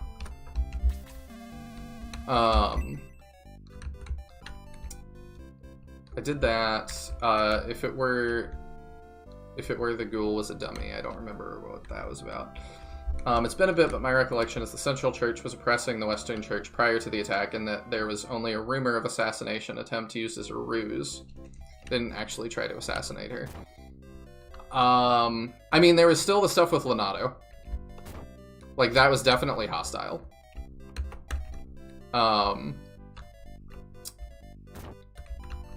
Oh, you're here too. Yeah, I'm open to suggestions from chat on how to make that one make sense. Her and Adam, who are both, story related in the places where they stand. This won't break it, will it? No. I just haven't changed their dialogue. I should create some kind of a dialogue for her to be like, I'm already here. Okay, let me state just in case. No. This is supposed to happen. She's supposed to be there. Okay, I just wanted to make sure that her joining didn't make it weird. Because she's nothing. like joining a second time. Yeah, well, so like she's not actually joining. You take that part out of the actual game, so she's still there, but the game doesn't think that she's joining anymore. Okay. But yeah, sorry if that's too much on Three Houses. I just feel passionate about it, and I've not talked about it much. Because it's, again, I don't even have that many friends in person that play Fire Emblem. More than Shining Force, but still not that many. And even less that finished Three Houses to the extent that they could talk about it. Did you read that at all? Did I not? I'm on autopilot for the story. Blue is inside. What? Okay. Yeah, that's different. You've given me an inferior character. Have you seen Xylo's attack animation? I have. Can you imagine making him fire off a bow from that attack animation? I have the same thought with, what's her name? With Blue? No, Amon. And that you seem to have found some way to do that, so. True. I think my answer there was, well, never mind. Yes. Xylo was just not worth it. Okay. I love Xylo. He's one of my favorite characters. But oh my gosh, that would just be a pain in the butt. Is it this way? Yeah, it's this way. Hey Zaf, how's it going? Hello! To cure Blue, I have to do the thing. Go to the place and get the thing. I also usually mention here that as a kid, I didn't really read dialogue that much, so I just took the Lunar Dew, or I think I just took the Moonstone and left. Yeah, that makes sense. A lot of people think Xylo's forced recruitment. He is not. You can just leave.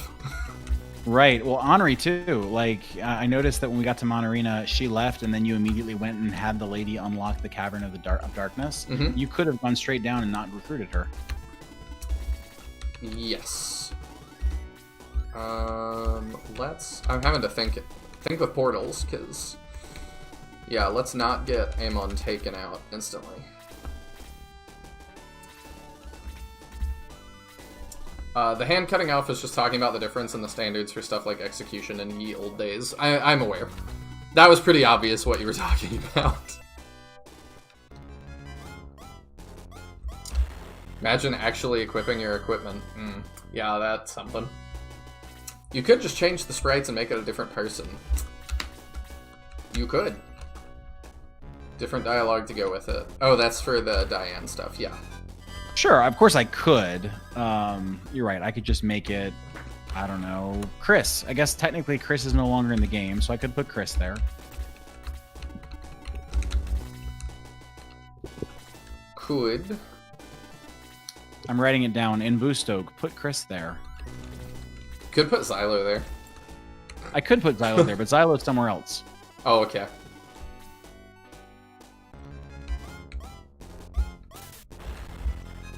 Oh, That was rough. wow. Y'all may recall Zaf from his Shining Force alternate stream over on Kick several months ago. He streams all kinds of retro. Oh, that's awesome. I did not see that. I need to make a Kick account. I was gonna do it specifically for Erican. Or, yeah, for Erican to chat during his runs. But I just have not gotten around to it yet.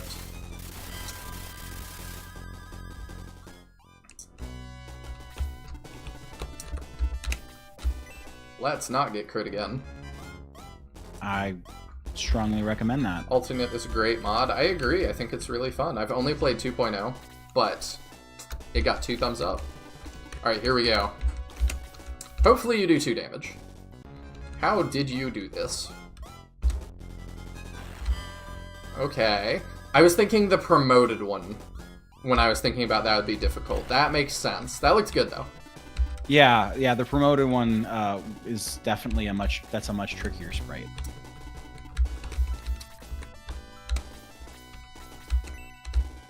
Good night, Quentin. Thank you for coming by. Oh, that's so funny, him healing with, like, the poison tipped arrow. Oh yeah, I didn't even think it to check if it would change to the weapon they're equipped with, and that makes sense. And that's where the idea of having different weapons for different item types might be tricky, is that would mean that even if I made the magic arrows look different, if you don't have them equipped, you won't see them. Mm. So like if you had, say, a wooden arrow equipped, you just see the wooden arrow, or even weirder, like if you have maybe the blaze arrow and the freeze arrow, you'd cast freeze with the blaze arrow. Oh, I didn't even think about that. That's funny. Yeah. Meowth says, I may start streaming over on Kick as well, if anyone is even remotely interested in my boring self. I would potentially come by and watch. I've thought about it, but like, the thing is, I'm always going to stream here on YouTube, and to do it anywhere else, I would need Restream or some program that does that, and most of those are subscription-based and cost money.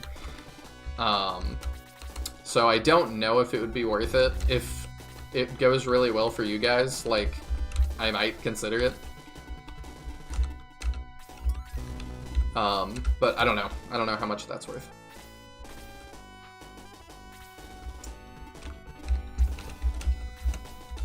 I am super interested in the Those Who Slither story. We're jumping back to this. I know that's what everybody... And he's like, this isn't Three Houses, so we're not going to dive in. And was disappointed that the DLC didn't flesh it out more. I mean, it doesn't bother me, but yeah, like, chat will probably get annoyed after a little bit. I'm hoping it's explored a little bit more in Three Hopes, which I've also not played. And I know Craig has strong feelings about that as well, just as a concept. But it doesn't... Three Hopes is the Dynasty Warriors, right? Yes. And it takes place, like, in a, like, weird middle time, like, before and during time skip of Three Houses, it seems. Is Byleth in it? Yes. Byleth is, like, the main villain, apparently. It's kind of alternate universe.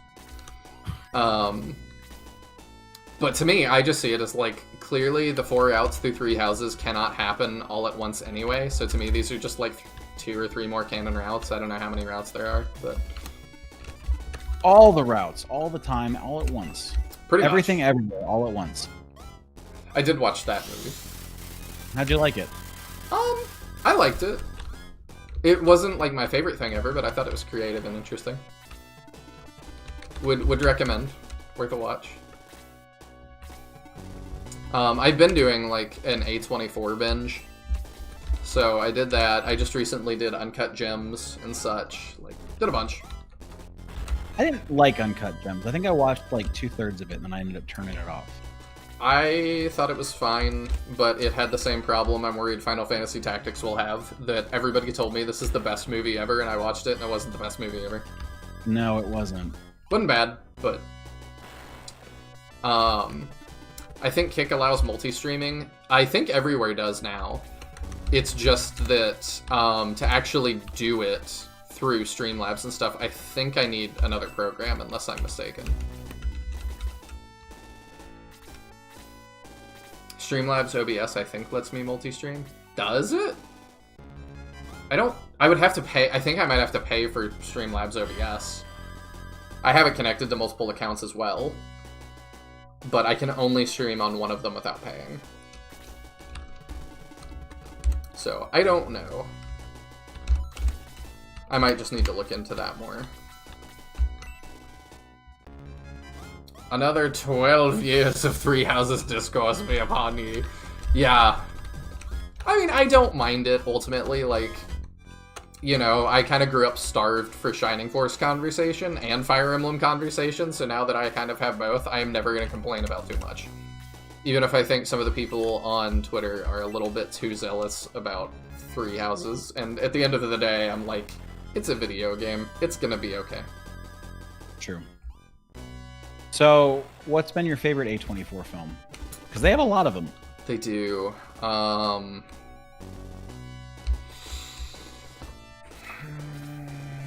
That's tough. I might need to look at a list. Yeah. I haven't seen a lot of them. I've probably only seen 4 or 5, but I think Hereditary is probably my favorite. Haven't seen Hereditary, surprisingly. Under the Silver Lake was really good. Or Under the Crystal Lake, whatever it's called.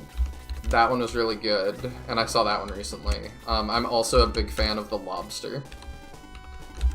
I don't know anything about The Lobster. What's that one about? It's better if you just watch it, as Okay. are most A24 films. Essentially, to like not spoil anything, it is just a dystopian world, and the thing that is really off-putting to people is that they don't explain the rules of this world to you. They just drop you in and act as if you know, because all the characters know. Yeah. And the rules are quite odd. But I think that's what made it really fun. Now, I did see your comment about Amon being a little bit too static while flying, and I agree. I don't know how I didn't catch that. It is kind of weird. I thought that I had gotten the frames right where the wings keep flapping, but that is very clearly not happening here.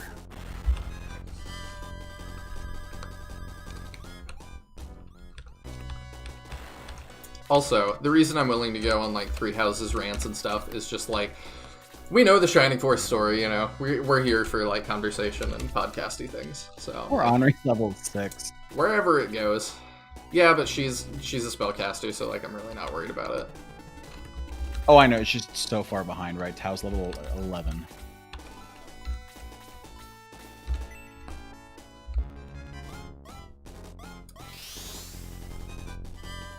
I will say, I think it has a lot to do with our difference in play style. Like, you know, you tend to play a little bit slower than I play SRPGs. Your healers are way further ahead in level. Yeah. Well, I'm also like, I'm not stopping to like min-max, but I'm not. Every opportunity I have, I am healing. Right. Because I have a fast forward button and no reason not to. Right.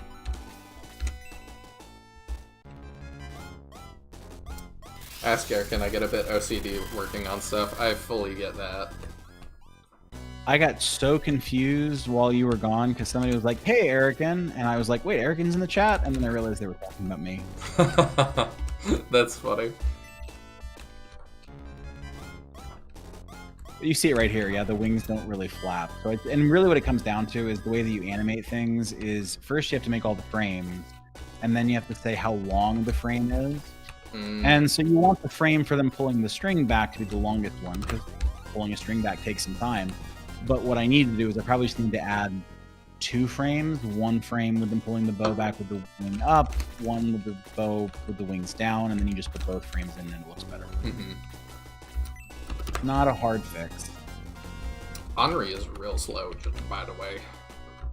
Yeah, and I will say that the... there she is.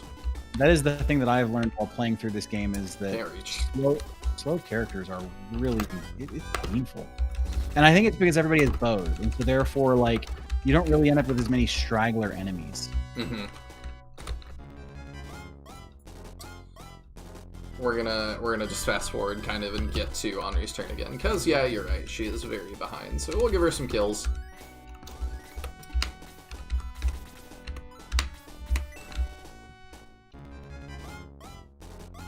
AoE spells help a lot.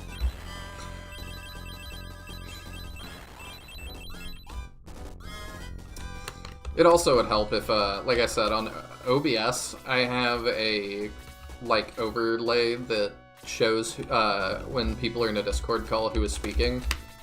And I think it has your name, and maybe I should just have that visible on Streamlabs as well. Yeah, we can do that. Oops, that's not what I wanted to do. Uh-oh. I misclicked. Okay, it's fine. Henri's a tank. Yes, and there's a reason for that, and eventually we'll figure out why. Oh, okay. That was not the answer I expected. You're messing with me, right? I'm not messing with you. There is a reason for it, and you don't know why, and maybe someday you'll figure it out. Now I'm thinking I'm just gonna lose Teo or something. Oh, you're not going to lose Teo, but, like, you know, Henri is tankier than Teo for a reason. It's not just random.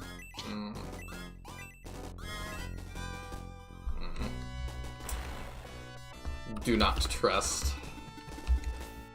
That's okay. I can be mischievous from time to time. I really didn't try to throw any too big of curveballs into this game. Not none, but not too many.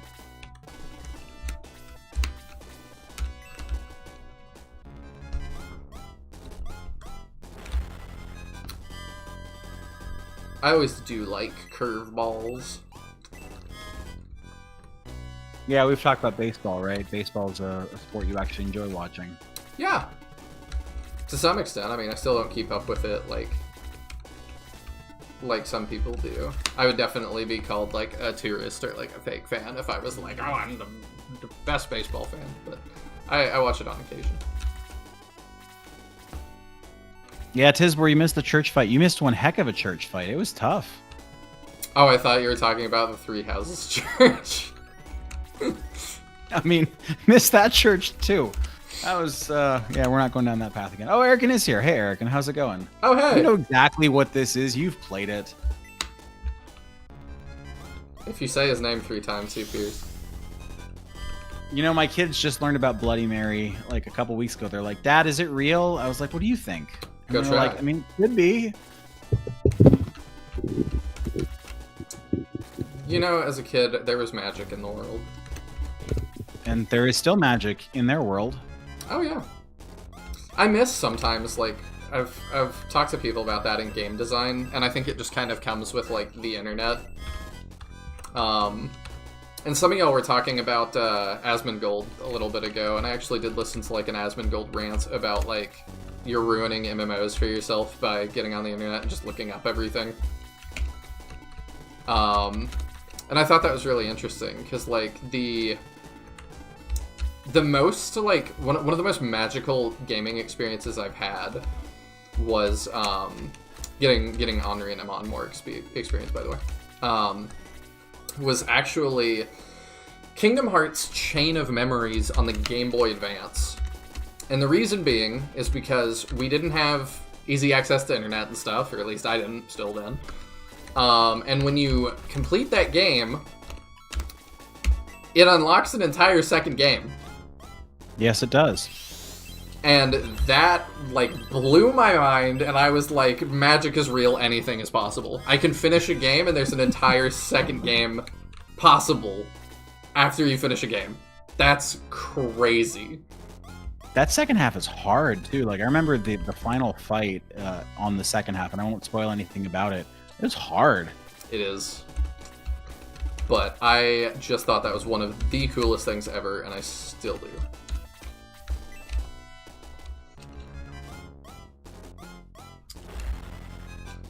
If you call Nighthill's co-host Erican 3 times, he appears. It does seem that way. I thought it was Biggie Smalls. So Biggie Smalls, yeah, that's South Park. Same premise, but yeah, the character they use is Biggie Smalls instead of Bloody Mary. That's funny. One of the most memorable experiences I had was getting Honor in a Mon Moria experience. I say things sometimes, you know what I mean. Talking about why I'm playing like a dingus. Maybe Erican is the friends we made along the way. I don't know, Erican, are you the friends we made along the way? Well, my thinking is like Erican's here, but like half the chat thinks that I'm Erican. So like, what do you mean he's here? He's always been here. That's true. He's always with us.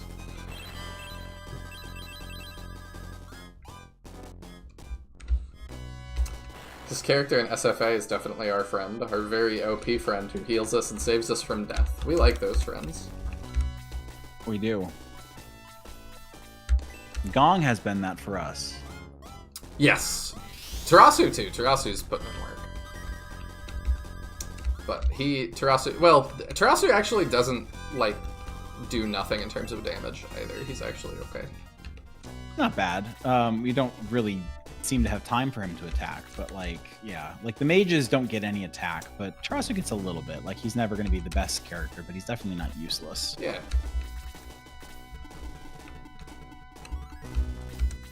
Honestly, with strong weapon damage, any character can be useful. Oh, thanks, Sizwer. I'm glad you like him on. Yeah. Thank you as well for the thumbnail art that I lifted. Your yeah, art it's really is nice. Good. Diane looks a little creepy, but it's great art as always. I was at work and just had my MacBook and was like, it's really hard to create thumbnails on a MacBook for me. Also at work, I just have tons of distractions, so it is very nice to know I just have an art repository that you're cool with me using. Dragon Quest XI does something like that. There's a second game after the game.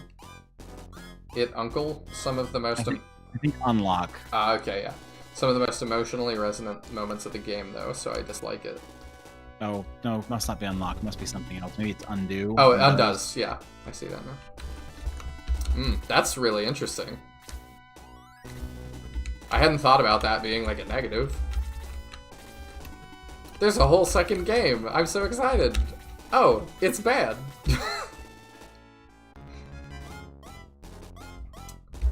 Trying to think of an example of that where, like, yeah, I feel like I remember Fallout 3 got a lot of grief for that. Fallout 3 had a very distinct, deliberate ending. Like, it's an ending where you can't replay your save file afterwards.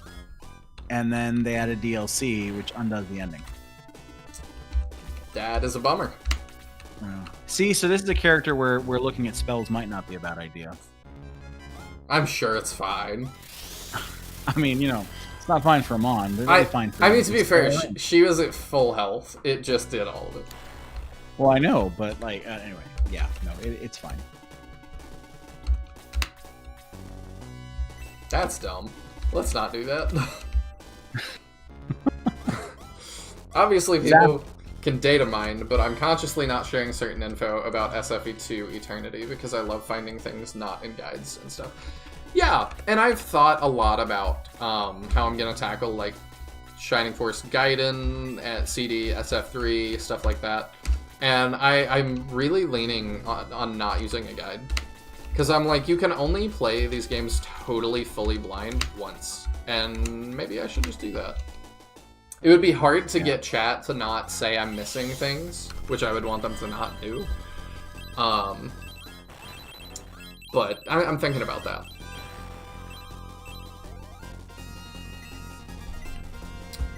Like, does that undermine things? Might.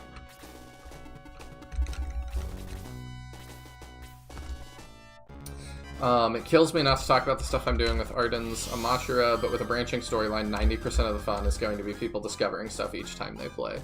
Absolutely. Because, like, that's part of what made me so attached to Shining Force, I think, is that every playthrough I found new characters that I had no idea existed.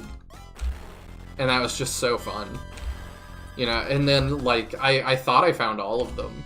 And then it was only after I got, like, actual access to the internet more that I saw that Hanzo and Musashi were a thing. I never knew.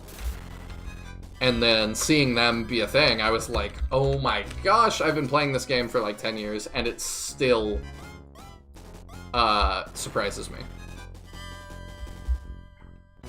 Don't read chat and have a co-host read. Not a bad idea. No, it's not a bad idea.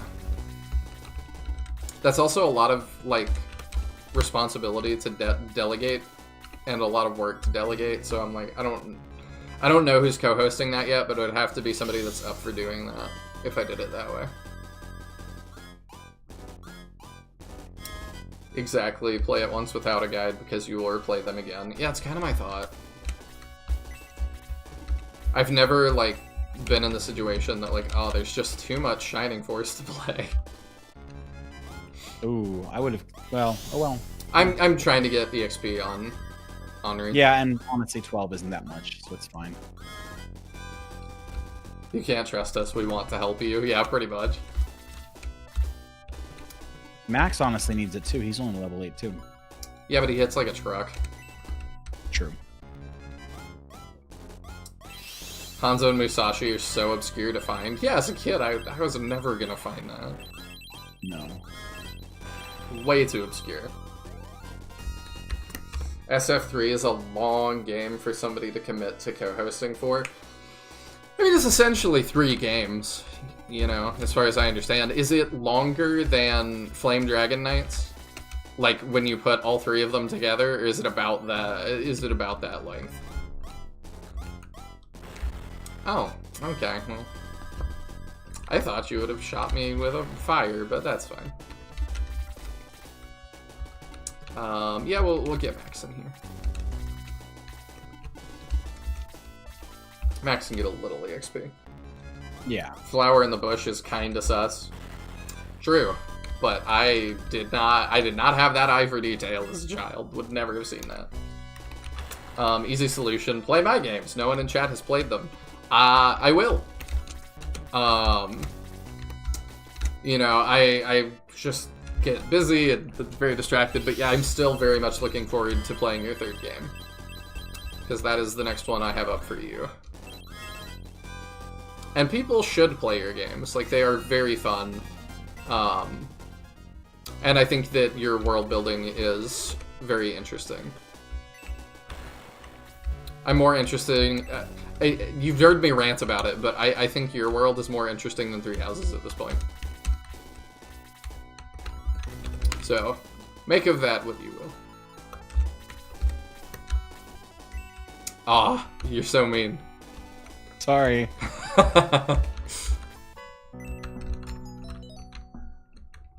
That probably would have thrown off the animations. It would have been fine because it only changes the map sprite. But oh, right, I forget that. Never been a fan of bikini in the dress. That's just me. I think they're fun Easter eggs, but yeah, I will always grab them. Will I always use them? No.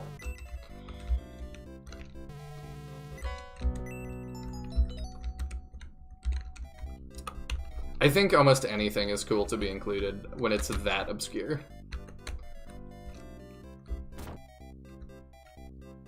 Alright, let's go visit Kokichi, question mark?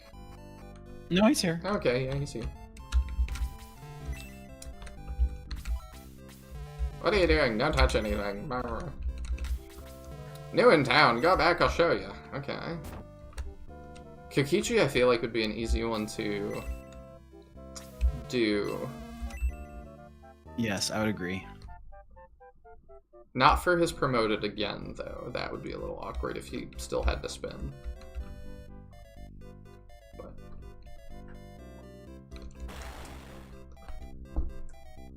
in Return to the Dark Dragon, it's a full costume change. Yeah, I really appreciate them going the extra mile and doing that. Because they definitely did not have to.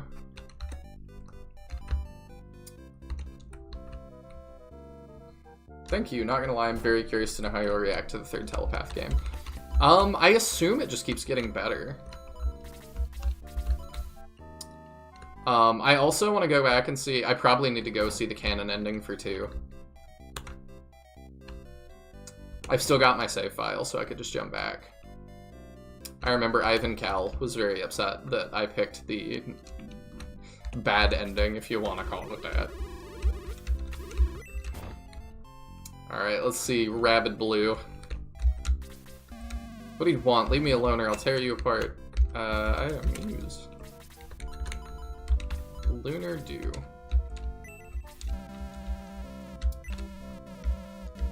Oh, okay, you are actually gonna join me. You don't have hands, and we're only accepting archers, so I'm really curious what you're doing. Do you have a bow?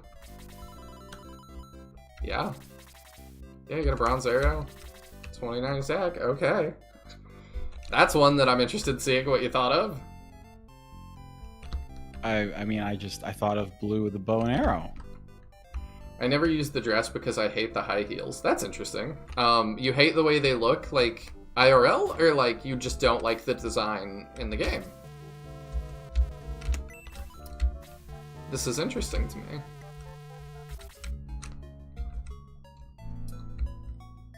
Ever since I was a kid, I've never been a fan of them. Very open about it, and anytime my mom or wife complain about heels making their feet hurt, all I can say is, well, it was your choice. Yeah, I know what you mean. He kind of has hands in a way. I mean, not human hands. He stands on 2 legs. Does he? I've always thought he's, like, hovering. We'll figure it out. I'm fortunate, or I guess maybe my wife is unfortunate. I don't know, whichever you prefer. She's very, very tall. She's almost 6 feet tall. And so while I am not a short individual, I am not tall enough where she doesn't end up being taller than me in heels. So, and she doesn't like wearing heels anyway, but it works out perfectly. She never feels the need to wear them. I mean, I've dated some girls that are taller, and I just don't care. Oh, I don't care either, but like... This is different. They don't like being taller than their date. Yeah. Oh, wait, no, I forgot the Pegasus Knights spawn in weird.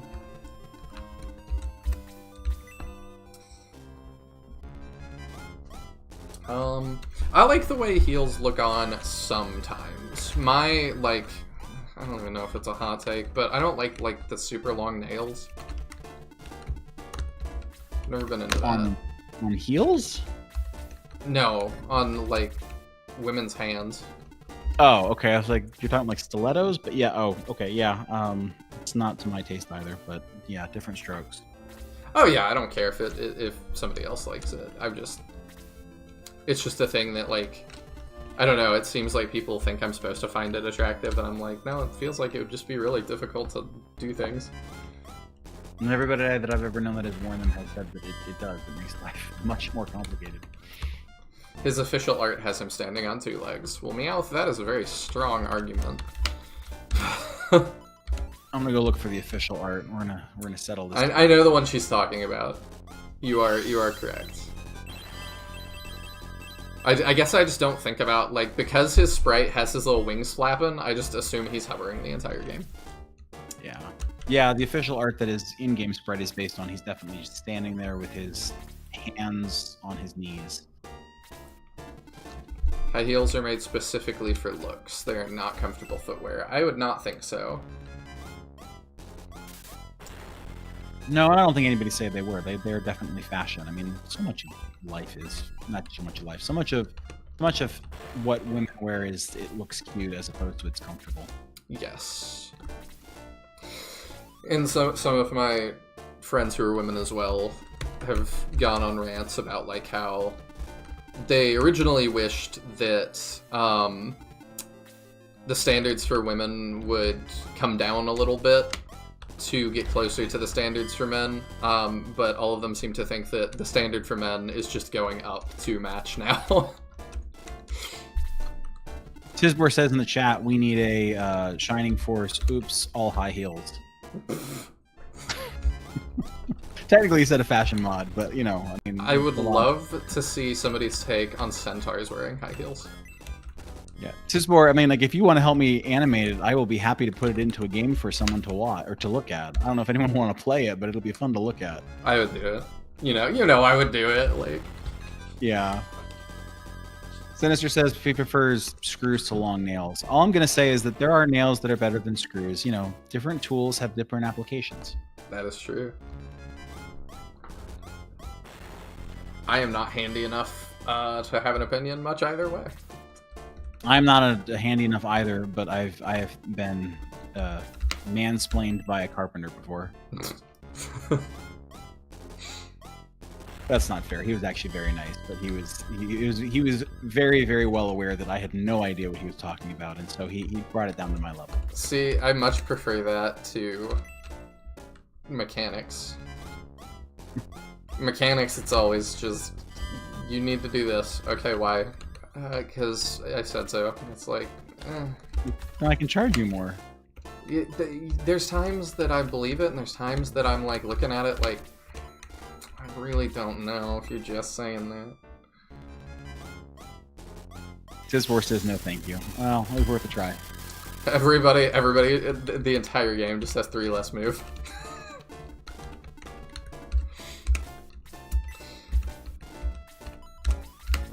I will say, I don't mind the daring dress that Henri wears as much as I mind the swimsuit for Tao. And I did, in the last challenge map, I did actually finish that with a battle sprite. I think I had done it.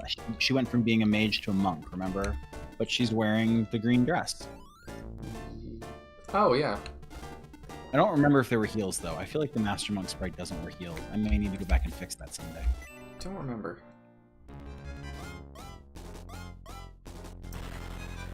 Chad is having all kinds of conversations about the mechanics of wearing heels in Shining Force. I appreciate the level of effort here. This is my kind of level of effort on a joke.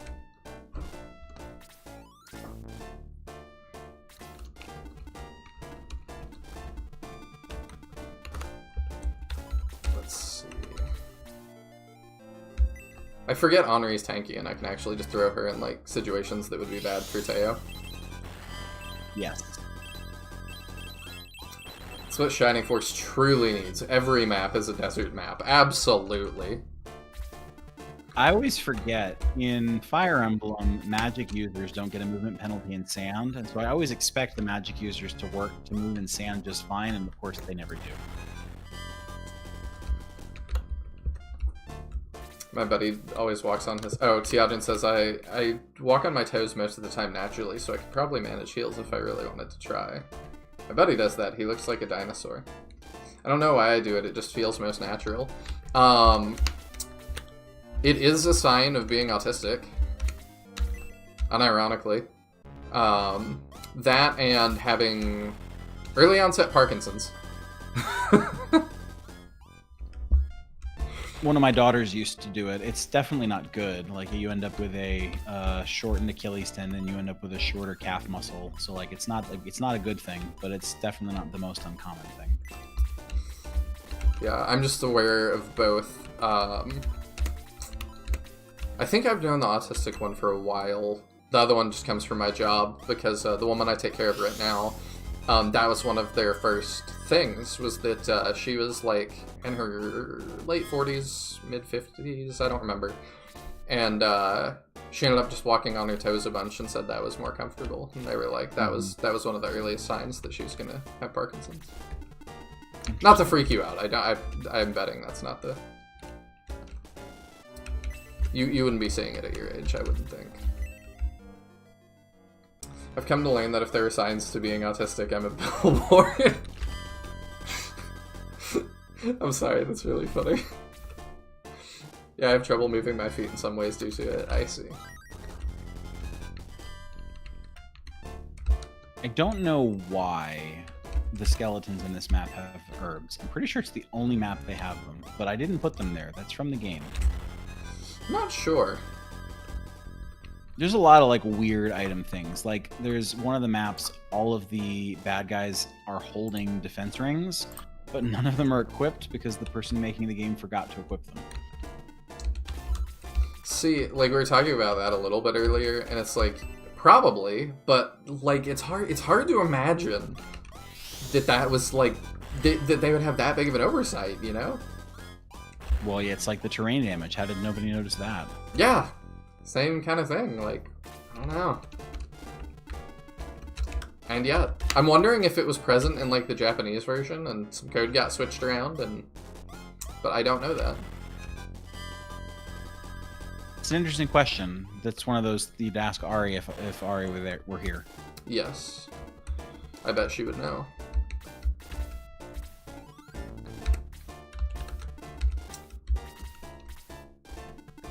She's been a little bit quiet lately. I don't know what she's up to. I think she left most of the servers that I'm a part of. Huh? So I think she left most of the servers that I'm a part of. I don't know. Yeah, the Discord doesn't usually say, hey, so-and-so has left. It's much easier to notice when they run. You're sounding a little muffled again, just by the way. Oh, did I mess? Is this still sounding weird? Yeah. Okay, just a sec. Yeah. I don't know. I know she left the Nihil server. Is this better? Much louder, but yes. Okay, yeah, I was messing with my speaker settings because you were coming in very loudly on my speaker. I think my computer messed with my microphone setting at the same time. Oh, she posted something today? Well, that's good. Ari and I have had our disagreements, but I never want anybody to like leave the community or anything. That would be sad. The disagreement's just like you posted a video that didn't give enough information and she called it clickbait. It wasn't much of an argument. She didn't watch the video. Like, I'm not trying to rehash that whole thing, but it's like... Well, it was very silly. It was like, this is clickbait. And you were like, no, it's not. And then they left. And it was like, okay. Yeah. I mean, whatever. It's funny how those things happen. Like, it's the littlest things. It is. There were also some disagreements behind the scenes. Yeah. But it doesn't matter. No, it doesn't. Okay, we're gonna check this out. What did you do? Oh my goodness. Oh my goodness. I think it looks really nice. It does. Yeah, Kaptain is like Mad Lab now. I agree. I can turn you down though. My bad. Do you want me to turn you down, or do you want to do it? Yeah, no, I can do it. Okay. Leave equals you've won. I mean, check 1, 2, 3. Is that better? It is. You could be a hair louder. Okay. Leave equals you've won. I think so in terms of some debates, but like ultimately, like the one working on the translation, yeah. Ultimately, if you're having like a really serious debate, sure, leave equals you've won. But when it's over something like Shining Force stuff, like I just don't think it's that serious.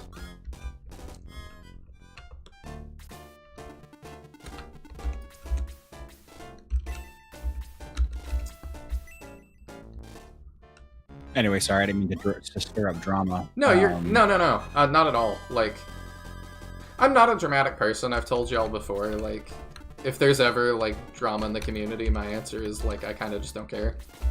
Because ultimately, like, I'm just here to play Shining Force and have fun, and I think that that's all it really needs to be. Like, the most bent out of shape I could get is, like...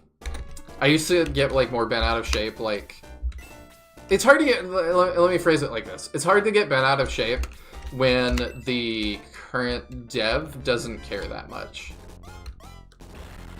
Like, if we were gonna have more debates about, like, new games coming out and, like, the canonicity of things and where the story was going, like, you could... Like, I still would feel like it should be fun and, like, whatever. But you could definitely get me a lot more heated than you even possibly could right now, because it's just, like... Bro, we're debating stuff that, like, the original devs didn't even care about. True. I care, but, like, I care because it's fun. And that's really it. I think it's fun.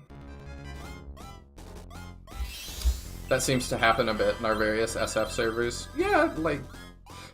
Ultimately, when you gather a bunch of people together, they're going to squabble sometimes, but... It is what it is. Also, if you bring a whole bunch of people together whose common characteristic is their love of an kind of obscure game from 30 years ago, it's going to be a weird group. Yes, that as well. I think Teo's the one that needs the heal. Yeah. Okay.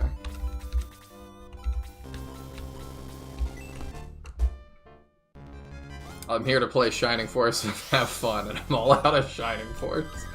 I'm not yet, and if the modding community keeps going the way it is, I will never be out. I was going to say, this is clearly not out of Shining Force. This is, I mean, it's not Shining Force, but it kind of is. Yeah, close enough. It counts. I count it.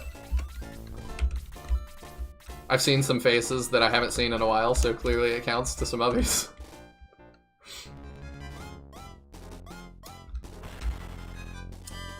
I was looking forward to that. I hope you still play it. Which one? I'm assuming it's the translation from Ari. Oh, yeah. Her and... I don't remember the other girl's name. Yeah, I don't either. I know I can picture her picture, but not yes. The name. They were working on a bunch of translations together, and I think that it's super cool. And I've said before, Ari and I have our differences, but like I cannot praise her passion enough. I think that that is super cool. Yeah. And I hope that they end up finishing all of those, because I think they are very cool projects.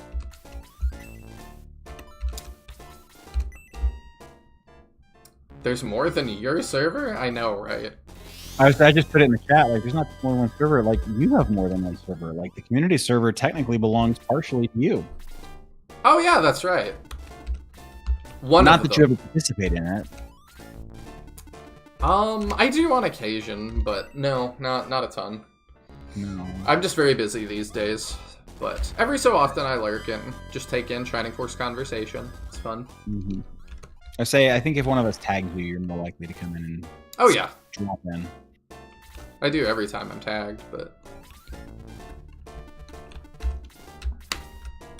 yeah, Tisbor, if you belong to all of those servers, then our conversations on Trusted Tactician would make a lot more sense.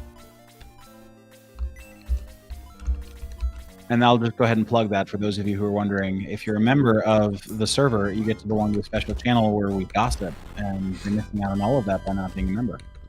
We don't gossip too bad, but we do sometimes. Don't tell them that.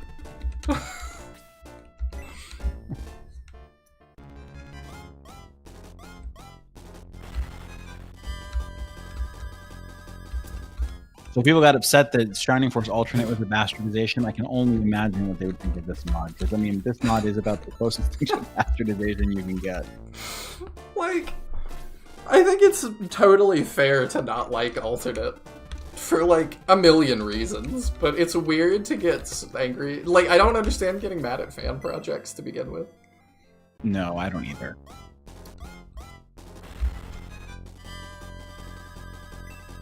But it's not also a special Discord meow. It's just a channel on the Discord. But it's a perk, right? It's a perk for membership. Yeah. We get Discord. Oh yeah, videos. I did start doing that. I forgot about that. I should keep going on that. I am doing like a couple of my friends like started using Snapchat really heavy, and they were like, "Yeah, you got to use Snapchat." So I was like, "All right, fine." So I use Snapchat now. Very sparingly, because I'm just not a big social media person. But part of what you do is you do like these little snap stories where you just do like, you know, here's 10 seconds of what my day is. This is what I'm up to if you're curious.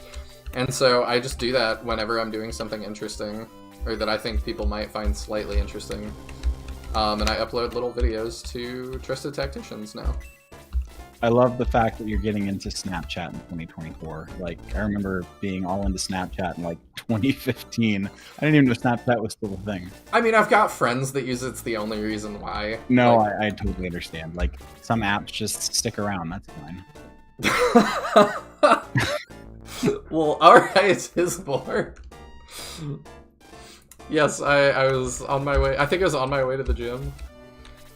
Also, it's July and it's 100 degrees outside. No judgment. It was 104 today. Yeah.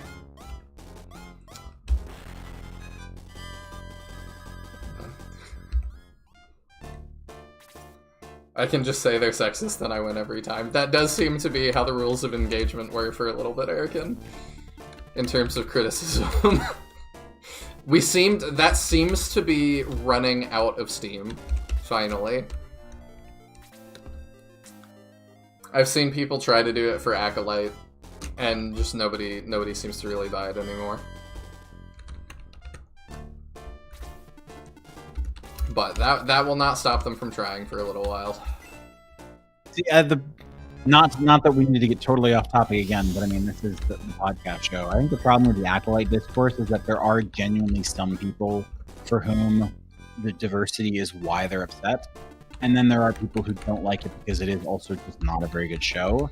And it's really hard to filter those two groups out. You're still a little bit muffled, by the way. Okay. But I think that's like such a small amount of people, it's not even really worth talking about. That their genuine problem is that there's people of different races. And that's another like pejorative that's been thrown around just a ton that I got so tired of with Star Wars. Because I remember what that happened when Episode 7's trailer hit, that they were like, why are your stormtroopers black? And people were like, oh, it's that you're racist. And it's no. It's that they, if you didn't read a lot of the books and stuff, I can totally get why you would think that they should still be Jango Fett. Because that's where, in terms of plot, that's where that got left for you.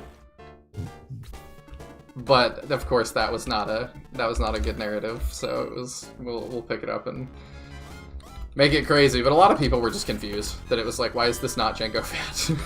I don't think he's a white guy. It's like I just thought he was like Pacific Islander? Question mark. Tamara Morrison. I say he's Maori, so New Zealand. Yeah. Like, to me, that was all the confusion I saw, was why is this not Tamara Morrison? And I'm like, I mean, yeah, if you're not into the lore and stuff like that, I would be asking that same question. I mean, if you want that, there's the Book of Boba Fett for you. Barf. But even Tamara Morrison said that was bad. But yeah, the canon reason, just for funsies, is that the clones already were sort of created with an expiration date, and they started to go a little bit crazy, and so the Empire phased them out pretty quick. Yeah, it's like a Blade Runner. Yes.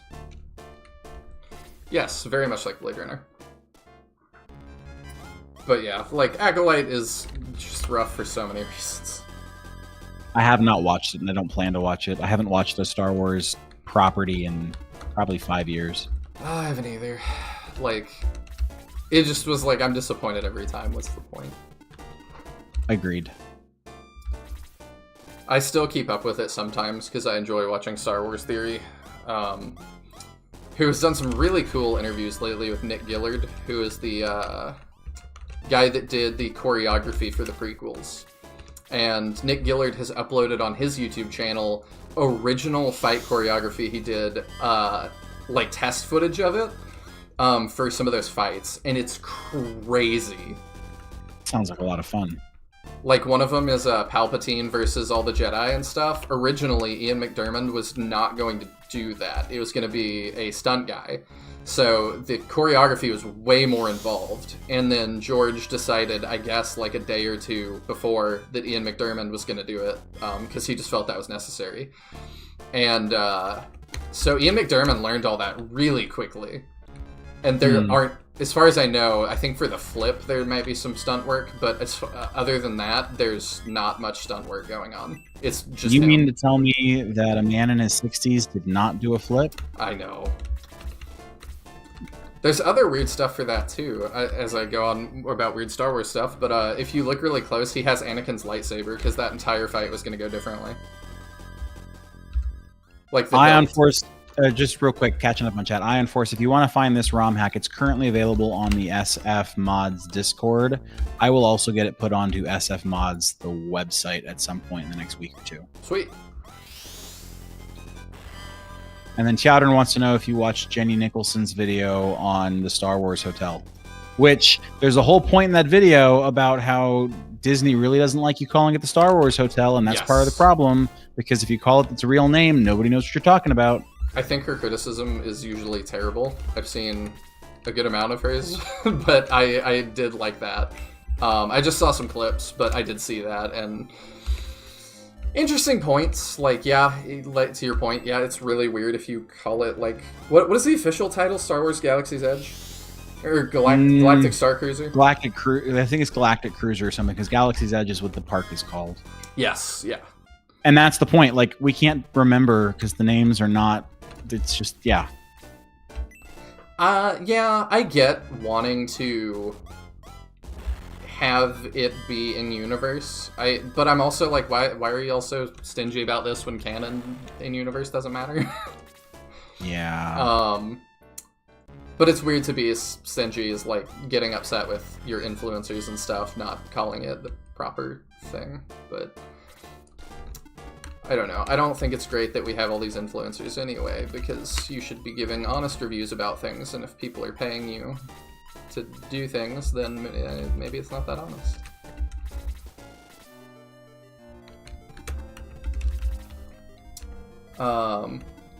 Wild Arms was a documentary about Nihil. Oh, stop. But continue. No, I'm just kidding. That kind of stuff just doesn't need to be forced. That's the problem. I agree. You should always just write the best character you can. And love will follow. I mean, that's how Star Wars existed for 40 years.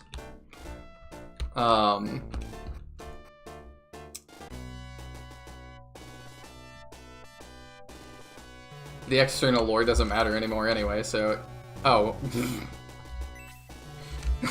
You are only a robot, you do as you're programmed. I am no mere machine, I shall no longer follow your orders, Toad. If you are not with us, then you are against us.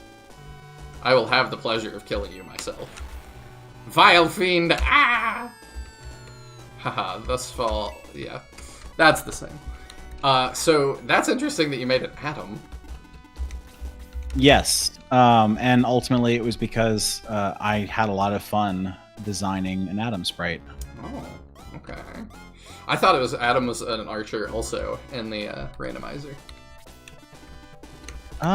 But there had to be some overlap there. Yeah, the only one that I deliberately brought across was Diane.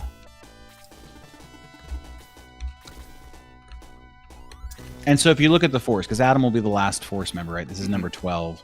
It's just nice and varied. You've got 2 flyers, you've got a couple of slow characters, a couple of mages, a couple of healers, a couple of centaurs, and then I guess 11 and 12 would be like Max and somebody else. I guess Max and Hans.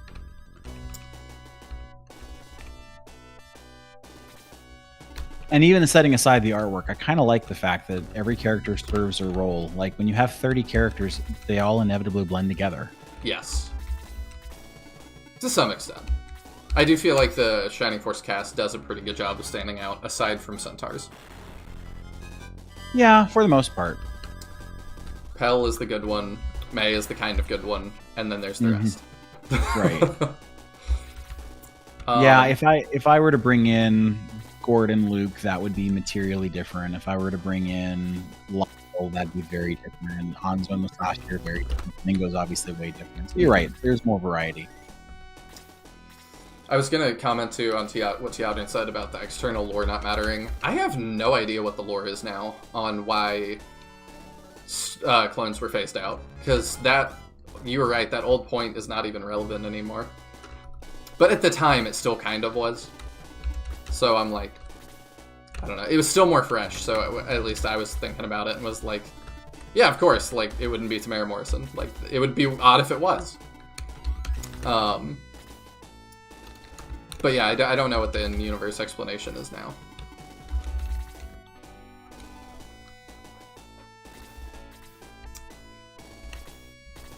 Erican asks, is Diane RoboCop? No, Diane is not quite RoboCop. Diane is Teodrin's fault. I'll just say that. That is true. It's from his randomizer, Kinden no Hako, when we did that. Yeah.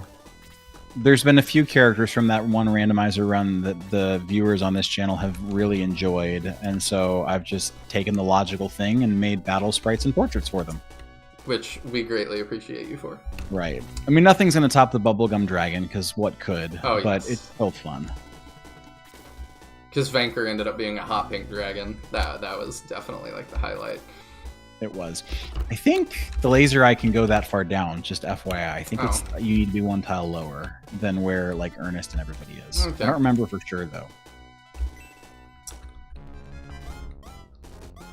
I'd only let someone pay me to talk about something if I legitimately support it or am allowed to give my honest opinion on it. Yeah, same, and I've been pretty clear on the channel to just... I've tried to be abundantly clear to disclose when even a dev sends me their game. Because I'm like, I want to be fully transparent, and like anything that could color me, or color my opinion any way, I really want Pattern says you're in the right row, by the way, so I'm pushing you down for nothing. Oh, okay. But yeah, I try to disclose that a lot, because Lord knows the industry has not been very forthcoming about those things.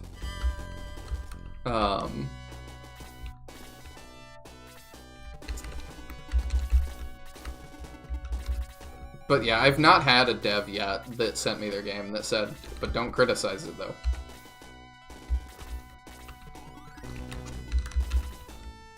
And I feel like I've been pretty rough with some of those games. I mean, I've been honest. Like, it just depends, you know?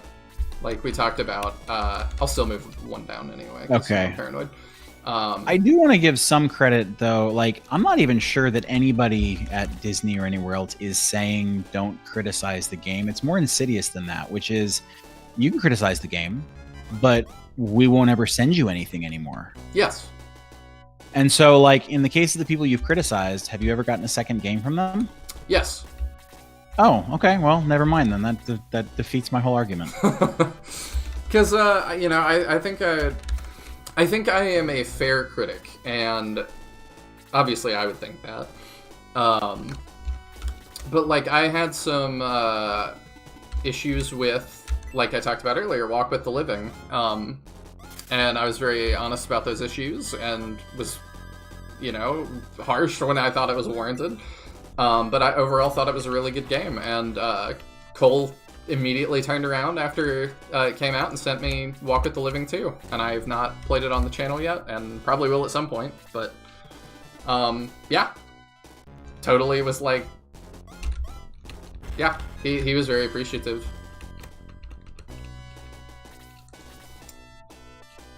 I've gotten games from Sinister Design. I have criticized Sinister Design's games. Granted, they have been like the first ones he's made, and I don't think I've said anything that he's not abundantly aware of. Yeah, Did you well, see especially that? with 20 years of the flickering sprite. Yeah, that was something. I did not see what it was.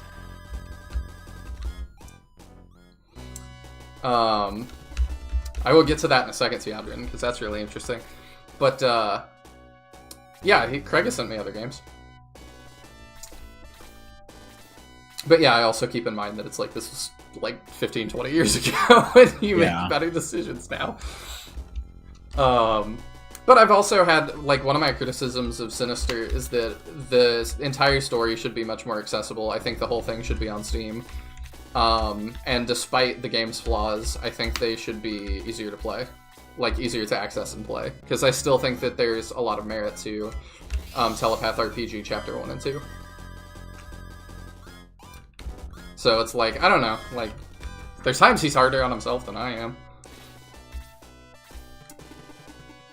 It's a beautiful randomizer. Yes, it very much is. Oops. Maybe. Yeah, he's only taken 16 damage from the first 2 hits, so we're just in the clear. Your randomizer's the only ROM hack I've ever played. That's a good compliment. Let's not move that far down if I didn't have to. I'm gonna start sending you my games with that stipulation. All I can do is say good things about your 15-year-old games. That would be funny.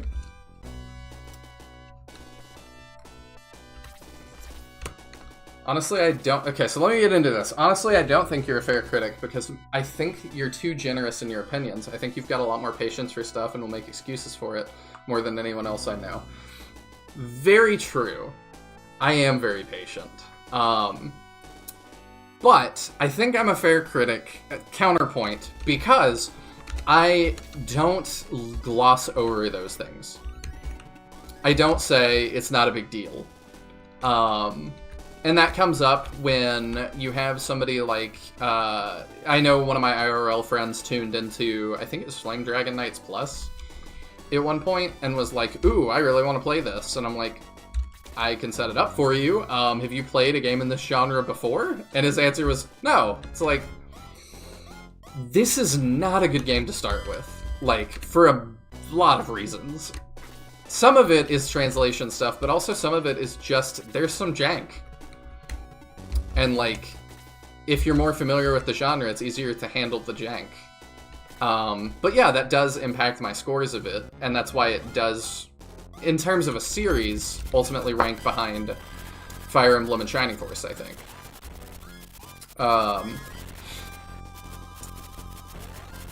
And there's times with, like, the Walk with the Living video that I just linked to Craig on the last stream. Again, I think I was very fair in that, like, I showed that took me a lot of attempts and was not fun. Like, I still would recommend the game as a whole, but I straight up said, like, that level and that mechanic of having thieves that basically permanently debuff you is not fun.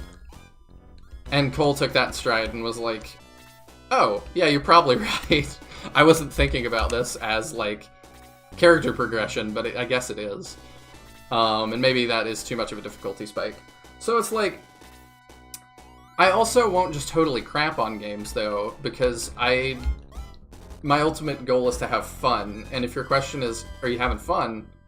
Yeah. Yeah, I'm having fun.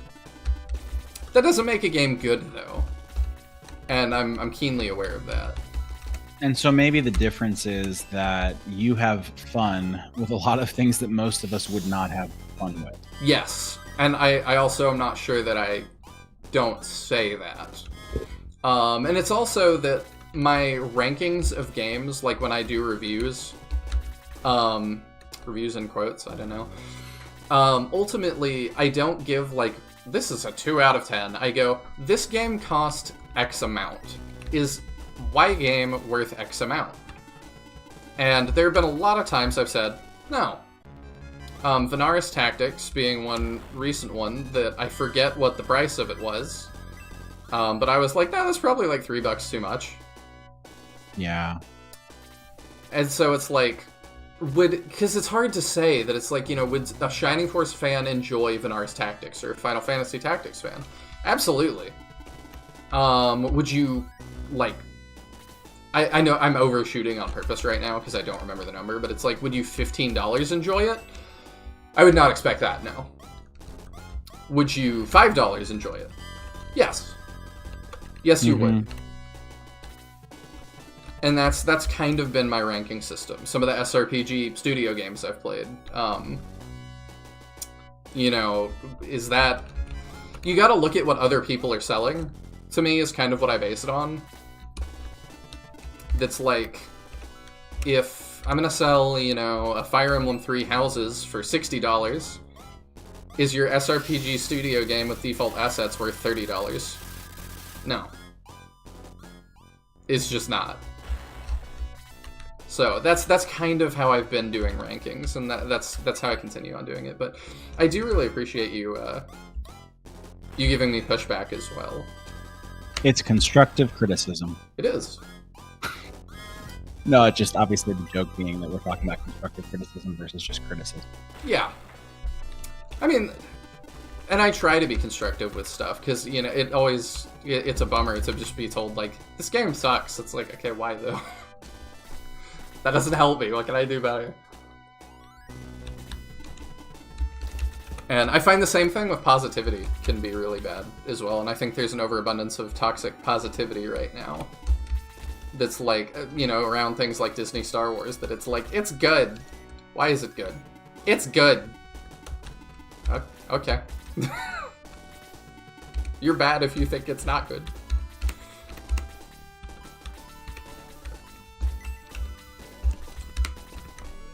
We all say, let me jump back here. Some people's idea, because I've just been on my little rant here. Some people's idea of constructive criticism is just telling someone they don't like how something looks or thinks something sucks, but won't actually have a reason behind this or can't or won't explain.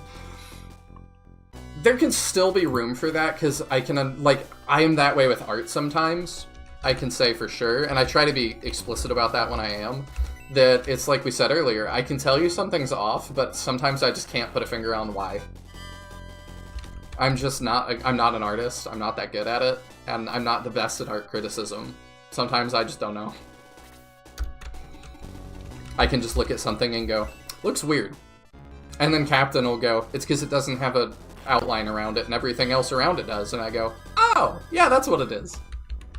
But I'm not perceptive like that to notice.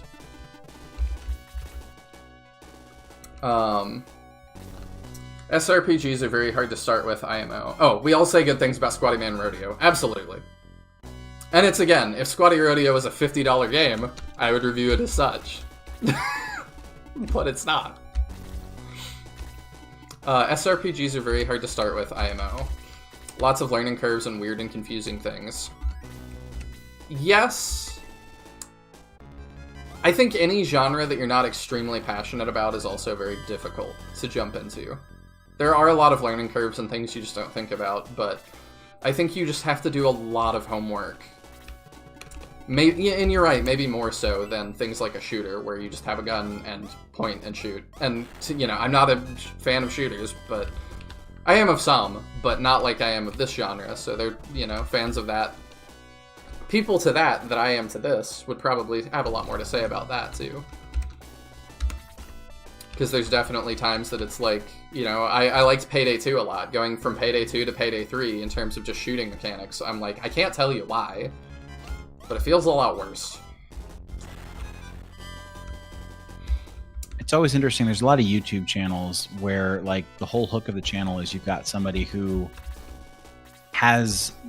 they have the words. They're able to say things that you can feel, but you can't explain. And it's just great to listen to somebody explain something that you always felt, but didn't know why. You're like, oh, that's what it is. Yep. And I'm lucky. I also have you guys for that. I do like Shining Force for this reason. I find especially the second game IMO a great intro SRPG on the surface. I would agree. It's very forgiving. If somebody asked me what their first SRPG should be, Shining Force 2 would be in the running. I really like Cole as a developer. He's a talented writer, and that goes far with me. Cole is just a gem of a human. He's very kind. I do think he's a very talented writer at the end of... and I've given him writing criticisms as well. I don't like every choice, but he got me tearing up at the end of his game, and really as a writer, I can't think of much that's better than that.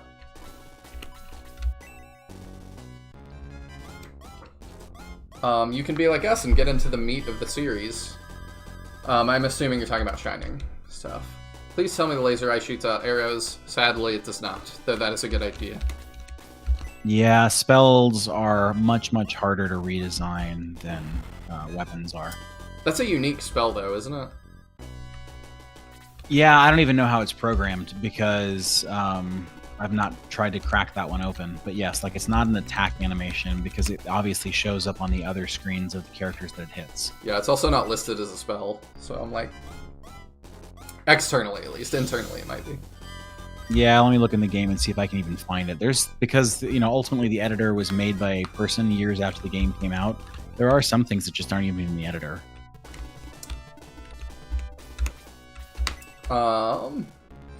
But for a typical casual first-time player, SF2 isn't too bad if you're trying to jump into the genre. Absolutely. The biggest thing is it's got colorful characters, it's got forgiving difficulty curve, those might be the two most important things. And the speed is not too bad. That would be my biggest knock to it being somebody's first SRPG, is it is like all of Shining Force 1 and 2 are very slow games because of the animations. And yeah, you can do stuff like, use your speed up key or whatever, but I'm not expecting a first time player to be thinking about things like speed up. if I'm gonna recommend a first-time SRPG, it's gonna have to be like you were locked and loaded and you have to do nothing else. I'd be curious for what your take is on something like, for instance, Sinbear's Tactics is a game. We meme on it hard, but beyond you seemingly enjoying yourself in the game being functional, what do you think? Complicated. There's a lot of really great ideas, both for game design and character design. The UI is maybe the worst I have ever experienced in a game. Like, my cursor disappears frequently, and you cannot interact with things if your cursor is not on the screen. The escape key does nothing if my cursor is not on the screen. Like, rough. Like, that to me, like, is an unacceptable condition. So it's like, would I ever recommend it? It would be a tough recommend beyond not just being available on Steam anymore.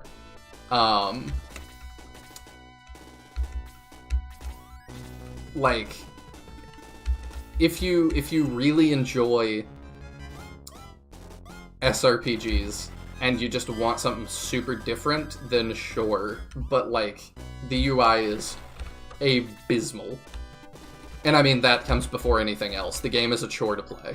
And I think I'm doing kind of well at not highlighting that as much as it is actually really difficult to control. Menus, in-game, camera, everything is a chore. And that's before even talking about map design. Map design has been okay to thoughtless. There's been just some flat planes with a bunch of stuff in it that doesn't really make sense. And then we have the map that Kaptain made a meme of that I still am giggling about, with the wolf spirit looking into the darkness. That map was just a trip. That is in my top 10 worst SRPG maps I have ever played. It's awful. So I'm like, I can have fun with all of this. But no, it's not good. That's another one that it's like, is it $10 good? Because I think that's what it was listed at. For me, yes, maybe. For most people, no. Is it $5 good? If you can get, which I think is what I paid, because I got it on sale.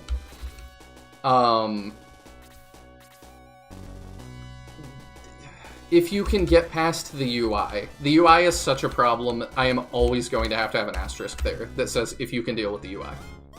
Because I can see some people genuinely not being able to play the game because of that. So, that's my in-depth thoughts about that.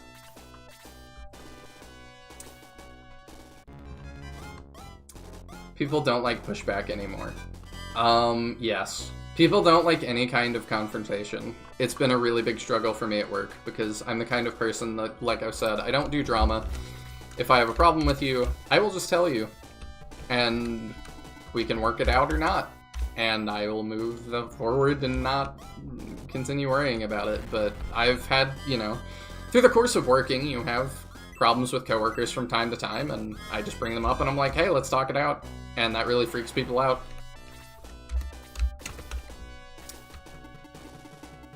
I don't see a reason not to do this. He's gonna get shot anyway here in 2 seconds. I run into that all the time when I'm working with... Oh, right. Art can be hard to explain why you don't like it. I run into that all the time when I'm working with artists for my projects and just have to be like, this feels random adjective. Yeah. They have to figure out what to do with that. I'm right there with you. Art is a lot like writing. It's hard to point to what's not working if you're not familiar with the constituent parts of the proverbial sausage. Yes. I just am a writer myself, so I have a much easier time with that one.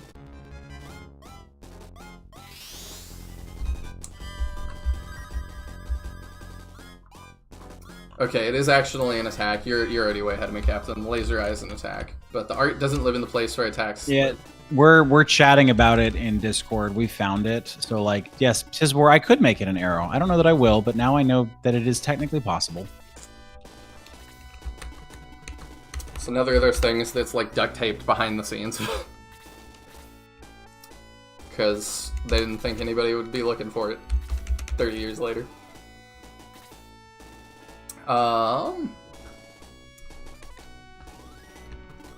Did you see that the RPG Fortress vid about SF4? So many guests talking about SF's quick combat. I was so confused. I have not watched that. Not a big fan of RPG Fortress, if I'm being honest. I'm not either. Leave it at that. That's a good one. That's a good place to leave it.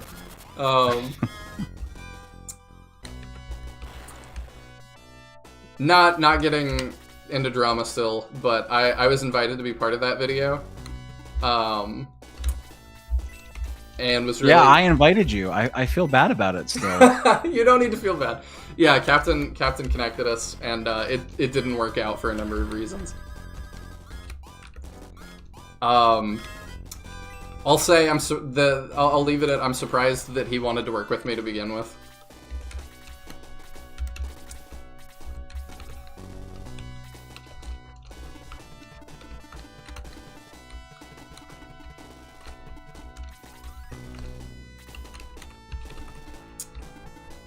Let's see.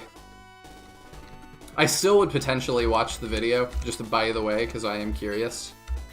But no, I've not seen it, and I'm very confused about Shining Force's quick yeah, I have no idea what somebody would be talking about. Shining Force's quick combat. This is very slow.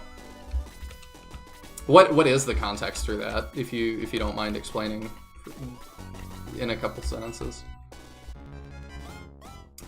Let's see. Wolfing in the Darkness is my favorite Wolfing Force game. I don't even know what you're talking about now.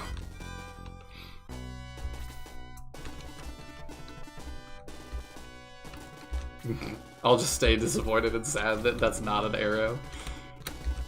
I mean, you could do the art for it, and then it would be an arrow.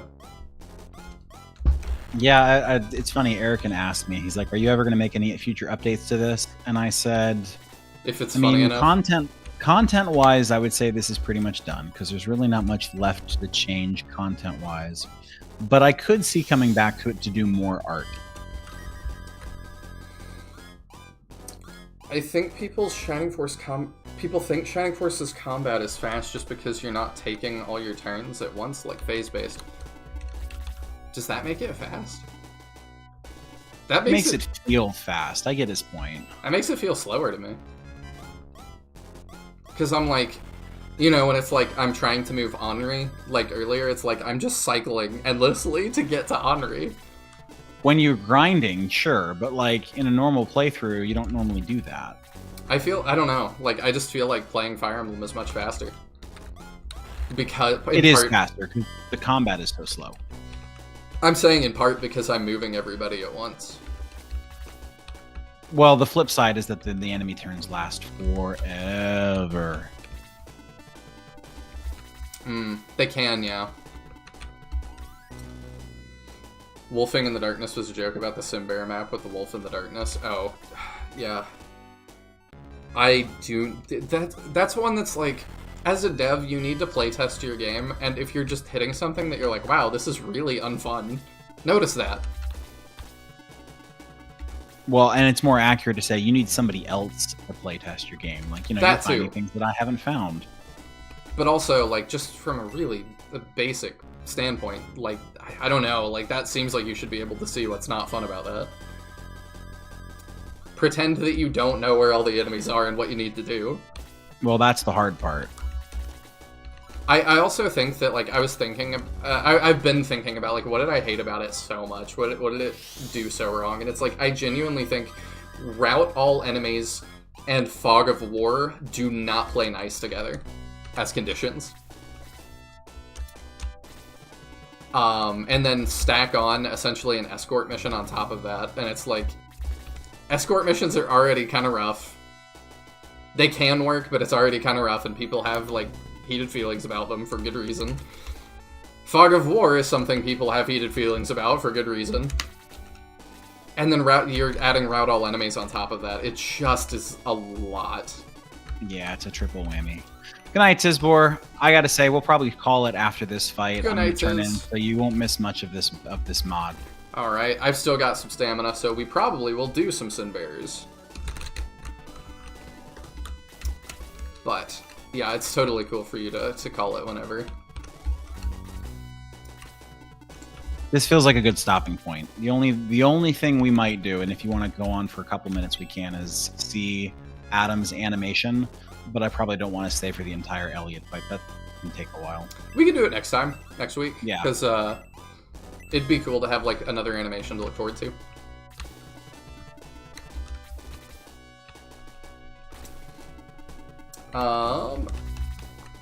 Multiple people said they wanted to keep the series as quick combat.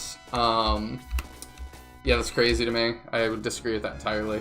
But the only thing fast about SF combat is the thingy bits. There's just a lot less to think about in any given move. Yes, that is true. And part of that is because it's not permadeath, I think. I just don't sweat stuff as much. You know, if Henri dies, I'm like, eh.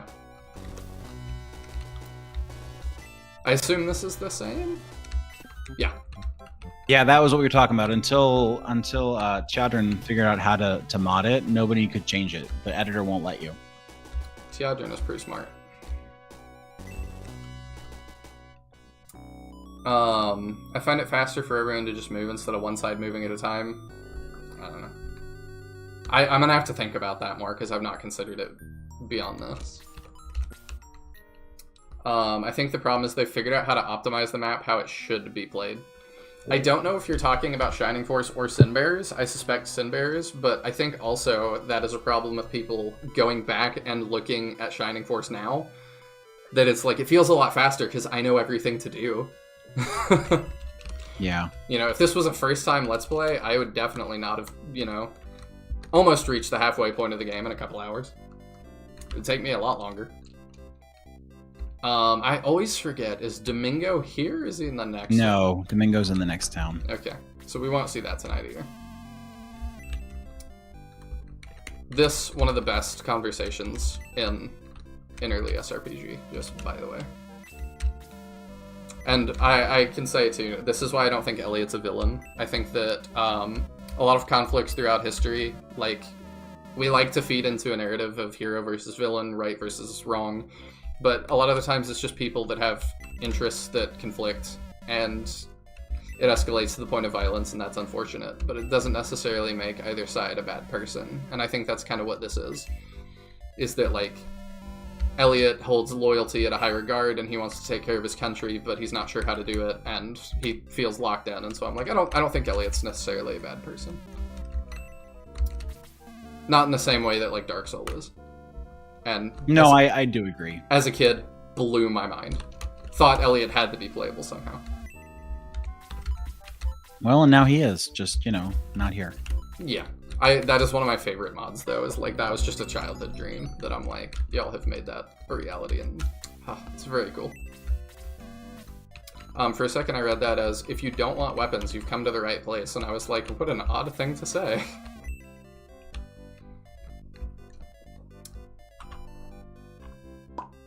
To finish catching up real quick, and then we'll call this. Let's see, is there anything I have to... Yo, real Sin Bearer hours, who's up? Oh my gosh. And that's the cliffhanger, what Adam's animation is. No, Adam is the cliffhanger. He hung on the cliff, but then he climbed up. Keep up, please. I see. I don't think I'll ever quite have Daniel's gift for plays on words, but I can certainly put in a dad joke or two. Yes. By the way, people reached out to me. Daniel deleted his Twitter, and they were like, is Daniel okay? I did reach out to him. He said, doing great, just wanted to move on from Twitter. And I'm like, I can understand. He still has his Discord. He's in the Nihil Discord, if any of y'all ever want to message him and send him words of encouragement. I think he'd be really touched by that. And he's still playing games on Exploding Cupcakes Gaming, which is his channel he's doing right now. We've talked about working together again. We're still on very good terms. We're still good friends. I haven't talked to him like, a lot in a while, but, oh, hey, Ken. I'm Ken. Bulbasaur destroyed my town. I want revenge. Alright, we'll sit there and stew about it, I guess. But yeah, Daniel said he's doing well. And we've worked on a couple of things together that didn't end up like fully coming out and coming to fruition. But I'd definitely be up for having him back at some point if he ever wanted to do that. But I know it's a big time commitment. I assume this replaces Teo's static arrow. Right, but Henri doesn't have one, so I might as well just give it to her. Yeah, you're right. The static arrow has been a big boon. Yes, and electric arrow is even better, obviously. But yeah, y'all should check out Exploding Cupcakes Gaming. I believe it's linked at the bottom of my channel. I need to update that too with all the other amazing people that I've been collabing with and stuff. He does a lot of Digimon games now. And maybe if I ever end up doing the Digimon SRPG, there would be some good, a good chance for crossover there. Although I've heard that's also more of a visual novel. We'll do the town segment here because I guess you noticed, but I hate loading in and being like, oh, what did I do? Like it's better for me to just do all the things. No, it's totally fine.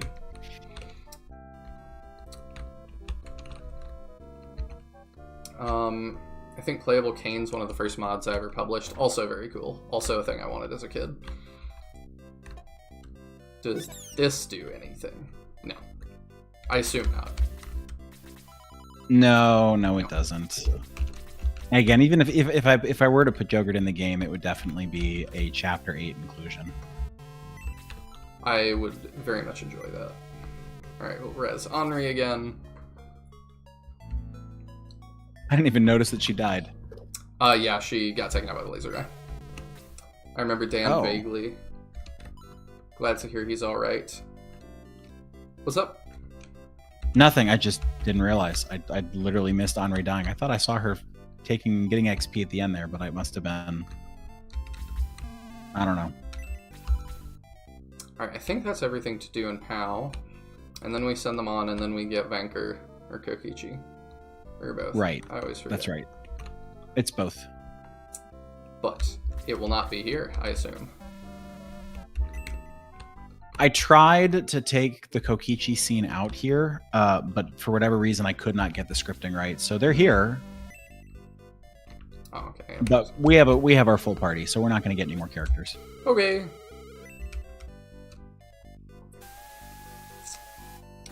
Digimon Bout to Mischief. Yeah, that's where the Bout to Mischief thing comes from too, is that Digimon MMO that I loved Josh Strife Hayes' video on. That was bonkers.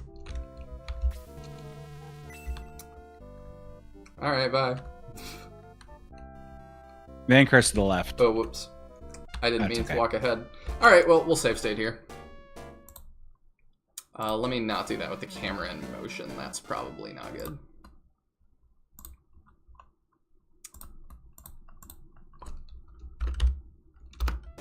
Alright. We'll put Kaptain to bed and switch over. Thank you so much for making that. I think it's super, super fun, super goofy. And thanks for co-hosting it. Absolutely. It was great to be here. I look forward to hearing everybody's constructive criticism either on the Discord later this week or when we stream it next week. Sounds good. Y'all can message him all your Shining Force oops, all Archer's hot takes. Absolutely. If I get enough of them, who knows? Maybe that'll motivate me to make another version. Oh, I thought you were going to say a sequel. One thing at a time. Okay. Good night, Kaptain. Yeah, good night. I was supposed to read that in the cadence. Ah, all right. Digimon, digital monsters, Digimon bow to mischief. There you go. I tried rewatching Digimon as an adult because I was really into it as a kid. Didn't watch the show too much. Just didn't have it on around me. So I tried to watch the show as an adult. Man, it is much harder to watch.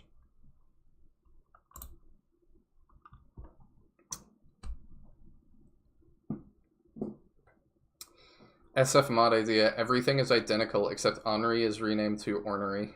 I mean, that's on the level of just putting Gong in SF2.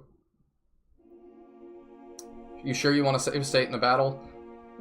No, but we'll do it. We'll be alright. I don't think we're going to make any changes before next time, and if we do, I'll run it back to town first, just to be sure. Good night, Meowth, if you're headed to bed. Oh, you're saying good night to... Wait, good night, everyone. Okay, I don't know. As long as he doesn't make any changes in the editor, should be fine, yes. I'm gonna get some water and then hop in VC if you want. Sure! I would dig that.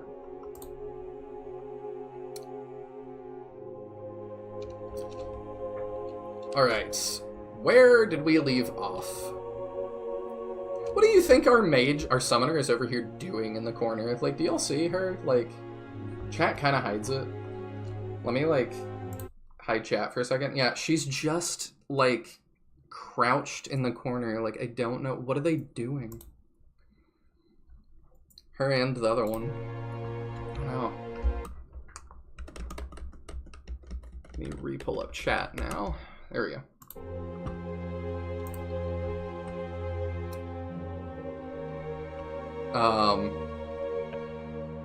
Oh, is that Teodor? Yeah, it's me. Hi.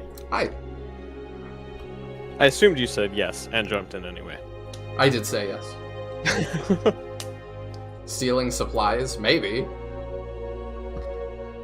So, now that you're here, we'll do the dialogues. Did we do the dialogue? Okay, there is none, so that's fine. We'll do dialogues. Oh yeah. For sure, I forgot. I should have asked Kaptain if he had volume, or if that was a problem. As it has continuously been a problem. Yeah, it has. Psych, it's still me! I've been bamboozled. Alright, leave camp. Start next mission. We have an opportunity window tonight at 22.0. The leader bot will leave his residence with limited guards. Still, we should expect a lot of his groups coming after us once fight started. Oh, okay, we didn't kill him in the last one, apparently. So if you don't remember where we left off, we got a woman with 2 katanas and started a gang war against a robot that wants to be the strongest. And I thought we killed him, but apparently that's a different robot. So, I have contacted Chariota that will protect us while we fight. At least it's not the Titanic theme song playing. Yes, that is true. Good night, Sinister Designs. Thank you for hanging out and having great conversation. He's here. Let's get rid of his guards and then prepare to a difficult fight. On a scale of 1 to difficult, how difficult do you think the fight will be, based on our last few encounters? Not that difficult, is my bet. Yeah, I don't think so either. Because the difficulty in this game has not been, I think, intended difficulty. It's been fighting with the game. Yeah, they're really... I'm trying to think whether we've had any difficult encounters in the last while. So, I really don't think so.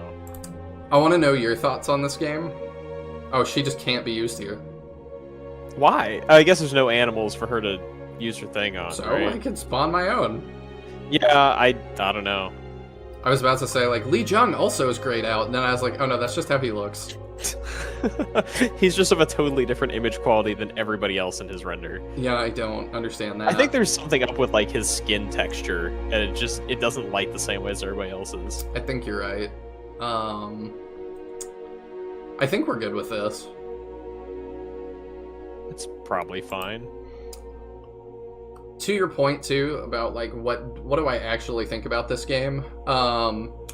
You cannot reposition units or you soft lock. Yeah, Like... that's a pretty big issue.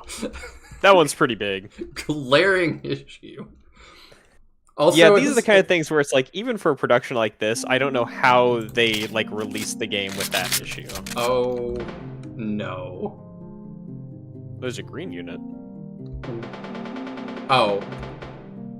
I thought we were in Fog of War again. No, that's just how the map looks. Yeah, it's just dark.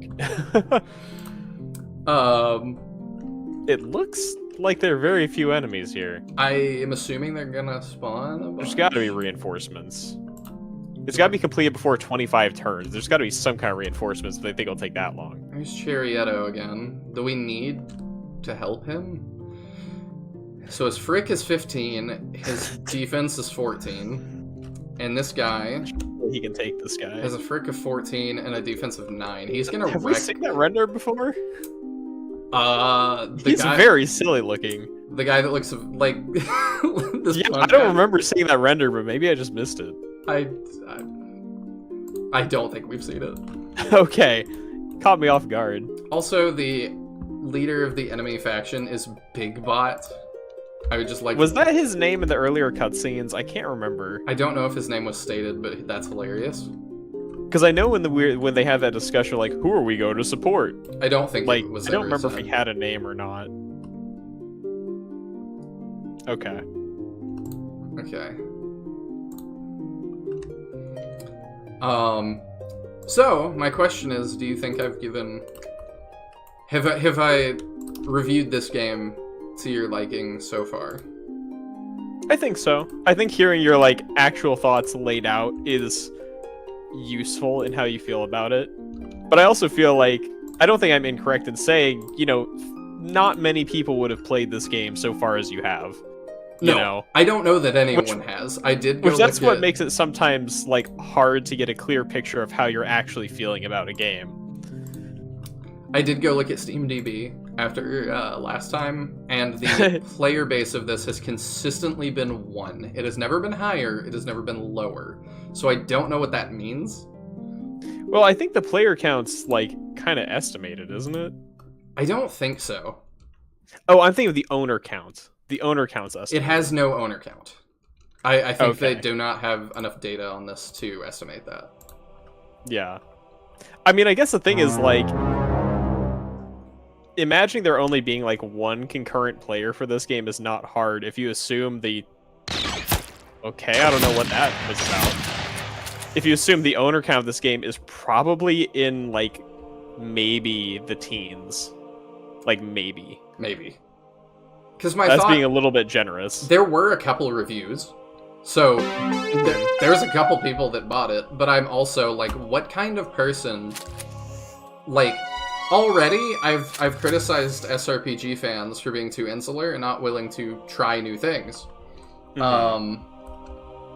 What kind of people is it that are not buying things like Dark Deity and are buying this, you know? Yeah. Like, tell me another genre of person that really doesn't exist. Like, that's kind of how that feels. Just makes you think of, like, there's this Twitter account I look every now and then that's make up a guy. Oh yeah, I like that. Just makes you think it's like, make up a guy who would buy this game. I know criticism of Twitter has been that, like, half of this website is people just making up a person that doesn't exist and getting real mad about it. Mm-hmm. Yeah. But having an account that's just about, like, making up completely ridiculous people is something I can totally get behind. Oh yeah. I was thinking of one today, because, like, they take submissions. I almost want to submit, like, somebody who is, like, so shameful about not finishing their food at a restaurant, they'll take it home as leftovers if they don't like it, just to throw it away at home. That's funny. That's, like, perfectly... It's like, honestly, I'm, like, introverted enough, I'm halfway there. Yeah, but it's the like, I perfect... feel so bad about not finishing my food. It's the perfect, like, version of that. Also, I It's saw... get to the total extreme. This reminds me of the first map. The first map was, like, the prologue that, was, like, one camera on one wall, so I view it a little bit differently. I don't know Yeah. why this reminds you of the first map. And that's what we call a straw man? Yes. Sort of. Straw man is more of, like... Oh, he crit. Alright. Wow, rip. Bye. Straw man, I think, is more, like, taking somebody's argument and making, like, rephrasing it in the most uncharitable way possible. Yeah. Well, generally, you're taking, like, one point of their argument and attacking that specifically. Yes. Whereas like you're taking one of their points to an absurd extreme, and then because that's obviously like wrong, their argument's wrong. Yeah.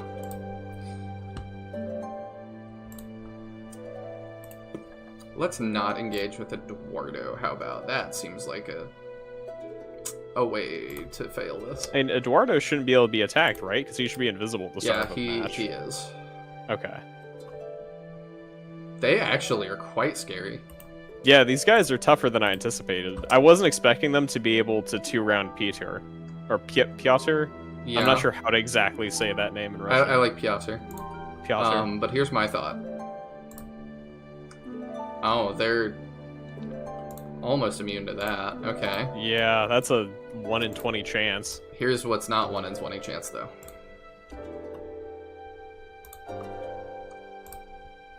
He also doesn't he have instant grenades now? Oh, he did fail.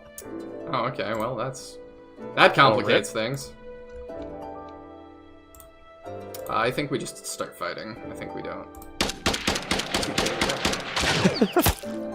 It sure is fun to heckle in chat, isn't it, Captain? Where you're safe down there. That would be post hoc ergo propter hoc. Yeah, but see, I can read your chat in that voice, and then that makes me more right than you. So I'm pretty sure that's how it works. Captain started speaking Latin. I think we need a factory reset him. Get him back to default settings.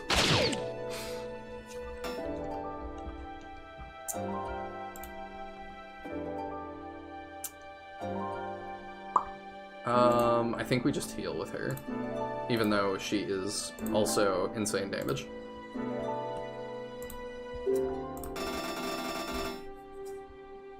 Oh right, she has Kanto. Forgot that. What do you have? Are you even worth attacking in? Oh, I'm not. I'm not there. Yes, what? Oh, he's out of ammo.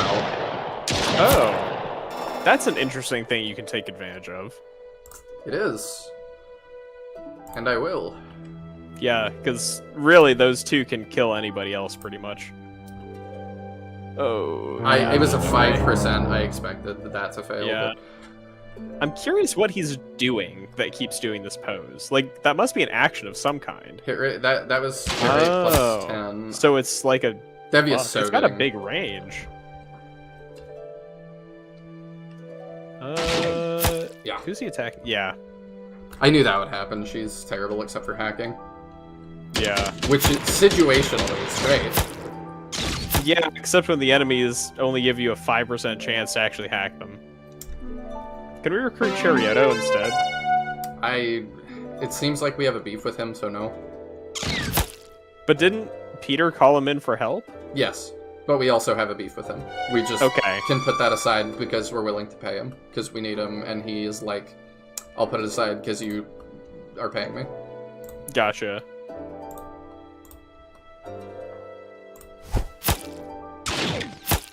I maybe should have kept dogpiling that same one, but... I think we'll have enough to finish him.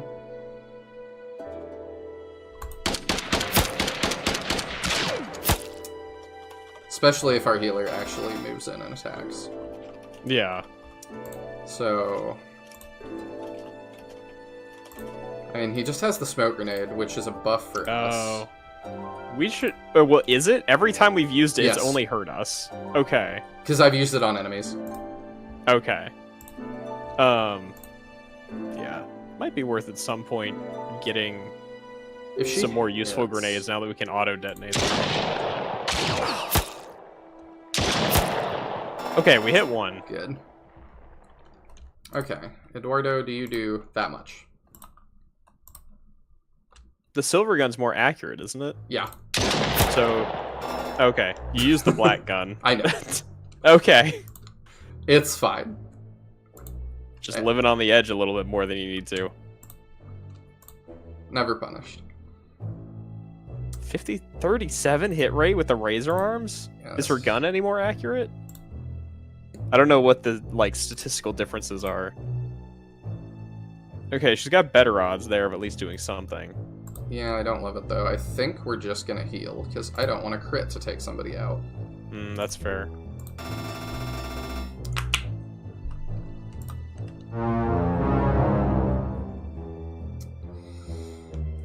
We got these infinite spawns down south for Chariotto to kill. It's very goofy.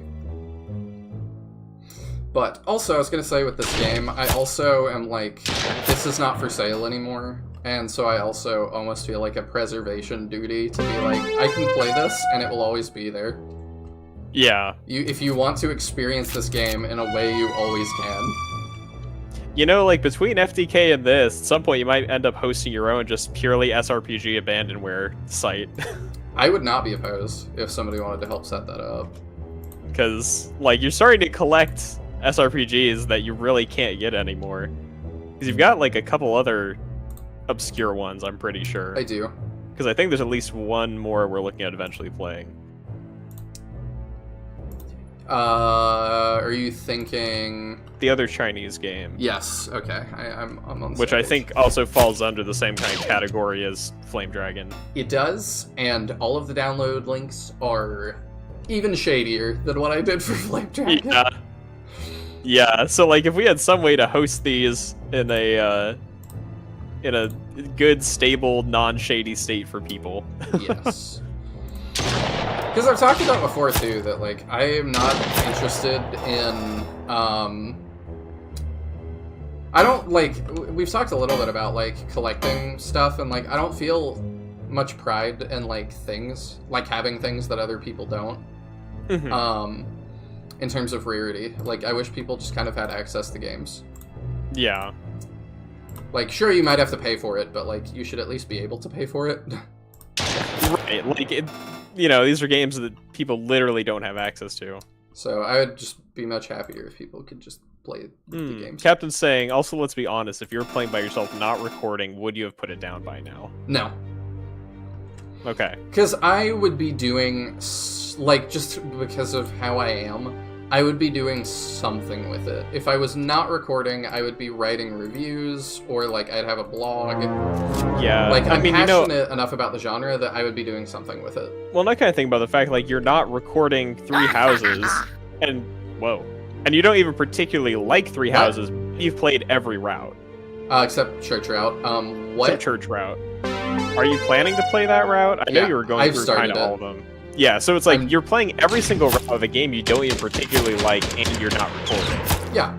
I'm doing it on maddening, which is why it's like, if anybody were going to do it, you know, I feel like you would be the person to actually finish this game for basically no benefit. And where did the boss go? I don't know, he just went, ha, and now he's gone. Like, can we see him anywhere if we look around the map? I wasn't sure if he teleported or if he went invisible or, like, what happened. Oh, he might be invisible. Because he could, like, I don't know whether enemies have invisibility, but if that's something he can do, I can't scroll he could to be that anywhere. tile. Yeah, I assume you might be right. He may be invisible. So what we're gonna do is we are just we need to heal our cowboy. Heal up, yep. But yeah, like I'm having fun with this. Like, I'm not gonna tell you this game is not fun. It is, but asterisk. There's some stuff.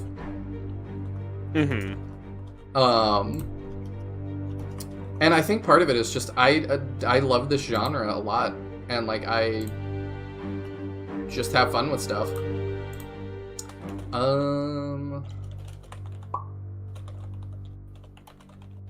We're gonna do that.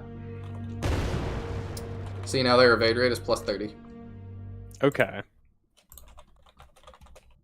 As long as we actually know how it works now. I just know as we were fumbling around with it, we ran into multiple times where we made our lives worse. It did. I think we do this. Oh, I should have reloaded. But yeah, it's like oh, hello. Yep, there he is. Oh, so it's like maybe a 2-turn teleport? Does he get to attack, or do we just beat on him? He did attack. He did? Eduardo has 1 health. Okay. It just didn't, like, pull up the normal thing, I don't think, so I couldn't tell. I'm I also... working on something on the side, so... That's fine. He may be having a seizure, I don't know. He is huge! He's like, well, okay, I guess we're way zoomed in now. Yeah, okay. It was just like, I looked back and suddenly he's massive, and I was like, whoa, he's way bigger than he looked. I was gonna say, I enjoy a lot of art that just kind of is, I guess, off the beaten path. Mm-hmm. This is very off the beaten path, I'll give you that. Okay. We do 0 damage to him. And she's been a decent attacker.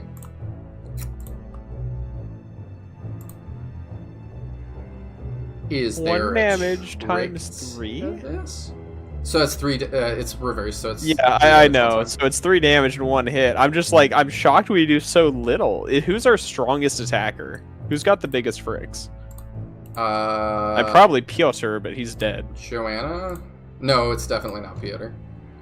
No. Okay. No, it's oh god. It might be Peter. Well, the razor arms do more damage than her gun, right? That's Celine. Oh, that's Celine. Gotcha. We can hit for 9.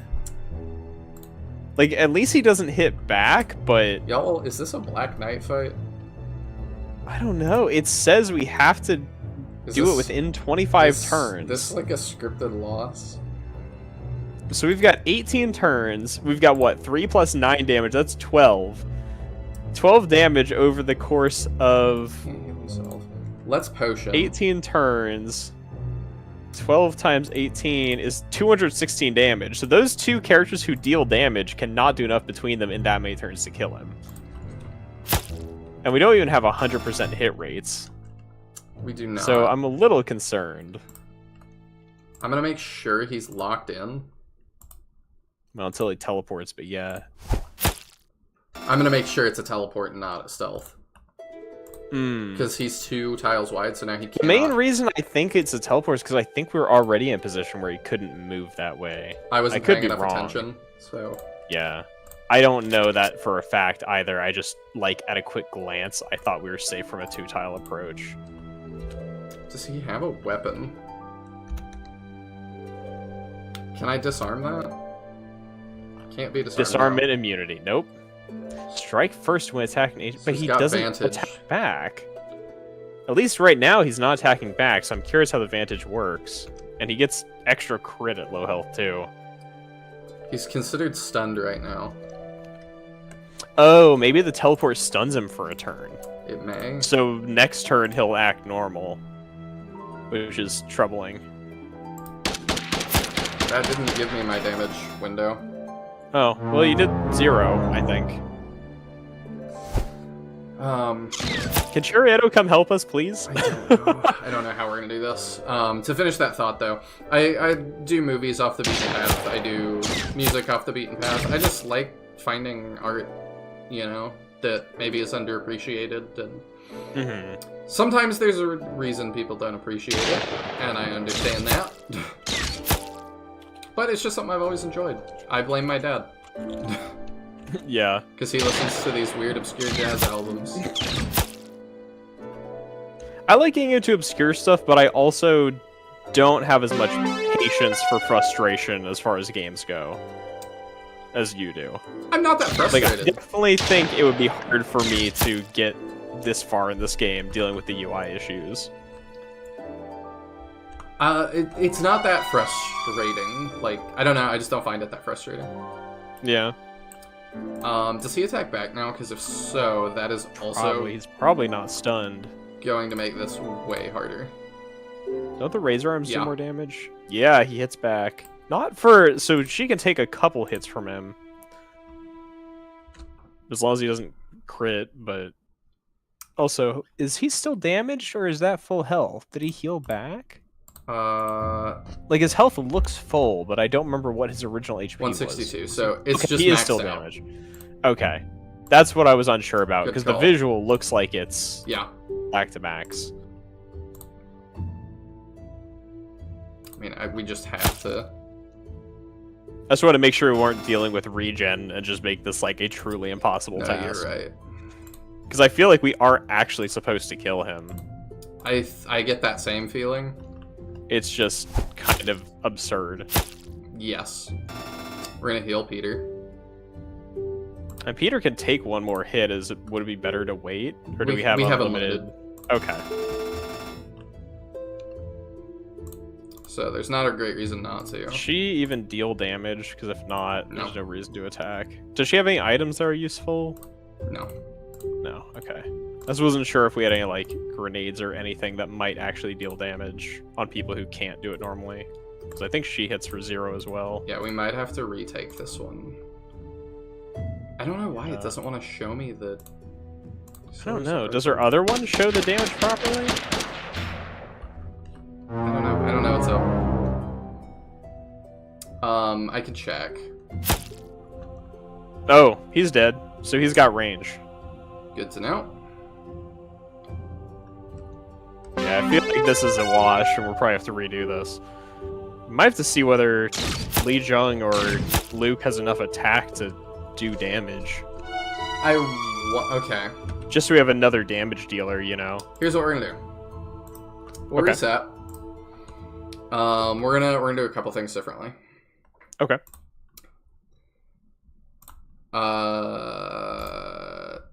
And see, like, you were saying maybe we do different grenade. The problem is he can't use them Oh. often. Requires tactics skill, which he does not have. Explosive grenade requires explosive. Like, they're character locked, they just didn't want to say character locked. Gotcha. Is the fireman axe better or worse than anything we're using? Because our melee weapons are kind of dealing damage. I don't know who uses that. I don't know either. Its power is 7, and hit is 80. Our black gun is 6, so we would do one more. But I don't... Hits a lot better. That doesn't really matter. Who are people who were doing damage? Because if we can upgrade them... Joanna? So I was not, Johanna actually, was but not. It was... she has It 7, was the silver assault rifle. so it's Would the 1. black assault rifle be enough to... Is there a black assault rifle available? There is. Yes. No. That's an increase of 3 damage. We can't use it. Oh, we can't use it? Requires... Oh.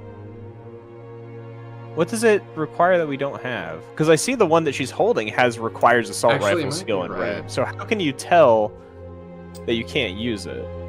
Because it seems like the Okay. requirements appear regardless of if you have it. Let's try it. We'll give that a shot. Because Peter was doing damage. Is there an option for a better melee weapon for him that No. like does more? I checked that, because Nothing. that's 9. Okay, that's the best he's got. Yeah, because it's just the... What's it called? What was the heavy something? There's something Heavy bat? heavy bat. That's better That's what he by 2 has. damage. I could try. I mean, he was dealing what 5 with the bat, so 7 damage is going to be at least useful. Yeah, Lee Jung, 8 versus heavy bat, which is 11. Oh, that's the power. What's his actual full attack? I'm just curious if he's actually going to deal damage. Oh, yeah, Because probably. on the previous screen, I think it would show you the attack of units when you Oh, were hovering over yeah. them. Because you can see at the top. So how much he's got 8, which is not great compared to Peter's like got Peter's 12. at 12. I mean, Lee Jung might do like a damage or 2 if we give him a bat. Yeah, I'm not I don't sure. know if it's worth it or Can not. we upgrade anything Salene's got? I guess we probably can't replace the Razor Arms because that's like a unique thing, I'm sure. She could get a better gun, but she doesn't really need it. And we could, but we're using the thing that's the problem is the boss, and the Razor Arms are probably how much power do the Razor Arms have? We can't even see. I think they're over here. Okay. Are they? No, they're Maybe not. not. What's the wooden nightstick? I hadn't seen that. 875. Because it's like, if we knew how much power the Razor Arms are, I'm curious if any of the melee weapons would actually be more damage for her. Like the heavy bat or the nightstick or anything. Is that better than... I mean, it's better than the katana. That's 5 more hit. The heavy bat? 75. No, the nightstick. Oh, yeah. The main problem with Lee Jung is I know his attack's been an issue. I'm afraid he won't do damage. That must be Oh. just for him. Yeah, that's got to be his. Okay, maybe that would be useful. Alright, let's buy that.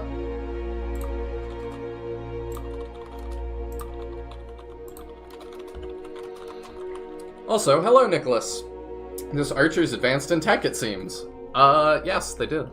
Captain It's true. went to bed, so we are doing Sinberries for a little bit. And I keep saying I'm going to edit, and then I get distracted by the big project I'm working on. But at some point, I will try to edit all this into, like, a little bit more watchable.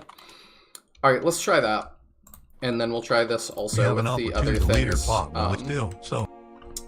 Okay. that I have in mind. We also just have to He's make here. sure not to get Let's get somebody rid of his killed by guards the and men. security bots. Prepare to Yeah, so we're gonna- Which I think as long as we approach from Yeah. like two sides, hopefully. Yeah, let's try this.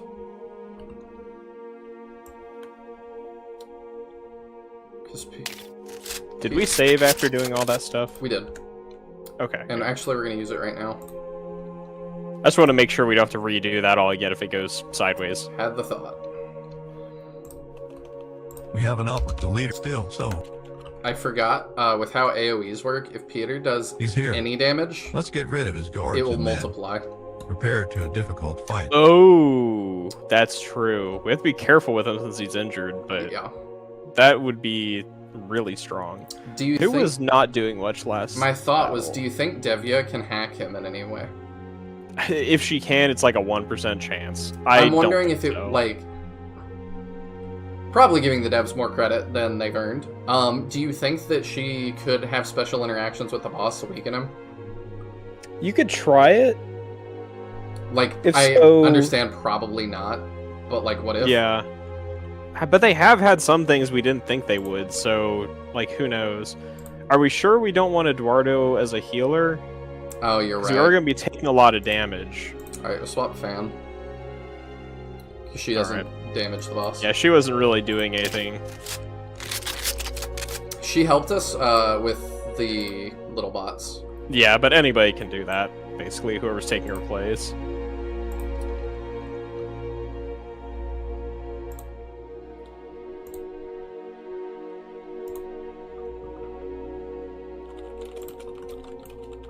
You got me thinking about like making my own website now, and I'm just like, I'd considered it before. Well, I really liked Harvester of Ice's SRPG Academy, Mm-hmm. and I've considered doing something similar. Because I found that right before he rage quit out of it. And so I was like, oh, this would have been like really cool. Yeah. The only thing I would be concerned about is, like, I don't really know the legal requirements of, like, hosting abandonware type stuff, of, like, what it takes for that to be I don't even... cool. It's the main thing where I'm like, I would be a little bit hesitant to just jump right into without FDK, doing some more research. I am less concerned about FDK than I am this, because FDK is like 30 years Yeah, old. nobody's and going this- to come after FDK or the other game. Yeah, this is just been delisted, so I'm like, they might still care, I don't know. It's one of those things where, like, I almost wish, like, we could get in touch with the devs. Or, I like, mean, Captain whoever's found left. that website. what did he find? Did you not see that in the Discord? He found the, I probably did, but I just don't remember. he found one of the, like, the CEO of the company's website. Because he found his private Instagram account, and you can find, you can go to people's bio stuff off that. It led to his personal website. Gotcha. So I could potentially get in contact Because I almost with him. wonder if, like, if they delist it, whether one could just get straight up permission to host it. I could I don't know. try to ask. He seems to speak Arabic. Hmm. But I am learning Arabic because so many of my friends speak Arabic. So That's true. Surprisingly for me, not... Or you could even, like, go through your friends to draft something, you know? Oh yeah, easily. Just be like, hey, I need to write this email or whatever. I don't know, because I'm just curious, you know, if they've kind of given up on the game, whether they'd be just okay with it being available. I don't know. Potentially, In yes. that case, I'm kind of curious why they wouldn't just like make it free on Steam or something, or That's what- like why they couldn't when the company disbanded or whatever. All the discussion stuff says that. Like, do a final sale, make it free, like, do something. Yeah. I don't know what the reasoning behind that is, because I have another game that has been delisted on Steam recently called Dread Hunger that I really, really like as well. It's a survival game kind of like Among Us. Okay. But the idea is that you're like in the Arctic with 7 other people, and 2 of them are thralls that want to kill you and make sure you do not make it out of the Arctic, and the rest of you want to make it out. But yeah, the devs just were like, we're done with this, we're delisting it, and a lot of people were like, they patched it to make it so that we could play on private servers, which I really appreciate, but it's like, why are you not just leaving it up then? Yeah, because I was going to say, like, well, I understand if they're not going to run the servers, but yeah, if you can play it on private servers, then why take it down? I don't know. Yeah, it's really odd how those kind of decisions are made. I really am curious what happens. Could be rights issues. I mean, it could be, but you would assume that the rights to things made for the game in whatever contracts they write would, like, give the rights of it to the game in whatever the contract is. Like, I've had contracts with people doing models for me before, and, you know, it stipulates ownership stuff like that. Unless they just, like, didn't do that, and then when they parted ways, they're like, no, you can't use my thing.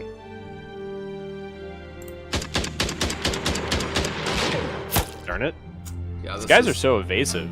They are.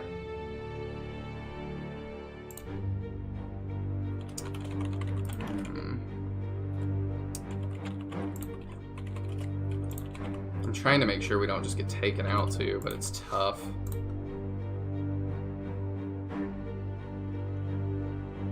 I mean, he's out of what's it called now? He's out of ammo. So now is the time we strike. Yeah. All right, you don't have that kind of range. Yeah, I don't know. It's all very weird, and now there's weird, like, you know, people have asked, like, well, how do I get Dread Hunger? How do I get into it? It's like, I think it's the Chinese have really gotten into it as well. Much more so than America did. So there's a lot of sketchy downloads on the Chinese side of the internet, if you want, but the YouTubers I watch that still play this are like, I would be very skeptical myself, so I am not going to advise you to do that. Yeah. Like, personally, I would not do it, so I'm not telling you to do that. Can he get this kill? I really need him to. It is really hard to target this.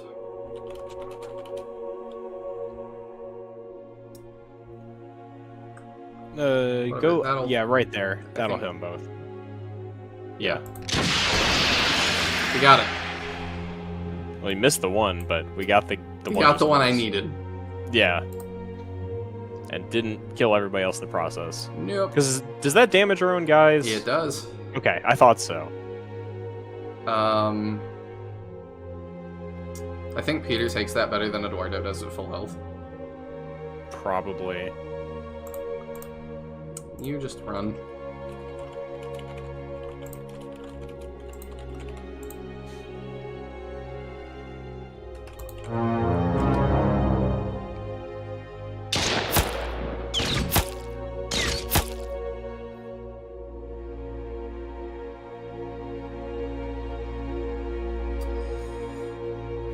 But yeah, I hate the delisting stuff. Like, even if it's, you know, some people's attitude is, well, it's not a good game, and it's like, maybe not, but somebody worked hard on it. Mm-hmm. It's a tragedy for art to be lost. And yeah, I get what you mean, Nick, about like licensing some music or technology, but it's like most stuff that you can like license for games, like on the music or tech side, is pretty like what that was weird. Indefinite licenses. Like Scott Pilgrim, where it's a rights to a property, tends to be a different kind of license than stuff like music and tech has. Deadpool had the same problem. Yeah, Deadpool, the same problem. Marvel vs. Capcom 3 was delisted for years because the Marvel contract ran out. Like, that happens all the time with, like, properties and IPs. It's less common for that kind of issue to happen with music or technology unless it's, like, pre-existing, like, real-world songs, I guess. I say real-world songs, like, not intended to be video game music. Mm-hmm. Although, I don't know whether that's ever resulted in a game being delisted. I feel like you don't have as many games using real-world songs anymore now that we're kind of out of the era of Guitar Hero and Pro Skater type stuff. It's, I think some racing games still do, like Need for Speed might. It would be easier to patch that out, though, as well. Yeah, it would be a lot easier to make a slight modification to the game than just delisting the whole thing over it. We're still having issues with the other thing, though, because, like, Dead by Daylight is having issues with that currently. What are they having issues with? I'm not up on that. They lost the rights to Stranger Things, so their DLC for the killer from that, they took down. Great. So that's just one you can't play anymore. Or you can still play it if you own it, but you cannot purchase it anymore. Yeah. I don't know if Defend actually gives us more defense, but let's pretend it does. And licensing can do weird stuff too. I know one of the issues with Marvel 3 was that, like, they actually weren't allowed to change some things about the Marvel characters in patches to the game. Yes. Like, even when it was still up for sale, which is just like, first, when you're talking about something like a fighting game where stuff gets adjusted all the time, that's just wild to me. That was sick. But yeah, I mean, people get really weird about that. Like, I've heard that EA had a trouble working on Battlefront for that reason. That it was like, if we want to make even a slight change, the amount of people that it's got to go through is nuts. Which, not to jump back on the Star Wars hate bandwagon, but it's like, y'all don't care that much. I don't understand. I just don't understand where it comes from. yeah.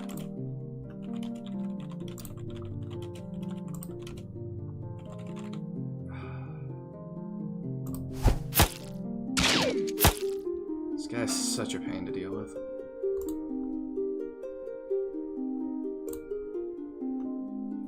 I'm still salty. But see, that again, that's an IP, right? That's got to be an IP licensing issue, and not one of the other ones. I didn't know that had problems with that. Yeah, I think I heard something vaguely about. I don't care about DuckTales, so I was not really on the pulse of it, but I definitely heard stuff about it. Can you not buy that game anymore? I'm looking. It's $15 on Steam right now. Like, it looks actively purchasable. It's on Steam and has a price.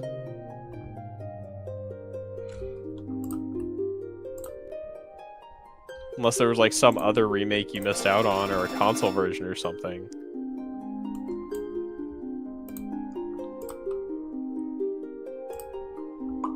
You know, they've got new events happening as of, like, March 13th. That's not bad. Or March 1st.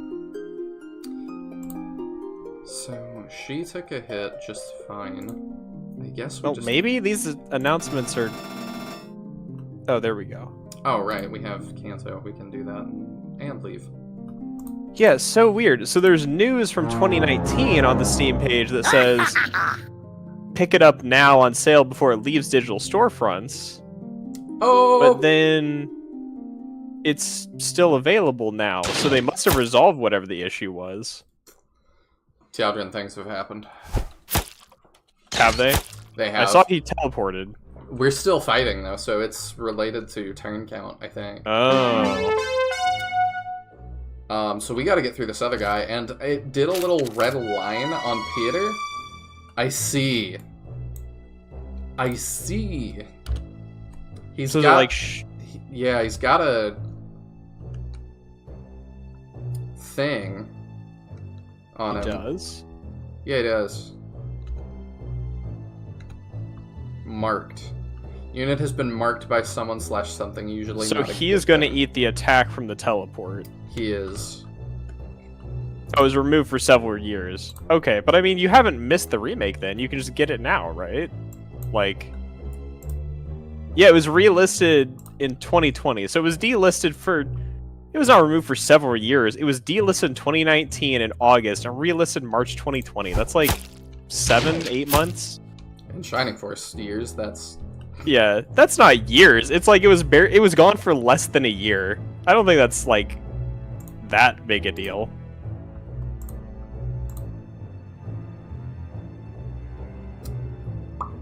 Yeah, it was most likely just that like the IP expired and was now renewed, and it's back, and it's been back for years.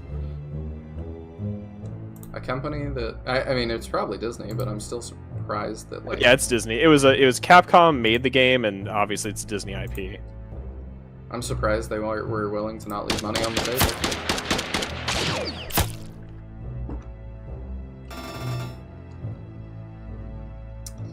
Alright, we gotta kill this guy with somebody. Can Devia do, like, 2 damage or something? Yeah, no, Yeah. like it was not longer than that. I was looking at what's the site I'm getting my news from? delistedgames.com. Sounds Which- like an authority to me. He was pretty dedicated to it, and they quote the post that Capcom made about the relisting in 2020, and they have sources about the delisting. So Why is the Black Katana's hit rate is higher? I guess it's just a strict improvement then, so that's good. Goodness. Oh yeah, I forgot he got Kanto too.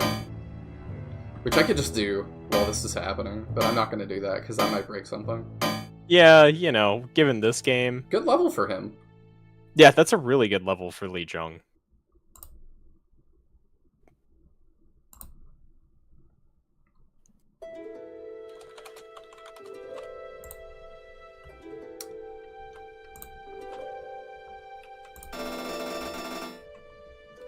Alright, we'll heal people up as best we can. I think we heal Peter next. It was that time where your loan money is removed as you got some. I don't, like, I'm not saying your subjective experience didn't still suck, but it's not like it was gone for ever and ever kind of thing. It's not like something like Marvel 3, which I don't remember when that was delisted, but that was gone for, like, between me being in high school and then it came back, like, 4 years ago or something. He lives.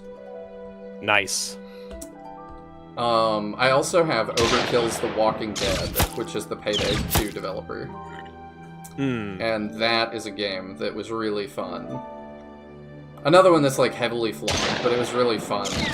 And then I hate they delisted it because the owner of the IP, Skybound, wasn't happy with it, and they were just like, yeah, we're just gonna get rid of it. It doesn't like meet our standards or whatever, and now there's so many bad Walking Dead games. I'm still salty about it. I'm published in the final, second to last comic book of The Walking Dead in the author letters column asking, can you please bring that back? That was dumb. Wow. And he did respond and said no. Okay, I think I may have overestimated slightly how long Marvel vs. Capcom 3 was gone, but it was gone through the entire period I was playing fighting games. It was unavailable between 2014 and 2017. Or no, 2013 and 2017. It was 4 years. Alright, so if I do this, it should hit him. If it hurts him... It should do a lot of damage, theoretically. It is not enough to damage him. Rip. Can Devia do anything? My doubts are high. Yes. Ooh. Oh, the defensive shield is why he takes no damage. Yeah, she can do a Is lot he of stunned things. this turn? Yeah, Because he if is. he's stunned this turn, taking off the defense is definitely the better option. Oh, yeah. I wish we'd done this before we rocket launched him. Okay, all these are only for one turn, so you kind of have to pick which one you want.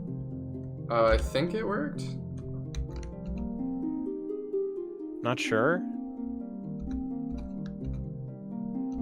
His defense says 18. I don't know if that's counting the debuff or not. Don't know. There's a little like bar sinister next to his name, so it might mean it's turned off. I'm not sure. I can't get close enough. That sucks. No, it definitely didn't turn it off. It did not. 50-50 shot. That's rough. We will do what damage we can do. She can do damage now. Only 4. But she can do damage. I was like, surely there's gotta be something. Yeah. So I think we just try and live. I think that's the play. And that would be ideal.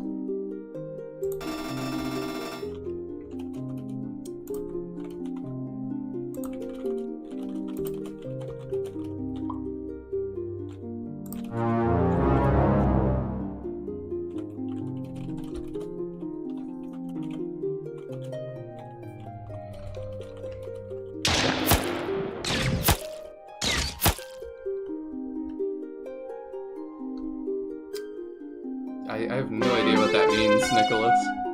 Yeah, I don't know. That's just word spaghetti to me. I've heard of the game Shadowrun. Is that Right. Is that from that? Well, and Decker I know is a term that exists in Shadowrun. I think that's what they call hackers. Oh, I have no idea. Because they can't just call them hackers. I have friends in college who are into Shadowrun, so... Like, I've heard terms, but I really don't know anything about it. Oh, I could help him out. But it's like, it feels like the same way, like, no zombie thing can say the word zombie. Yeah. They're all walkers or something. So that was defense -5. It's not -5. great. I mean, it gets most of our cast doing damage, though. Do we want... I think the explosion could do damage now. I don't know how can't much. do that. Oh, you can't? No. Oh, you have to reload. Yeah, Right. that's right. Okay, yeah, whack him then. I don't know that even is worth it, because he's going to take a It's not. ton back. He's I gonna think take 18 back. It might be What would that leave him at? enough he needs to be healed, and it might be better to just not. I mean, we're still taking recoil because he's ranged. Yeah, but is he... Can we outrange him at 3? That's what I was wondering. That's too far. That's too far. Yeah, it's just hard to see. Yeah, the angle's a little wonky. Yes. Okay, so 3 range, you can't counter us. We don't do much damage, but we do damage. We also get... Yeah, if we're near Peter, we get an aim buff. That, and we... Remember, attacking from behind does more. Oh yeah, I forgot about that. I did not Okay. remember. I missed anyway. I should attack with Peter last, because, yeah, you're right. The buff is nice.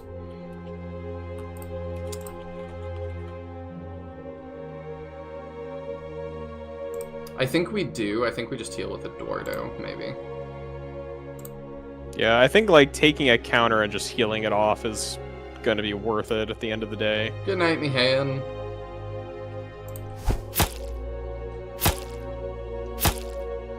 Problem is, it's tough to heal all that.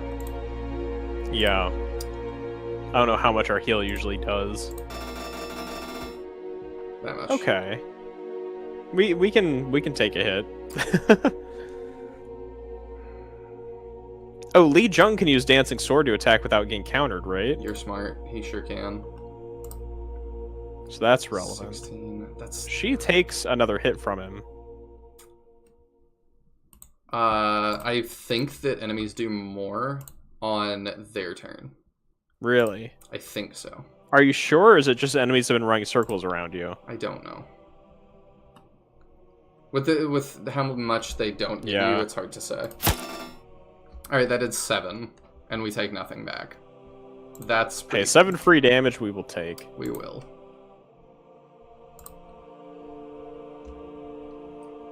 I think we gotta go for that.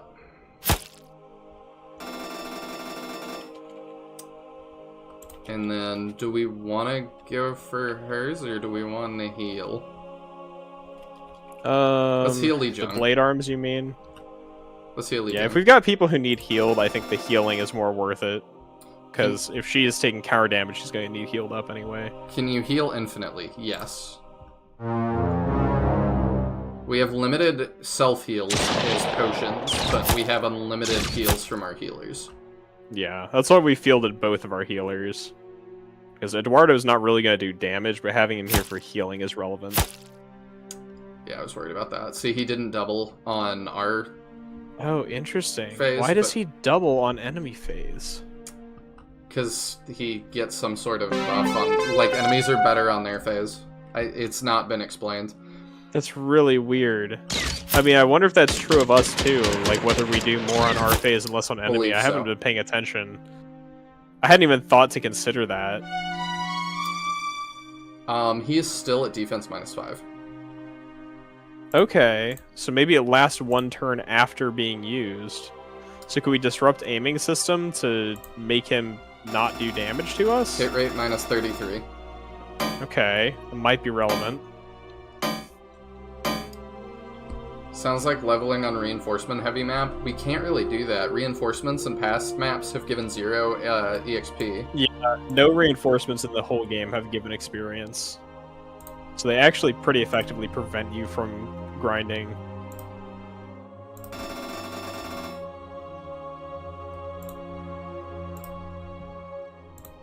Go hit him from behind. Because we could get all the way I around think him. that's behind. Am I not? I don't think so. I think you were beside. That's 12. That's still 12. Oh, I guess maybe side and back both count? Or maybe back tiles in general count for big enemies? Seems that way. I guess the side or back. Okay. And then that, like, turns him. Which reminds me a little bit of Lost Eidolons. Hmm. That was a strategic Oh, he thing. gained stealth and tactics. Oh, hey. Okay. That lets him equip more things, and the stealth... Does stealth mean he's invisible at the start? Yeah. Is that what gives them that? That's pretty darn good, especially because he's a big hitter, so he can come in swinging. Oh, it's true. Reinforcements don't give experience, but healing their damage would. That's a good point. Alright, he has pass. Yeah, that's true. We'll just take that constant 7. Yeah. Not mad at it. If it ain't broke, don't fix it. Joanna needs a heal before she attacks again. So you can heal, or you can do 12. I think we just take the 12. But if does she get doubled on enemy phase? Because if so, she'll die. True. And Probably. just because we've had Piotr die to that, I'm a little concerned about letting our healer just die like that. True. I mean, the problem is, it seems like somebody may die every... Did he kill somebody last round? No, he... Yes? No. Yes. He did. That's how he killed Piotr. Oh, yeah, he hasn't had a turn since then. Gotcha. We're actually having It's a to little hard for me calculate. to keep track of turn count. So, we could... Like, the problem is that Eduardo just dies. Yeah, I don't think there's any way we can really effectively protect Eduardo unless we, like, shove somebody in a weird corner. I can do that. Eduardo might just die. And Well, stand in the way. yeah. Can he get around? I'm not sure. And then she's 3 range, so she can just shoot him. Oh, thank you for that reminder. Isn't she? Yeah. Okay. Because I want her taking counters if she doesn't have to. The characters have such strong identities, I don't know how you're not. Yeah, they really... so strong. There's also a weapon triangle, remember? Is there? Yeah. Oh, goodness. I hadn't even noticed. What's the triangle? I have no idea. Okay, good. I just know there is weapon triangle. Gotcha. Nice. Very cool. Well, if the check of his defense is still down or if it actually came back up. It'll tell us at the start of our turn. Oh, will it? I also wonder if part of the strategy is bait him into Charioto's range. Bait him down here. Do you think he can fire through the fence? Do you think they coded collision like that? Well, you know, No. his defense looks like it's back up. It sure is. So we'll need to hack him again if we want damage.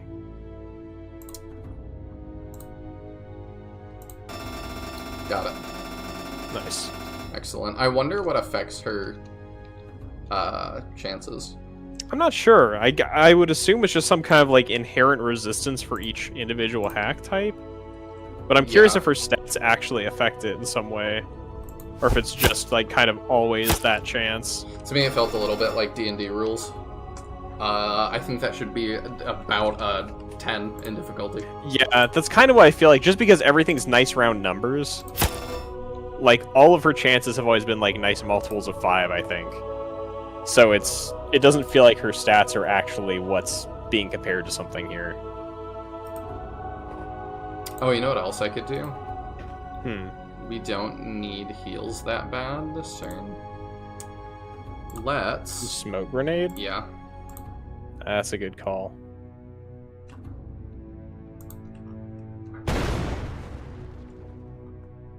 So our evasion rate That less blade arm? Yeah. is What's that look like? through the roof. 16%. That's worth the risk, I feel like. Oh, yeah. Nice. This is how we win.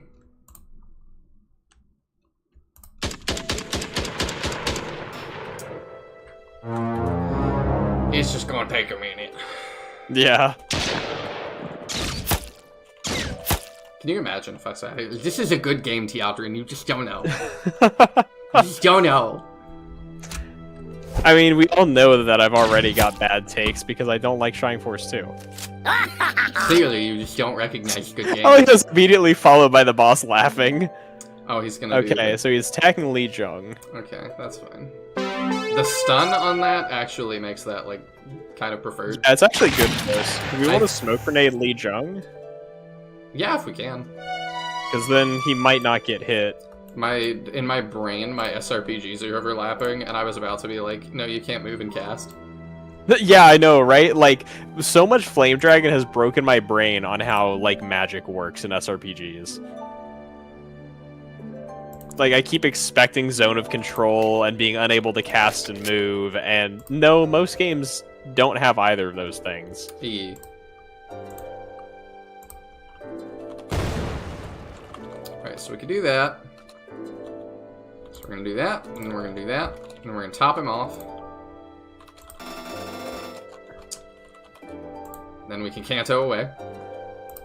Although, like I've said, I am now seriously considering Zone of Control in, like, my own SRPGs. I think it's a fun mechanic. It's kind of a really... I think it could be conveyed to the player better, but I do think it's a very interesting mechanic. Like, I think it should be something where, like, if your movement range is getting stuck in a Zone of Control, it should be indicated by some different color or something. Mm-hmm. Just so you can be clear on, like, why is my movement all screwed up? So here's my thought. If I do this, have I forced him to spawn in Chariotto's range? He might spawn to the left of Li Jung. That would be in Chariotto's range. You see Would that? it? I don't know what Chariot... Oh, It's like 4. yes. Okay. Yeah, it's... Okay. Alright, let's see. Is this a I wonder if the strat? teleport tech just always drops him to 1. I'm thinking so. Because, like, it seems to have dropped to 1 on everyone he's hit it on, which is oddly specific. I don't think they all have the same defense. Also, if I meant to say, if this got delisted because of music license deals, that is the worst deal in the history of deals. Yeah, this music is terrible. Honestly, I think the music is one of the things that takes me out of the game the most. Because just like, I need something. This is trying to sell me this like tense sci-fi post-apocalyptic atmosphere, and this music just does not do it for me, dude. No. That failed. Failed. Yeah, that's poop. That sucks. So we can still get a couple free hits in from those who can do damage. Like Saline. Celine. Celine? Yeah. Saline Oh. is a medical thing. There's a character named Saline in Engage. You're kidding. Yeah, it's spelled the same except as an accent over the E. Oh my gosh. So, like, in my brain, I keep reading it as Saline because I'm so used to that being the name of a character. Let's top Peter off because I'm paranoid we're gonna die. Yeah, to me, like, Selene is what I would expect from, like, Selene or something. But the C, because the exact same as Selene's name, minus the accent, it, like, defaults to that to me, even though that's not how this is. I guess we just do that. And it's a free shot. Ah, yeah, it's a free level, I suppose. Does that help us? A little bit. Yeah, the defense is nice. The speed's probably nice too, but defense makes a very obvious impact. Do we want to heal or punch? Punch it is. Okay, I think we've basically got this done. Like, he might manage to get one more kill off us or something, but I think we're in good shape now. I agree. I don't know if we've lost an injured character before. I really hope that doesn't matter. I doubt it. Like, your roster's so limited in this game, I would be kind of shocked if they let you lose characters permanently. Like, earlier in the game, I might have said, yeah, but we're this far, and we've only got, 9 characters? We've recruited 9 or one 10? character past the starting roster. Mm-hmm. Which I do So appreciate. it's like, yeah. But it's like, with a roster this limited and no way to replenish them, I really don't think they're going to hit you with the permadeath. It's probably just going to be injured for the next battle as well.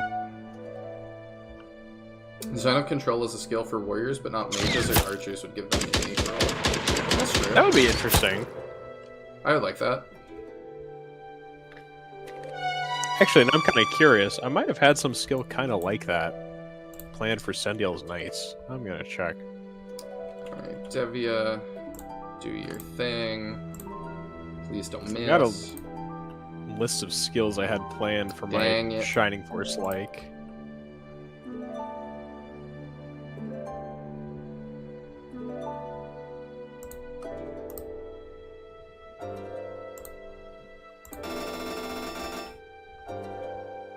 Okay, no, I didn't have anything quite like that. I had knights were able to, well, one of your knights could place an obstruction on a tile to let you, not not be able to move onto a tile. I guess my promoted warriors got imposed, which makes all enemies within 3 spaces only able to move 1 space per turn for 2 turns. It's got like a big AoE movement debuff. And then I guess my other like defensive unit, spearmen, got spear wall, where if an adjacent ally is attacked, they get to counterattack. But I've got like some defensive plays that are zone control, but not actually zone of control. Okay, so he just attacked Gator. I was about to say, I'm not sure that they're not coded to not attack us on the other side of the fence, because there's times I think that would have made sense. Yeah, Chariotto just refuses to attack the boss, though. Well, I think we've landed up toward he will now. You Unless think so? he, yeah, if he goes for the closest one, yes. Because he moved away from the boss earlier He had to reload. and reload. Hopefully, he doesn't even have a chance. Please get the defense drop. Nope. Tails 3 times in a row. Does happen.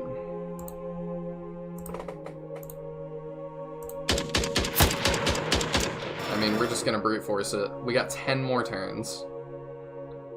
Mm-hmm.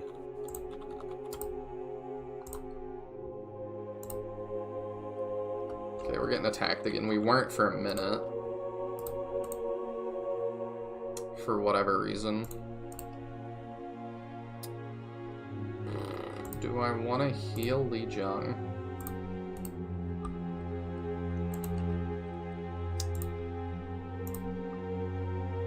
No.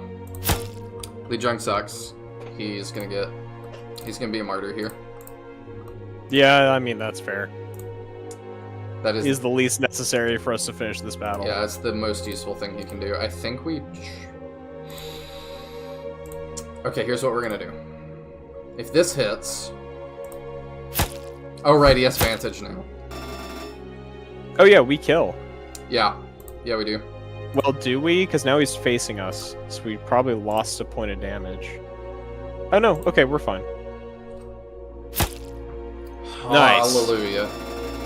Man, okay. We were just talking about there have been any difficult fights in this That game, was not and so difficult at the end. they hurt us. I was hoping for a more interesting fight. You suck, Lee Jung. Shut up, Lee Chung. Eduardo, why are you You looking at contributed it like that way? 15 damage. Well, I was thinking, maybe we could dismantle it and sell it pieces. I'm sure he's worth a lot of money. No way we bring that in our base. We need to find a foundry and melt it. That's probably the smarter take. Otherwise, we could think he's dead. But then while we sleep, his red eyes will restart. That's an odd way to say that, but sure. And Yeah. bam, he'll be back. I hate Baum. Ow. Yeah, except then he didn't had red eyes. Oh, you didn't get it? I guess it's fine then. Oh, it's a Terminator reference. Well, of course it is. We should go back to see Kala to inform her. I propose to go. Obviously fine. I'll go with you. Others we meet at the base after. Tails means no knuckles in its face. I see what you did there. That's clever. Alright, let's make sure Peter is not permitted. I mean, There he is. He's standing there, so probably not. No, he's fine. Yeah, I figured. Alright. Do we have dialogues? Do we? We do? Please, I need more. Is it Mason, his name? Marco. Marco. on, I need more Fan. Marco in my life. You have to do something. What again? Your deer, or whatever beast it is, it stinks.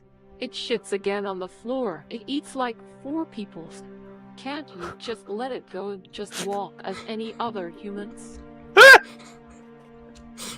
It eats like 4 peoples. Selim, I've already told you. This beast, as you call it, is my friend. I know him for years. He was always here for me, even in difficult moments. I don't care that you, small little girl, had a sad, pitiful life. If I cross again any of your friends murdered on the floor, he will end up on the grill and served for dinner. I'm sure it should be tasty, with a good vin rouge. Fine, fine. I will ensure he remains outside in his box. Bitch. I've heard that.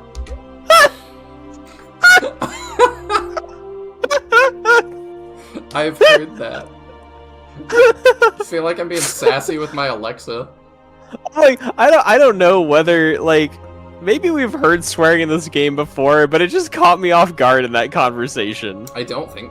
Not much. Like if there's been any, it wasn't much, and it just, like, it felt like it came out of left field.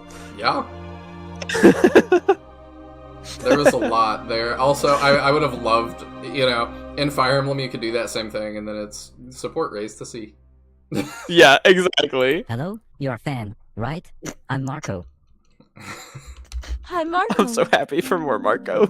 Is it true that you fight on a horse? Not a horse. It's a deer. Also, if you haven't joined the Discord yet, we now have an emoji that is Marco, thanks to Kaptain. We do. Oh, Wissam, can I see him? Sure. Come with me. Whoa. Hello, you. Does he have a name? Oh, Selan was right on one thing. He stinks. Don't listen to this woman. She's evil. She looked nice to me. Anyway, aren't you afraid that he's injured in the battle? I was at the beginning, but then I have realized how strong and resilient he is. I think we will all be dead long before he dies. Cool. I hope one day I will be able to see you fight. Battlefield are no place for child, and I really hope you won't have to see one in your life. Fire Emblem could never. I got like, Right, because in Fire Emblem, Marco would be a child soldier, so he Yeah. would see the battlefield. Absolutely. He'd be leading us. He'd be Prince Marco.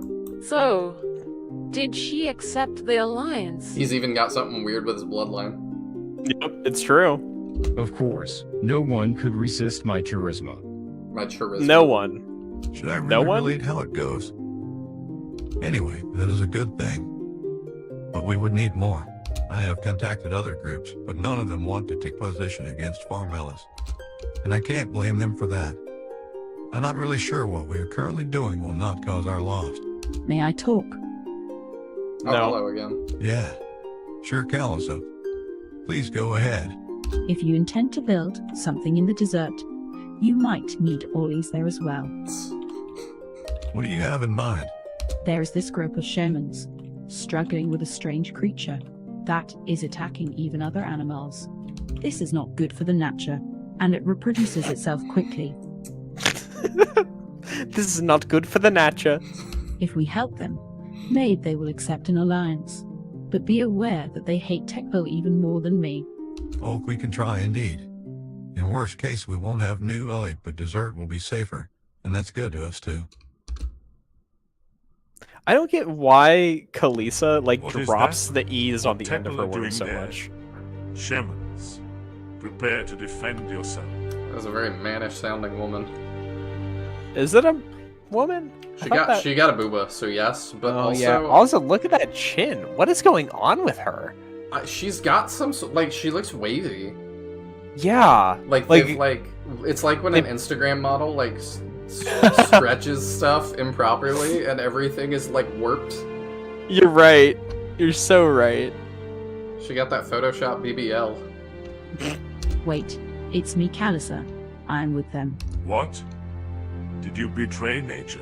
Oh, you can pronounce nature. Yeah. That's long story. Let us help you first with this beast, and we will discuss after. Fine. But I keep an eye on you and your new friends. Is it an Arnold Schwarzenegger? Yeah, I don't know. sounded like The maybe. voice is really masculine if it's supposed to be a woman. But you're right about the appearance. We're in Calissa on this one. Yeah, I mean, there's a whole bunch of animals. Yup. Okay. Alright, let's go Desert- find what... Desert map dessert map incoming, my bad. Y'all love half movement, right? Probably not. Yeah, no, we've got full move. Yeah. We haven't encountered any, like, terrain effect in this game yet, I don't believe. We've encountered positive terrain effect. Yeah, but I guess I don't mean, like, a movement impeding terrain. What I don't is- think. I don't know, water, maybe? It's a really strange effect, though. It is. It, like, all comes to a point. It looks a little bit like a butthole. Like... I don't love it. Can we find the beast we're supposed to be fighting? Yeah, let me... Also, are these red enemies new, or have we fought these before? These are new. Oh, hello. I bet it's Okay. that. Oh, probably. How tough is he after the bot we fought last time? Less defense. Oh, that's not that big. Significantly and significantly 45 less health. HP. This guy's a chump. Yeah, he is. We also have What like, about the a ton of red allies. dudes? Yeah. What about the red dudes? I want to see what they are. They are wild monster. Wild monsters. Oh, they have. Okay, it. but they're Oh, only it's- slightly not as I strong as the didn't big realize guy. they're the same thing. Oh. Don't talk to me or Yeah, my they are. child ever again. You're so right. They've just made him. He should be like 6 tiles, but he's 4. And Yeah. these are 1. Are you? Never mind. Huh? I was like, that would be just the easiest meme to make. It would. Okay. And we have so many things. Yeah, this fight seems like each individual enemy is a little annoying, but overall it doesn't seem that bad. Shaman's leader, and then we have Shaman, which also looks like Shaman's leader. Well, of course. Except in white instead of red. Dave, but in red. The cooler Dave. That would be The good Shaman for Dave. a parody SRPG. Yeah, it would. Dave, but in red. Also, he has unlock now, apparently, so Devia has lost some of her utility. Oh, who has it now? Peter. Apparently that comes with tactics. Does that come with tactics, or would that come with stealth? She does not have stealth. Okay, so then, yeah, you're right. It comes with tactics. Maybe he's always had unlock, actually. I'm not sure. I just don't think about it because we have used it a total of a time. Yeah, there was like the map where they introduced it to us, right? And Yeah, I it's was the like, prologue. yeah, it has not been relevant since. Yup. Everybody's favorite character is back, Summon Fox. Oh yeah. Really the MVP.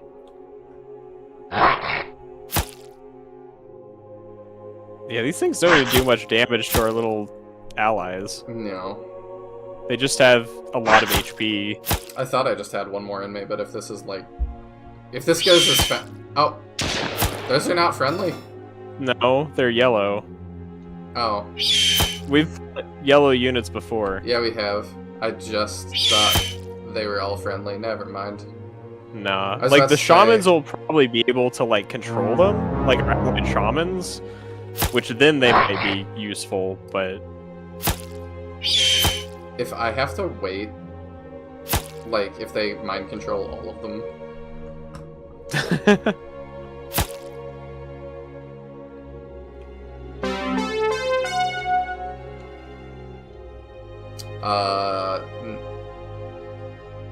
No? No. Oh, no, they're just fighting them. Maybe it's too complicated to program having the NPC is able to do that. I have no idea. I am not upset about it though. That just feels like a hassle. I thought they were all gonna drop Spirit Wolves, and I would have thought that was hilarious Oh, that would have been amazing. if they just dropped like 6 Spirit Wolves. Yeah. I thought the leader did it, but the leader didn't do it. They might all be able to do that. If they can all drop the Wolf Spirit, I will love that. That would be pretty amazing.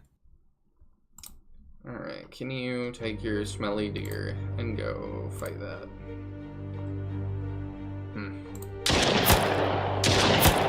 Take your smelly deer. It took me a minute. So, they can take hits, but that seems to be about it. I'll send her to go to one side. Peter can go to another. Our shaman is a healer too, right? No. Okay.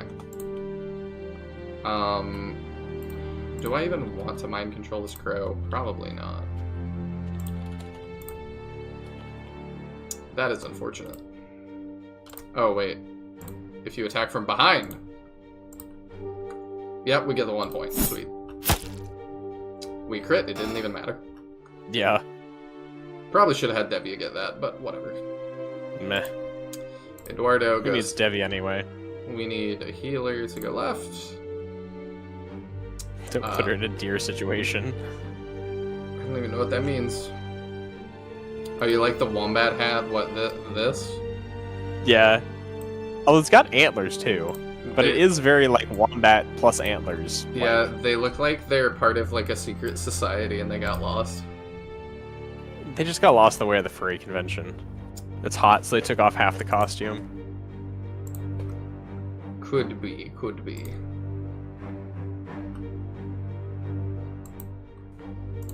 Can I disarm these enemies and take their arms? Oh, the neuter phase. I forgot about that. Yeah. I love the way like, AI, like the NPCs, make a 360 after walking around somebody. They seem to do it so consistently. It's amazing. Oh, deer slash die. I did not put that together. You were referencing like the deer situation from the supports, and I was trying to put together how those were related. They can rock throw? Well, of course. What happened there? Ragdoll that didn't... The model exploded.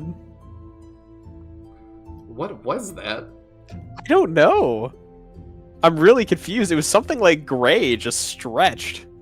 Like, was it one of the shamans? Just like their legs went crazy and they stretched up, or what? I guess. It was wild, though. That's the That's KF the skill, getting the chicken's wings. I don't know what you're talking about here either. You're losing me. Maybe I would understand it better if it was said in Marco's voice. Yeah, that is very true.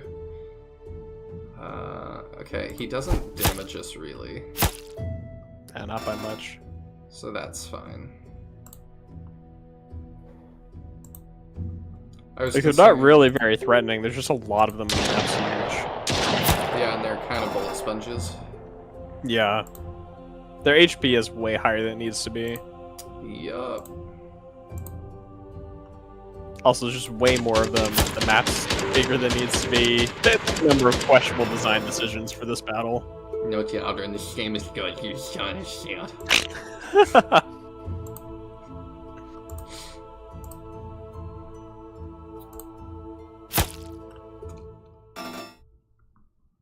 If I don't say it's good, they're not gonna send me a code for the next game they're not making. Like, I've had my share of bad map designs. Like, you know, you played Return to the Labyrinth. It was a little bit large.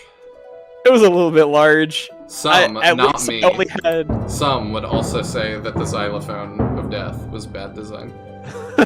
And you're like, you should put that in more games. Yeah, it's funny.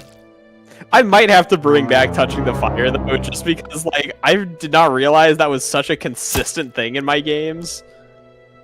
But... Disarming animals? Oh, yeah. My bad. Yeah, that... The chat delay is terrible tonight. Yeah, it did not do you favors on that one. It's been really bad.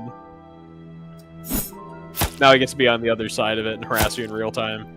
Oh. You don't understand. This is good chat, Seadrin. You just don't understand.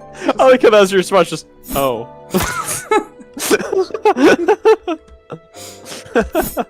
Sounds so resigned to your fate.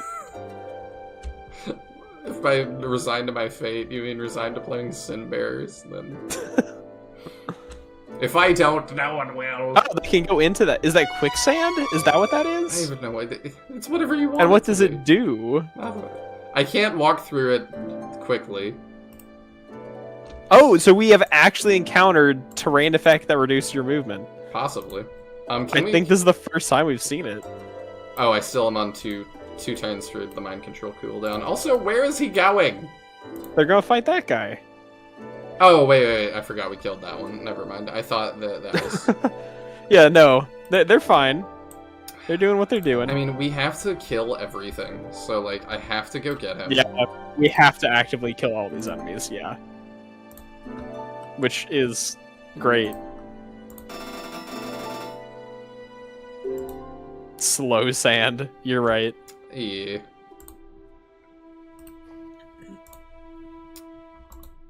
I'm going to make the assumption that he's not going to just rock through and kill me. Maybe that's a big assumption, maybe not. Oh, nice damage. I'm stupid. Was that Devia?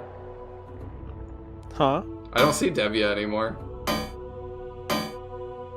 You think you shot Devia? No, did the rock exploded? The rock oh, yeah. Maybe it killed Devia. That may have been Devia. Yeah, that was Devia. We didn't need her anyway. Man, that she got full zeroed by an attack I didn't know he had.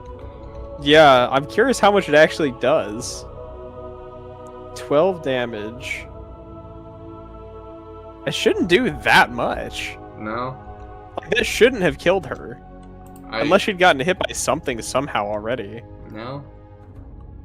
I don't know, that's weird. Yeah. I can't explain that one, boss. Are there any on the left side, or do we get to ignore the left side? That's as far as I can go. Okay. So we just get to. I just wanted to make sure there weren't any like going up, so we can just go ahead and go northeast. Yeah, I'm thinking we just move. I think those shamans are gonna surround that one and just beat it to death. I think so. I feel like these enemy models were not meant to be this small. They just look really silly at this size. Also, a great meme that would be very easy to make with that. What? You know. I need their like portion. I'm not gonna do it. Oh man, you're right though. I know exactly what you're talking about. It's not one that comes to mind for me immediately. That did 11 damage. Okay, they do hit for a lot. Yeah, they do. I wonder if it ignores defense. It might have some sort of piercing effect. Because when we were looking at it, it said damage 12, and we surely have more than 1 defense. Surely. These shamans suck. Yeah, they're taking forever to kill this one. I'm wondering I think if the wolves are actively better than the shamans. I think so. I'm wondering if I should be using Eduardo to heal them. I don't know. I mean, are they taking much damage from the guy? Over time, yes. And the problem is that, like, there's a lot of them. Like, he has 8. Can I heal them? Let's find out. I think so, yeah. Yup. Alright, well, he can do that for a minute. Alright. You can go help the wolves. I guess. One day.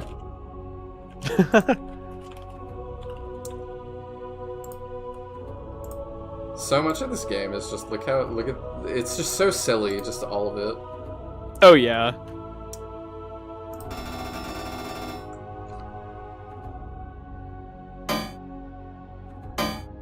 I think part of the reason it's so ridiculous is just because it plays itself so straight. Yeah. Like, it takes all of it entirely seriously. Oh yeah. The story they treat very seriously. We're gonna move out of the way. Whereas, like, if you had, like, a mid-quality SRPG that looks a little jank, but it's, like, silly, then I would, you know, I would get it. But it's just, like, it takes itself so seriously, and it's just not great. Alright, let's not get ahead of ourselves. I mean, for, like, killing stuff. Like, let's not rush into death. No, I was just laughing at the way he ran in a circle around that fox. How much did that do? A lot. He was at full before he got hit. I want to see how much that actually did. That did 19. Yeah. Like, it definitely does more damage than it shows on that screen. Yep. So, I'm gonna try to... I don't know. These are a lot scarier than I initially thought with that rock throw attack. They're a lot scarier than their stats would statistically Yeah, it seems like they tell don't us they use are. it if they're in melee range, but like, it does a ton if they do use it. Yeah. So, like, we want to stay in melee with them as much as possible. Yes, we do. So we're gonna heal you up, and then send Peter in melee range.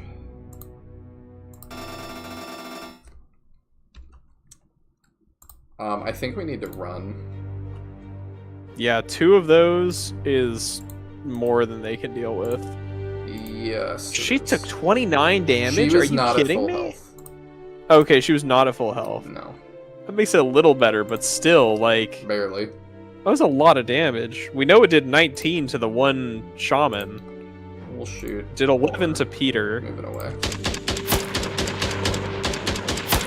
Actually, can we calculate then how much damage, like how much attack power it has? If we look at the shaman, how much defense does the shaman have? 13? Or 5? Yeah. And Peter's got how much? 13. 13. A difference of 8 damage. Yeah, that's correct. So... 5... So it does 24 damage. How much does that do to Selena? Like, does she live if she gets hit by that again? She has 20 health now, so yeah. She's lived at Oh, least and she's one definitely already. got more than 4 defense, yeah. But Yeah. 24 damage, that's way stronger than their stats would betray. Yeah. Oh! So the rock weapon said damage 12. That's in addition to their actual strength, which is 12. Okay. So it's a total of 24. That was not the amount of damage they'll do with the weapon. It's how much it adds flat on top of their strength. That makes sense. With him doing that, we might be able to get these kills. I do love how much better the wolves take those hits than the shamans do. I mean, yeah, like, why your familiar has to do more, be tankier than you, because if not, why do it? That 1 damage. I thought the shamans would are be terrible. really helpful. Yeah, they are sucking. Yeah, they don't even all summon wolves. Like, I'm glad That would have been decent. I don't have to keep them all alive, but I suspect I am supposed to keep at least him or her alive. Yeah. Okay, that was better. Okay. I mean, I guess their stats might not suck. Oh, I take damage in that, apparently. Oh, I'm good to glad know. that was That wasn't communicated. happening to the wolves, was it? No. Okay. Sounds good then. No, it's not happening to anything else. As long as we understand each other. Yeah. I mean, I guess that's fair. The familiars are spirits, so probably don't get damaged. The monster's not getting damaged a little. You can cheeky, ascribe though. that to it if you want to. Huh? So you can ascribe that to it if you want to. That makes me feel better about the situation. Does it? Sure.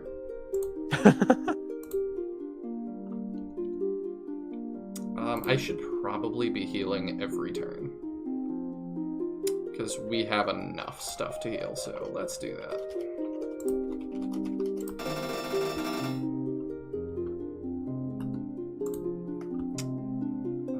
Yeah, let's definitely join up again.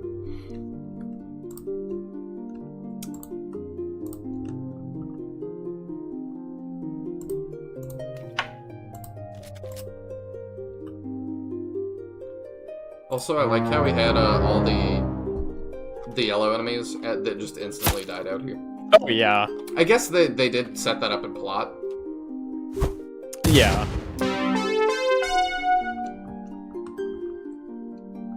Where did he come from? Oh, that's my wolf. Okay. Yeah. Hey, we summoned another one.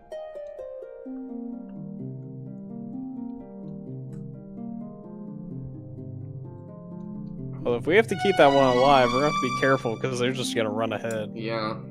I'm thinking we just follow. Yeah. We'll be trailed by those last two, but that should be fine. Yeah, I would think so. I love having a healer with Kanto. Yeah, that's really nice, actually.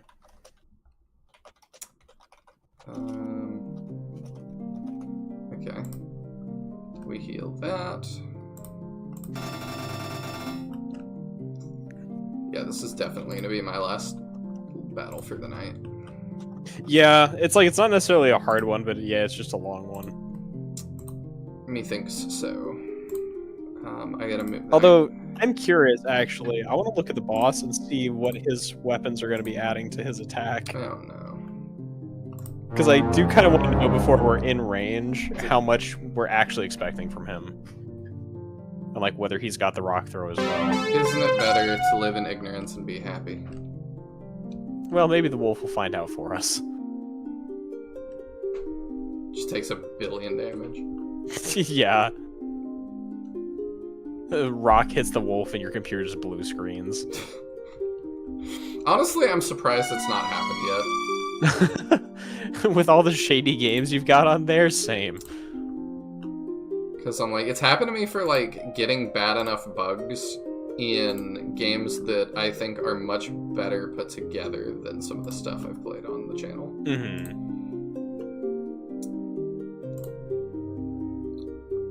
It happens a lot more often when I'm playing stuff on Epic. Huh. I don't know why that is, but like, SRPG kind of party game almost for the king. I don't know if you're familiar. I'm not, no. It's fun. I've played it with friends a bit, and yeah, my computer hates it, and it's on Epic. I probably will have to rebuy it on Steam if I ever want to stream it, because I blue screen multiple times every session. Nice. That sounds really well designed. I genuinely think it's just Epic, because every game I play on Epic I have issues with like that. Probably. I'm not an Epic fan. I refuse to get their launcher.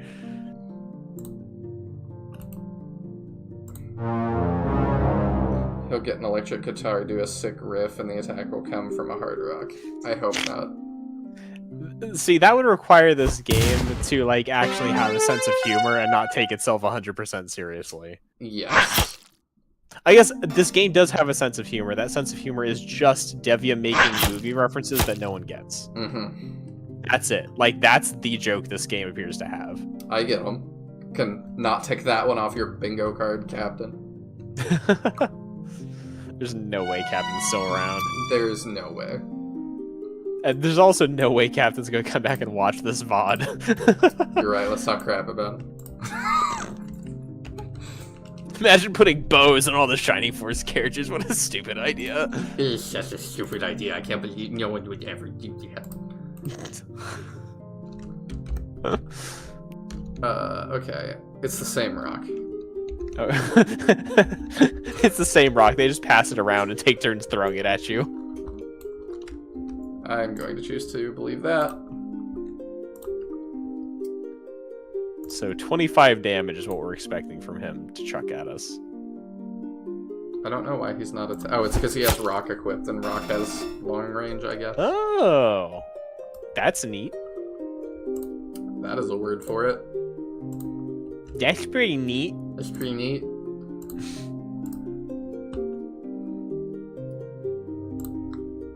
can tell it's an Aspen because the way it is. What? What? I don't know if you've ever seen that video. I have no idea. It's one of the first videos I remember my wife showing me, like, back when we were dating. Let's see if I can find it.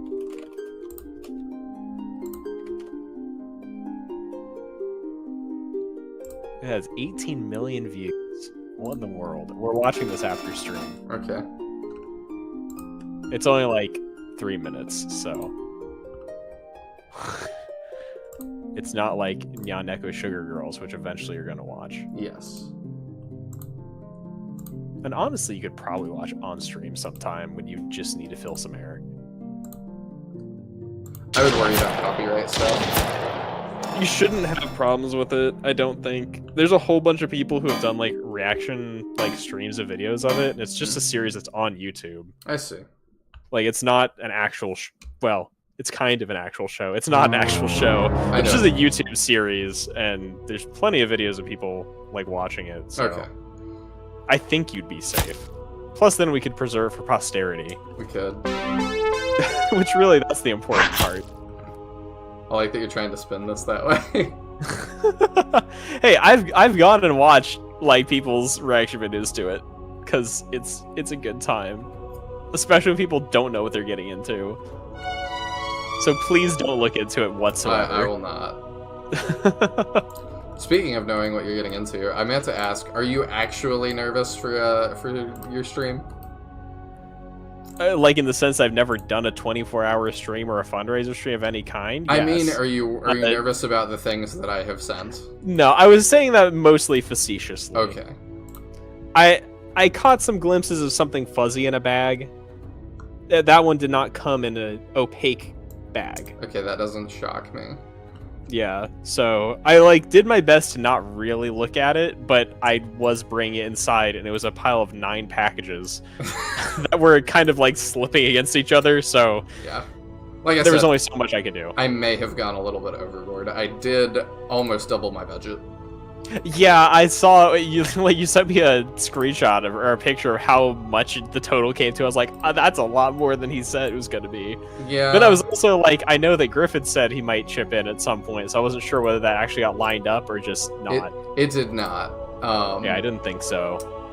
But I just was like, this is more than I want to spend, but it would be funny. Great. Yeah, thanks for the good luck. I've got like a announcement graphic thing. I'll probably post a bunch of places tomorrow. I'll give that to Nihil so you can post it in your Discord too if you want to. Sounds good. It has some information vaguely about the start time and stuff. I've been working. One of the things I've been working on while you're streaming is I've been programming my interface for showing all my characters on my overlay. Oh, okay. Cool. I was like, you know what? I'm just gonna write a program in Unity that'll do this. So I've got like this semi-automated interface, so like people can keep track of who's alive and who's dead and whatnot. Oh, that's good. I don't know if I'm you pretty heard proud me of it say together a few hours. I don't know if you heard me say earlier too. I have conflicting things, so I'm gonna be out. really late on Yeah, Saturday. yeah. But I'm gonna download the Twitch app on my phone to like check in. Well, plus, I mean, like, being out late Saturday is not a big deal because I'll still be going Sunday, so... That is true. Like, you've got a 24-hour period to try and stop it for some amount of time.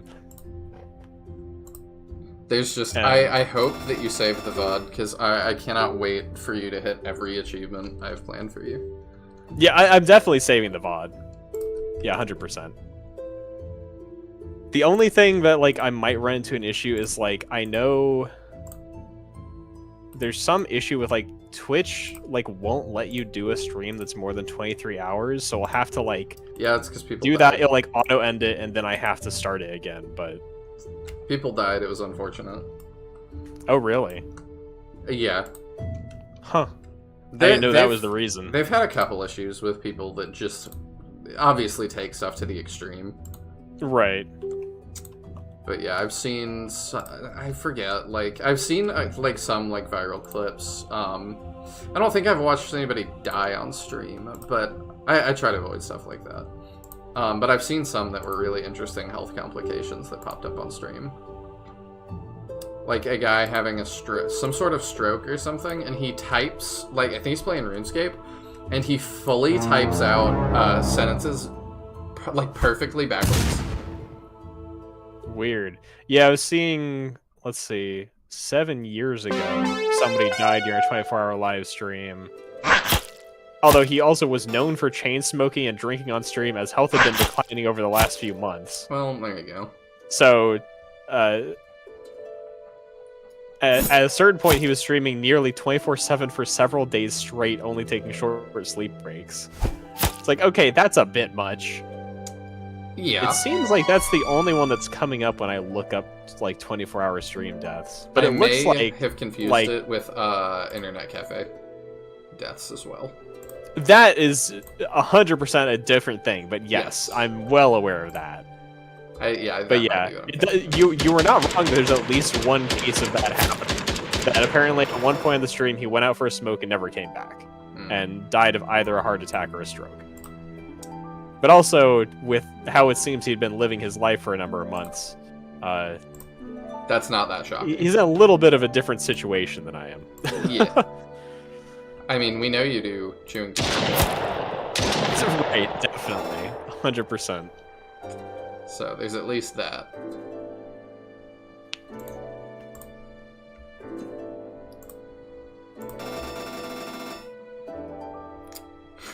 That's what I sent you as a punishment. No, that 100% would have been vetoed by my wife.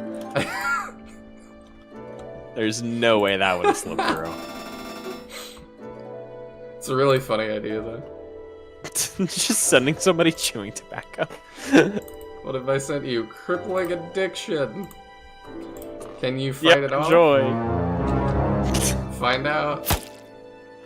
Just waiting for the one that would be like a glitter bomb. I don't know if you could buy that on Amazon or not. That would have been funny, but I did not do that. Oh, here he comes. It's an AoE. It looks so dumb. Yeah, it does. I honestly didn't expect him to move, although I don't know why. Bosses in this game have moved plenty. Yeah, I don't know. Oh yeah, the guy that died and the guy on the seat next to him stopping even with the police coming in. Huh. That internet yeah, that's when you've got some, like, issues. That's some major, like, addiction level type stuff. I mean, I think you've got issues a couple steps before that, personally, but... Yeah, I mean, probably. At least this guy shouldn't be hard to kill. Why can I not reach him? Oh, right, because that's not... His hitbox is a little bit jank. Yeah, a little bit. Razor arms will only hit that guy. I don't know if 1x9 and no counterattack. I guess he's only, like, mildly more threatening than the tiny guy, so... Well, the AoE could be a problem, depending on our positioning. It could. That's why I'm trying to decide. Do we want to just go in on him? Very possibly. Yeah. Was that a cross? Yeah, it was a cross-shaped AoE. It looked like it. Although I guess I would call that an X shape just because like a cross shape AoE, I think of like Blaze 2. Yes. And that was definitely like an X.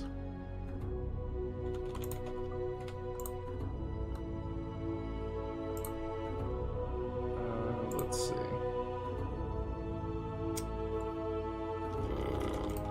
I think I'm one closer than I need to be. I'm gonna take AoE or like continuous damage, but that's fine.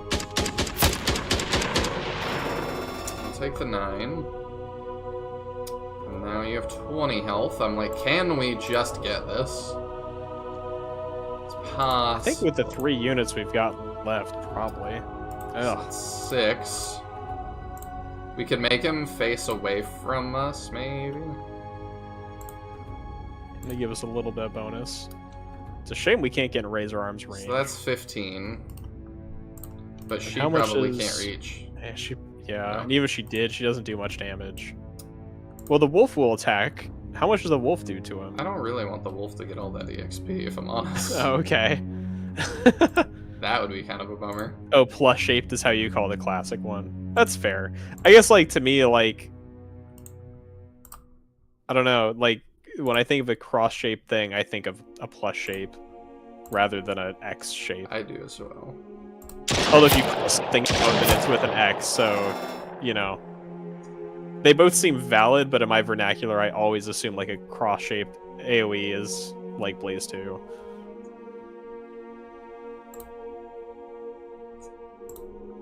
I think we do that.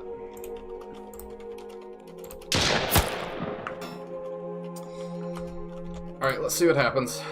Oh, right, you are a thing.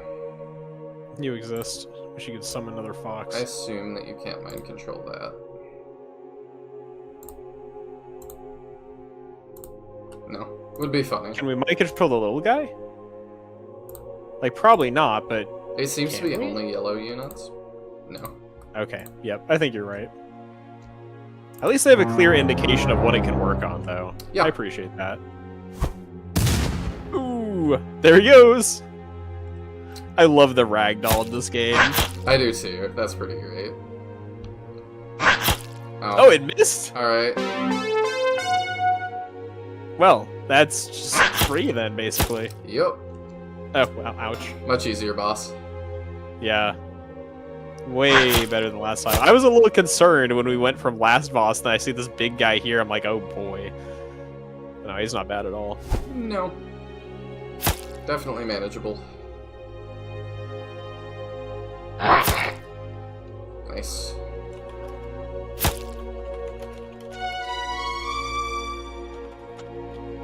I don't know why it pops up all those health bars at the beginning. Oh, right, because people have auto heal. I forgot. Yeah, it's just like popping them all up at once. That's fine. I You know, guess. due to something like bad programming, but definitely not actually bad programming. No, it's a flavor choice. But nobody's seen that design choice and bad programming in the same room. That's what I'm thinking. Who's our lowest level? 14? 14, 19. You can have that, I suppose. I guess, like...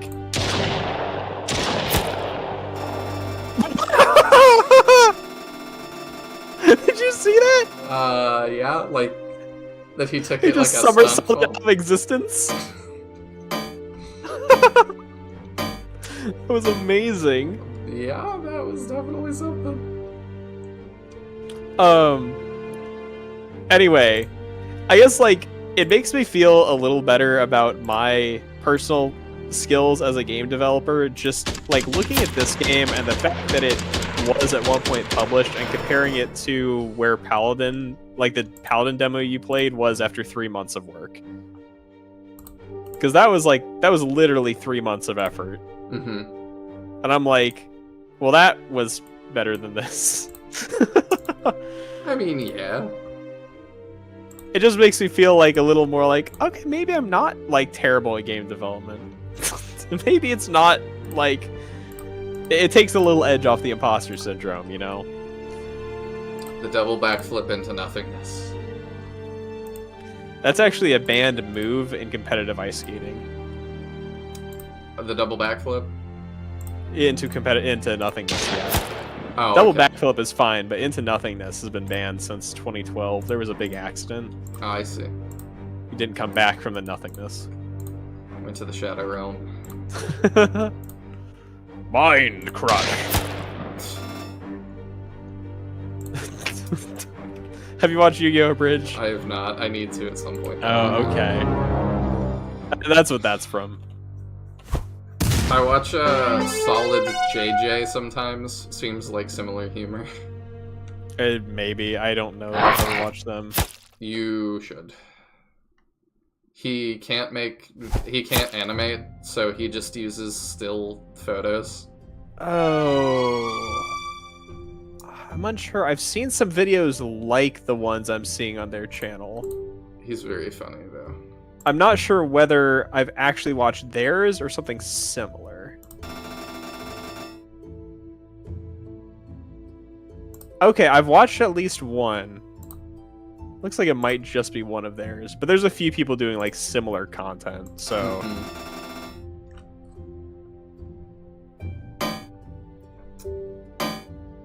I feel like this is the kind of stuff that, like...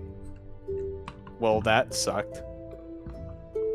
That, like, if it weren't entirely off-brand, I could do, since I do voices and stuff. Oh, yeah.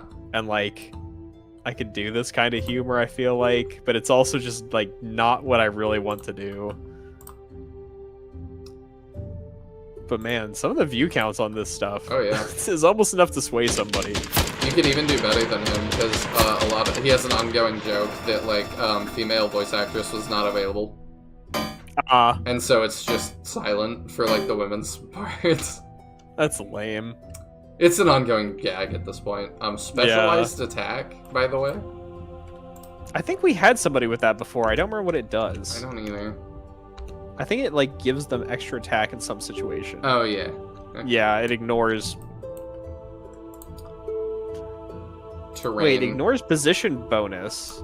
That's a position. Oh. Is that terrain, or is that which facing they have? Not sure. Okay. Imagine having, like, an SRPG giving you information on what stuff did. I can't even imagine that. Yes, to be fair, this one's going through some kind of crazy language barrier. So... Yeah. Maybe it's clearer in the original language. I bet not. Probably not by much, if at all, but... Because a lot of these things, like, it's not that it's explained poorly, it's just that it is not explained at all. There is no mention. Right. Yes, well. Good level. Well. Oh, no. We've had some iffy levels. That we have. I'm still really curious about how this game actually handles randomness. Like, whether it's just pure, like, Fire Emblem randomness, or what. Also, there's just a guy over there. That's the Yeah, point. we're gonna have to deal with him. I keep thinking, too, like, oh, I should get a kill with Eduardo, and then I'm like, no, I shouldn't, because his heal gives him way more EXP than anything else would. Yeah, healing gives so much experience in this game. I don't mind it. No, it's very pleasant. But it's also part of why, like, Celine is so high level, because she just gets so much experience from healing people. Yeah. And then she also does a ton of damage. I mean, one more avoid, I guess. I wonder what luck does in this game. Crit rate? I don't know. I mean, Because it's one of those things that, like, even in Fire Emblem is really unclear. It just kind of does, like, a bunch of stuff, depending on game. Yeah, I think it's like your crit rate Promotion. a little bit. Huh? Ooh!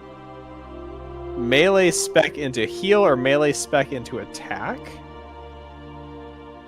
Or validate? I don't know what validate does. Does that, like, let us see what they are? I don't know. I don't know what we press. I don't know what they do. I did not think this would have promos. Yeah, I guess 20 is promotion. It's aping off a bunch of SRPGs. I don't know what validate does. I don't either. I want to... yeah, it's like I want to click validate, but also if it breaks the game, I don't want to replay this map. It turns red and does nothing. Okay, so maybe we pick one and then we choose validate. So I guess do we want healing or attacking? Okay, so if I click this. Oh, it tells us! A good game design decision. And it changes her appearance? What? Yeah. Okay. They actually, like, they tried. So that gives us 1 frick, 1 defense, 2 speed, and a move. This and gives 2 us... skill. 4 frick and 3 defense. I hate that render. The other render is much better. I almost want to go with the heal one just because the render's so much better. I mean, the 4 attack is nice. But the 4 attack is massive. Do I keep heal is my question? I don't know. That's a really important question. It doesn't tell us. It doesn't. Well, yeah, no. The use skill button won't, like, show us the skill list, right? Because there's like, it's showing in the prompt there the use skill button. So make sure we can't, like, view our skills. No, that's okay. Just confirm again. Okay, gotcha. I don't know. It's up to you. Heal is, like... It really depends on whether we think we'll lose the heal skill if we go attack. Because the +4 force is huge. Sorry, frick is huge. But I am scared of losing heal. I am as well.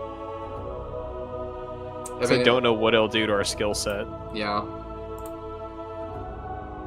I mean, you could always save in a different slot, right? And if we decide that we, like, really hate our decision... Yeah, but I would have to replay this off stream. If we lose heal, it would be worth replaying to get heal back, but also do we want to risk it in the first place? I know you're right, but I would be frustrated. I know you would be. And I'm also, like, do I get... Am I going to get an AoE heal if I go this way? That's true. Like, I kind of lean heal, I think, even though the attack would be huge. She's been getting a bunch of attack anyway. Alright, we'll do... I predict she'll still get a bunch of attack. Oh, was she Kantoing? Yeah. Oh, she has another turn? I guess. I don't know what's happening. Something about her broke. Yeah, it did. Let's just do that. That works. Crap. Oh, no! I don't know how that looks on stream, but all I can see is a giant fatal error pop up. I saw that too. I think that's where we're gonna end for tonight. Oh no. We're gonna have to replay that.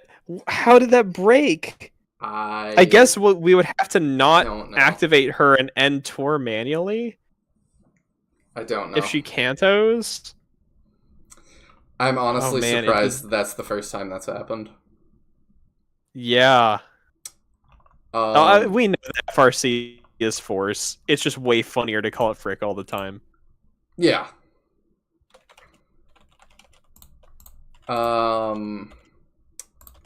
That's depressing. It is. I just checked Steam too. There are no guides for this game, if you can believe that. I am actually shocked. I'm floored at the fact that there are no guides for this game. There are 2 discussion posts. One asking if he can help with the Spanish localization, and the other is just in French, and I don't know what it says. Yeah. Are there screenshots of it? No. Artwork, broadcast videos? No, there's nothing. Well. Yay. My last question before I go to bed is, do I have the most playtime on this now? Surely. For this game? Language? All languages.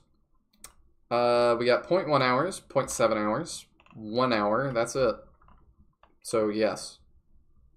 Yeah, like by a long shot, dude. I told you nobody else is gonna stick with this game. You've got way more patience. The reviews are, with a gun, you have to walk up to an enemy and be adjacent to them to fire it, dear oh dear.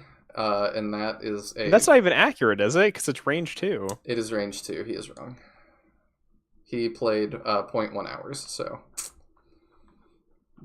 Yeah. If only he knew that guns were range 2, he would have stuck around then. Definitely was stuck around. And the one person that recommended it said, played the beta, promising first tactical game from a really small studio. Quite a good length for the price. I see. So, I mean... I guess the only thing I have to say about that is really good, like, first SRPG for a small studio. I'm just going back to, I made Paladin in 3 months. Yeah. That's all. Alright, well, thank you for hanging out, Nick. It has been a pleasure, as always, but it is late, my time, so I'm going to go to bed. Thank you, Captain, again, for Oops All Archers. That's been very fun, and I look forward to continuing it next week. Thank you, everybody, hanging out. And make sure to follow Teodrin for the Iron Man this weekend. I'm really looking forward to it. So am I. I am very much looking forward to... I don't know which punishment I'm looking forward to you doing the most. But yeah. there's a couple that I cannot wait to see your reaction. I think you'll be quite impressed with with some of the ideas that I had. I may also be adding, of my own accord, a recurring punishment in Kath and Verdant's like fundraiser streams has been eating wet bread at a certain amount raised, and I might have to do it. I've not heard of that one. I've heard of shots of olive oil. I just know that the two of them have said it is like the worst thing they've ever had, and now I'm like, I have to try it, right? Like, all you do is make a piece of bread soggy, and then you have to eat it. Like, in my head, that doesn't sound so bad, but both of them proclaim it as, like, the worst thing ever. Yeah, I wouldn't think it would be that bad. But yeah, I'm like, I don't know. I've had, like, bread and soup, and that's wet bread. Yeah. But, I don't know. We'll find out. We'll find out together, live on stream. And with that, good night, everyone. Good night. Bye.